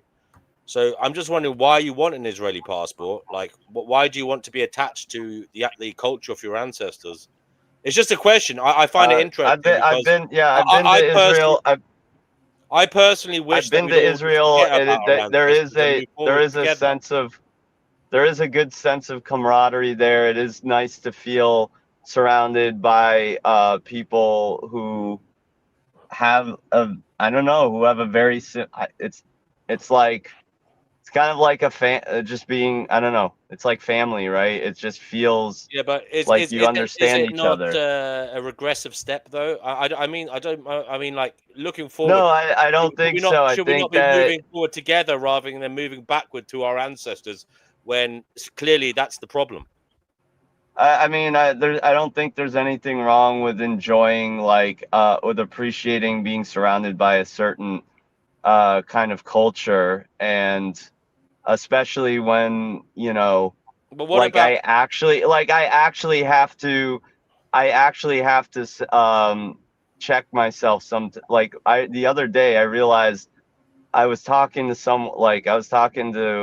someone in a bar, and they were talking to me about my background, and I actually for a second was hesitant to mention that I was Jewish, and I'm like, that's weird. That's never happened to me before. I've never felt like a dis-ease of the idea that of telling someone that I'm Jewish, but in this climate now I do. And because actually not long before that, when I was in England, I was having a chat with a bloke who seemed like a nice guy, and same, for some reason, I don't know, that seems to be a popular topic. The ancestry thing comes up, finds out I'm Jewish. Somehow he steers the conversation to mention how, some bullshit anti-Semitic propaganda that Israel made DNA testing illegal, which is absolute nonsense. And it's just like, wow, okay, this is, and I mean, that guy was he seemed like he was a black guy. He seemed like kind of a progressive sounding kind of dude. This is the world that we live in now. So yeah, it feels a little safer. Now you're being around. accused of being a supremacist, saying you want to be around people similar to you, just like you were saying that it was wrong for white supremacists to live in an enclave. No, I think that I'm not saying that other races. First of all, Israel has all races. 20% of the population of Israel is Arab, by the way, and they have all the same rights and everything. I do think that it's fair for Jews to have an ethno-state to protect themselves. Okay, considering. so you admit that it is an ethno-state. Yes, I've never. Thank you. Why would Thank I you. deny? Yeah, Because Vegan that's Games was obviously it's denying an it. ethno. Yes, it is an ethno state, just like all the countries that surround Israel are Muslim ethno states. Now, I'm Can not. we not The just? thing Can we is, not I'm just not move? saying it should Can we be. not just? Isn't that a regressive thing though? Having an eth? Shouldn't we be moving beyond that now in the modern world? It's Haven't we seen enough problem with like Sure, ethno that's states? easy. That okay. When you're hated everywhere, when everybody's like, oh, the fucking Jews, yeah, like, oh, like, okay, we get, America gets to be a Christian ethno state. No one, like, basically everybody is saying, oh, the Muslims should have as much ethno. Sorry, Noodles, we've India's got lost you. no. Sorry, Can you say hear that me? again about America. Sorry, go ahead. Noodles, we lost you, mate. You said something Christian about ethnos. America. America? Hello, can you hear me? Can you hear me? Yep. Can you hear me? Yes, sir. Yes. Okay, I said America is a Christian ethno state. And my whole thing is, I'm not saying that there shouldn't be, I'm not saying only one race should be there, by the way. Like, people of all different colors and backgrounds are allowed there. No one's saying that Christians aren't allowed there. First of all, when I was talking about the white supremacist municipality, But they don't want anyone who isn't. this seems against what you said yesterday Let when me you said it was a finish what I'm progressive. saying. But yesterday you said it was a progressive democracy. Now you're saying you want it to be an ethno state. It It doesn't make It sense. is. They How could it be? it's the only place in the Middle East. It's the only place in the Middle because it's the only place in the Middle East where you can have a gay pride parade, where you can criticize the government and Oh not my be God, Noodles! They not tried to like do be that fucking to us. killed. They tried to weaponize like Okay. our desire for gay rights to say that we should be like Vegan equilibrium. Before you go, if it's a progressive democratic state, is it? Do you think it would be theoretically possible for like other religions or Bro, the ethnicities guy's to been take the trying to reins? leave for a while. Let Yeah, him he be. has to go. So, but I do want And to the talk to you Jews about this want. more. Listen, DNW. If everybody wants to kill Jews, okay, or let's say that there's a mass anti-Semitic. Sorry, we lost you, Vegan. There's this mass anti-Semitism, okay, and let's say they decide Israel gets to be a state where like there doesn't have to be a Jewish majority, right? Well, that just means that okay, who's going to become the majority and what are they going to decide to do to the Jews? Think about that. I agree that they have a right to have a state. I don't think that Palestine was necessarily the place to found the state of Israel. Well, it was never Palestine. It was always it was Israel. Okay, I mean the Arabs colonized that land. Before them it was some other group. Before them it was the Romans. They took it from the Jewish people are indigenous to that land. We won't finish this tonight. But I do, as I said, you want to get on. But Yerf is saying there's a double standard there. I'm not against that. No, that this is a false equivalency. I'm not for segregation. Yerf is so fucking dumb sometimes. He can be really intelligent in some ways, but sometimes he's just so fucking dumb. Anyway, I'm out of here. Okay. All right, See let's you talk guys. later. Next time we'll get on better. Hopefully, everybody. Wow. By the way, y'all, I have a pamphlet which I did several months ago called the Black State Project, and it is basically the black version of the Jewish state by Theodore Herschel. I basically was arguing that if Jews can have a state, then blacks should have a state too. Yeah, I remember you told us that. I don't think I talked about it on here though. No, guys. Anybody want to come on for the last, say, 20 minutes or so? I don't mind waiting up another 20 minutes, but I'm going to go to bed then. So anybody want to come on now for the last 20 minutes? We can have a kind of more chillaxed conversation. We don't necessarily have to talk about these contentious issues. We can move the goalposts if you want to. It's been a difficult couple of streams, These have been very emotional. And and worrying at times because, when you see how emotionally involved people are with things going on in the world, to the degree that they don't really seem to want to shake hands or get together, it just seems like that to me sometimes. And I don't know what's going to happen. It doesn't. I would look rather good. talk to Noodles though, because Noodle is more rational. He's not like so like charged. No. I don't know why people do that. Being irrational doesn't mean that your temperament has anything to do with it. You could be like emotionally dysregulated, but still rational. No, Vegan Games was asking me for definitions. I gave it to him, and then he still said I didn't get Yeah, it. Sage can come back on when he wants to, and we can have a chat about whatever and see how. Yeah, but it shouldn't be like if you're calm, you're rational. That doesn't work. No, it should be once you actually establish your argument, then the person either negates your argument or they accept your conclusion and then moves on, and don't just continue straw manning you and just asking more and more questions without ever, admitting that you actually proved your point. Okay, I thought you were just going to like highlight his temperament, but yeah, that's fine. Like, because I can actually, I don't have to agree with everything Noodle says, but it's like there's some like foundational basis for it. It's like, I think when it's big games, it's just like I'm right because I'm big in games. You're stupid, like, and then even if you prove I'm wrong, because I admitted when I was wrong about the whole tribal driver's license. They do have tribal permits, though. He will never admit that he's wrong. He's just going to continue like arguing no matter what.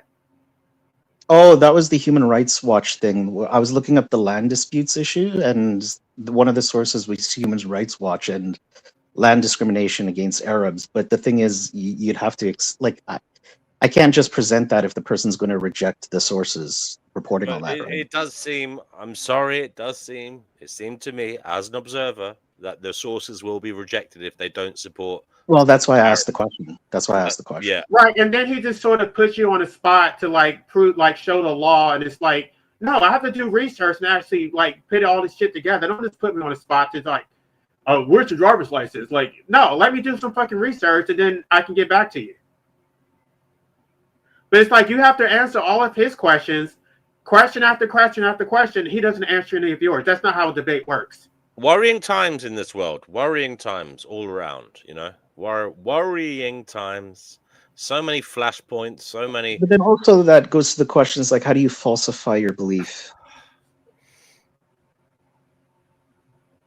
That shouldn't be a good question. That should be a basic question, by the way. I hold a position. What could counter it? I should know that answer. I think that they're leading with their conclusions, and then they're trying to find rationalizations to justify their conclusions. Well, that's motivated reasoning, and that's. I mean. Anyway. If you're going to start out by saying anybody who doesn't support the state of Israel is anti-Semitic, then the debate is not going to go anywhere. Mm-hmm. Like, I'm not against ethno-states. I just don't. I don't like the way that the Jewish state was created. I know the history of it. I read the Jewish state. I know about how they made the deal with Great Britain. And I think it was completely fucked up. I don't think that's anti-Semitism because the way that they did it screwed over their own damn people. Well, it's too bad Noodles wasn't on when Vegan Games was on, because that ethno-state thing could have been like quickly. Like I think that's a good question. Maybe next time we can delve into that, but we'll see. I literally proved that it wasn't an ethno-state. I read the definition of an ethno-state. I named the traits of an ethno-state, and he still would not even admit that I proved my point. He still was, it's just like, what's the point of even having a debate? And then you just keep changing the subject, moving the goalposts. Well, my point is, like, if Noodles was here, then I think he would have tempered that whatever proposition. No, because he will respect Noodles because Noodles is a vegan, Noodles is Jewish, and Noodles he's a Zionist. So because Noodles has automatic credibility in his eyes, he would listen to news more than he would listen to me. And I'm If anybody wants to come on, the link is in the live chat. You can chat backstage after the stream. I will be ending the stream soon, so now is a good time to come on if you want to have a chit chat. How do you feel the past few days or the weeks been, DNW? Well, I mean, I can't really remember past yesterday, to be honest with you. I mean, we had a busy stream yesterday. It was an emotionally turbulent one. I can't remember before that, though, to be honest. What happened the day before that? Was it a contentious one as well? I don't know. I think life abolitionism, you were being debated a bit, weren't you? Was that this Yeah, week? life abolitionism debated vegan gains. And then... That one, life abolitionism, if I'm honest, I don't think that was your best effort. You know, I think no, because my phone, I was talking from my phone, so you couldn't actually hear me, and then now I'm actually using my microphone. It didn't go well, mainly because anyway. We can hear you better today. When you are on here, make sure you're actually speaking into your microphone, because sometimes you seem to be speaking back a bit from it, and you come out a little bit. You know, as I said, the volume's not great. Right, but then he did a whole follow up with his. Aside from all that shit, what's going on with your book? I was supposed to be reviewing it before I got on here, but then so anyway, I'm going to definitely get it done. I was definitely before the end of the week. I just don't want it to have any mistakes so that people can rip it apart. So I'm just trying to be careful. Oh, you've dedicated it to vegan gains, have you? Yeah, Actually, on his last video, he's like, to... the reason he said the reason you want to make sure everything's like airtight is because of people like Vegan Gains. Right, they're going to rip it apart if there's any mistakes. They're going to go to that. So Steve Godfrey and Vegan Gains, they get more credit for your book being more rigorous. They should get like a star. There you go. Any epigraphs or anything like that? Life abolitionism? Anything to open up? Anything like that? Have you chosen your epigraph for the book? An opening quote? Yeah, I have 4 quotes already. Can you let us know one of them? Let me see. I would have. Oh gosh, let me see if I can pull it up. It's logged on my other account, but it's basically about. I have a quote from Daniel Hume about suicide. I have a. Gosh, I want to. Let me actually pull it up.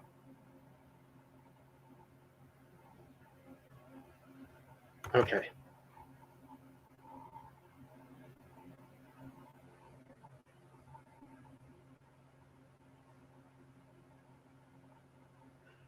I mean, the whole premise of it is basically to show that we are owned by the state and that makes us slaves. So procreation basically enslaves us. And so let me get to that.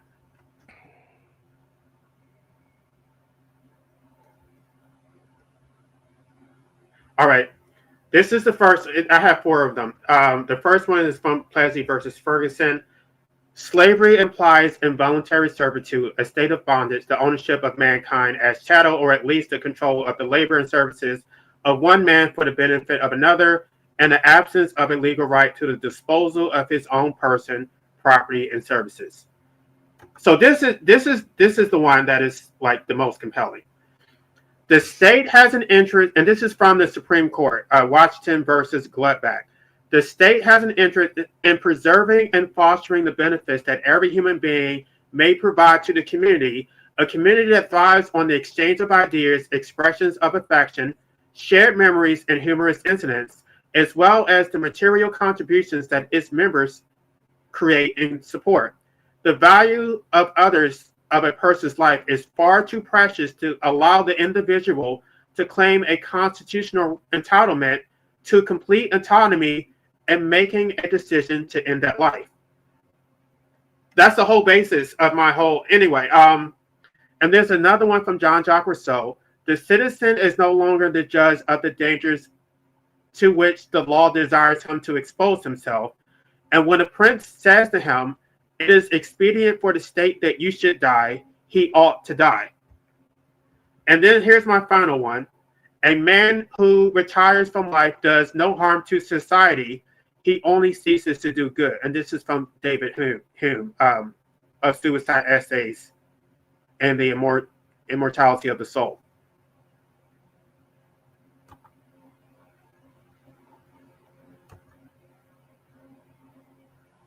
Are you still there? Yes, I'm listening. Okay, well, they were quite long quotations. I was expecting something shorter, just an opener for the chapter or something. Well, it's 4 quotes, but okay. Yeah, I had a whole section about veganism, but I took it out because I didn't really want to like distract from my main argument. So it's really condensed. This book isn't about Second veganism. book. Look at that. Right. But I did want to make clear that this is about humans. This is not about animals. Okay, Benatar. I don't think Benatar really did that. It was kind of left vague. Well, So at the start of his book, he's like, I'm going to focus on humans, even though in the footnote, he's like, my arguments applied to.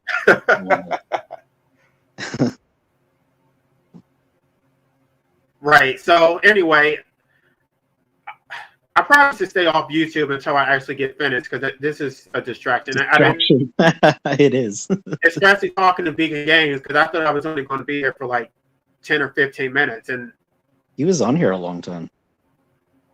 Is he a regular now? I think he wants to be a regular because he likes to debate people and people come here to debate. Well, Okay, welcome to the so community, nobody I else guess. wants to come on. If you want to come on to have a chat backstage with Brother Marcus, Life Abolitionism, and whoever else turns up, you've got about 2 minutes, honestly, and then I'm going to cut the show for the night. That will be a wrap. 2 minutes. So, are we welcoming him into the community, Nick? Are we welcoming Vegan Gains? Is that what you said? Yeah, are we welcoming him to the community of finding Gnosis? Well, he certainly makes it spicy on the, and we do need that. We need a little waking up sometimes, you know what I mean?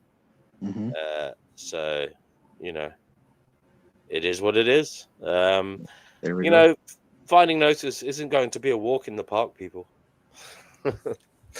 So it's almost like your channel is a debate channel. Like I don't know. It does go like that sometimes. It's not always debating. It goes through phases. Yeah. Ebbs and flows, Yeah. Peaks and troughs. Whatever the zeitgeist is on the algorithm, Life Abolitionism, It's like the YouTube version. Well, like Piers Morgan almost. Is it? Well, I tell you what, I'm amazed at some of the energy of some of you. Yeah, right. It does take it out of you. Going that long, that hard, So I don't like to debate like that, but I feel like no, I'm becoming more and more like the Taoist view, is it? With the chi energy, conserving my chi, being careful how much I give out unnecessarily, But Brother Marcus, you have to admit that you have to be careful about things that you say because you say the one thing that you're not allowed to say, it's going to live with you forever. The reason I'm skeptical of that is because think about the other area of the internet that we occupy when it comes to antinatalism. A lot of dark shit gets said in that corner, and that's not codified in law, like some offense. Right. That's true. That's the problem. Right, but even like my channel being taken out, I don't know specifically what I said because they don't actually tell you. So it's like you have to walk on eggshells and just avoid anything that might be questionable. Just be considerate of like the wording, at least. I don't know, like I thought I was very careful. I didn't explicitly talk about the S word. I don't know what I actually said. You can say whatever you want, but you just got to be careful about how you say it. That's what I say. Yeah.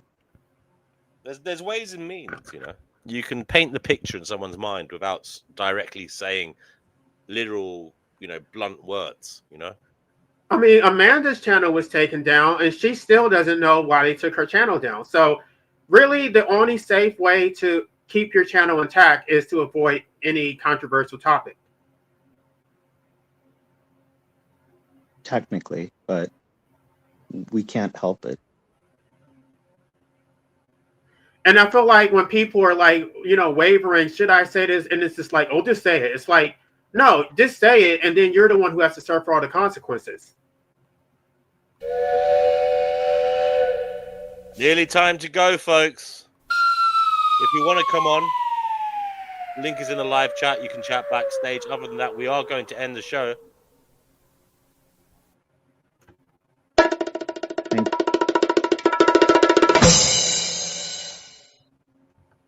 All right. Well, nobody's coming on. As I said, you've got about 30 seconds.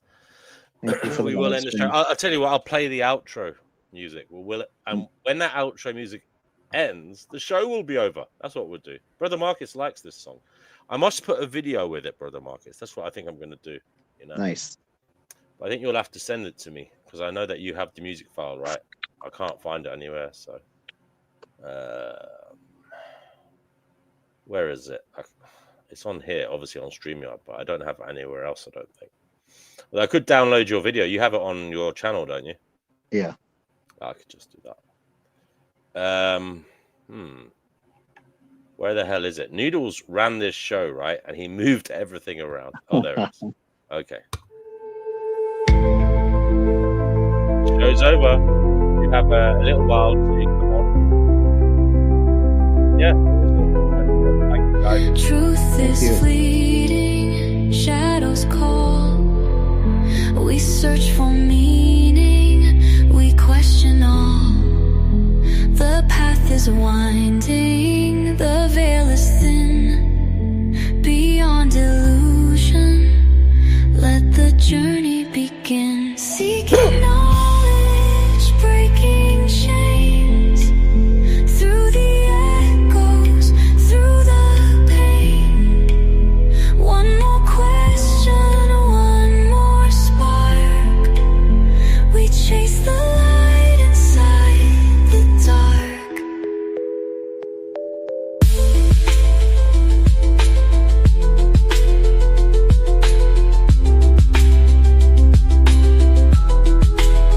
Voices whisper, thoughts collide. Truths are hidden deep inside. The world's a riddle, a shifting dream. Reality isn't what it seems. Seeking knowledge, breaking chains. Through the echoes, through the pain. One more question, one more spark. We chase the light inside the dark. Until next time, keep your mind wide. Stay curious and let wisdom guide you. Let us hope we each seek what we're meant to find. Make Gnosis bring you peace of mind.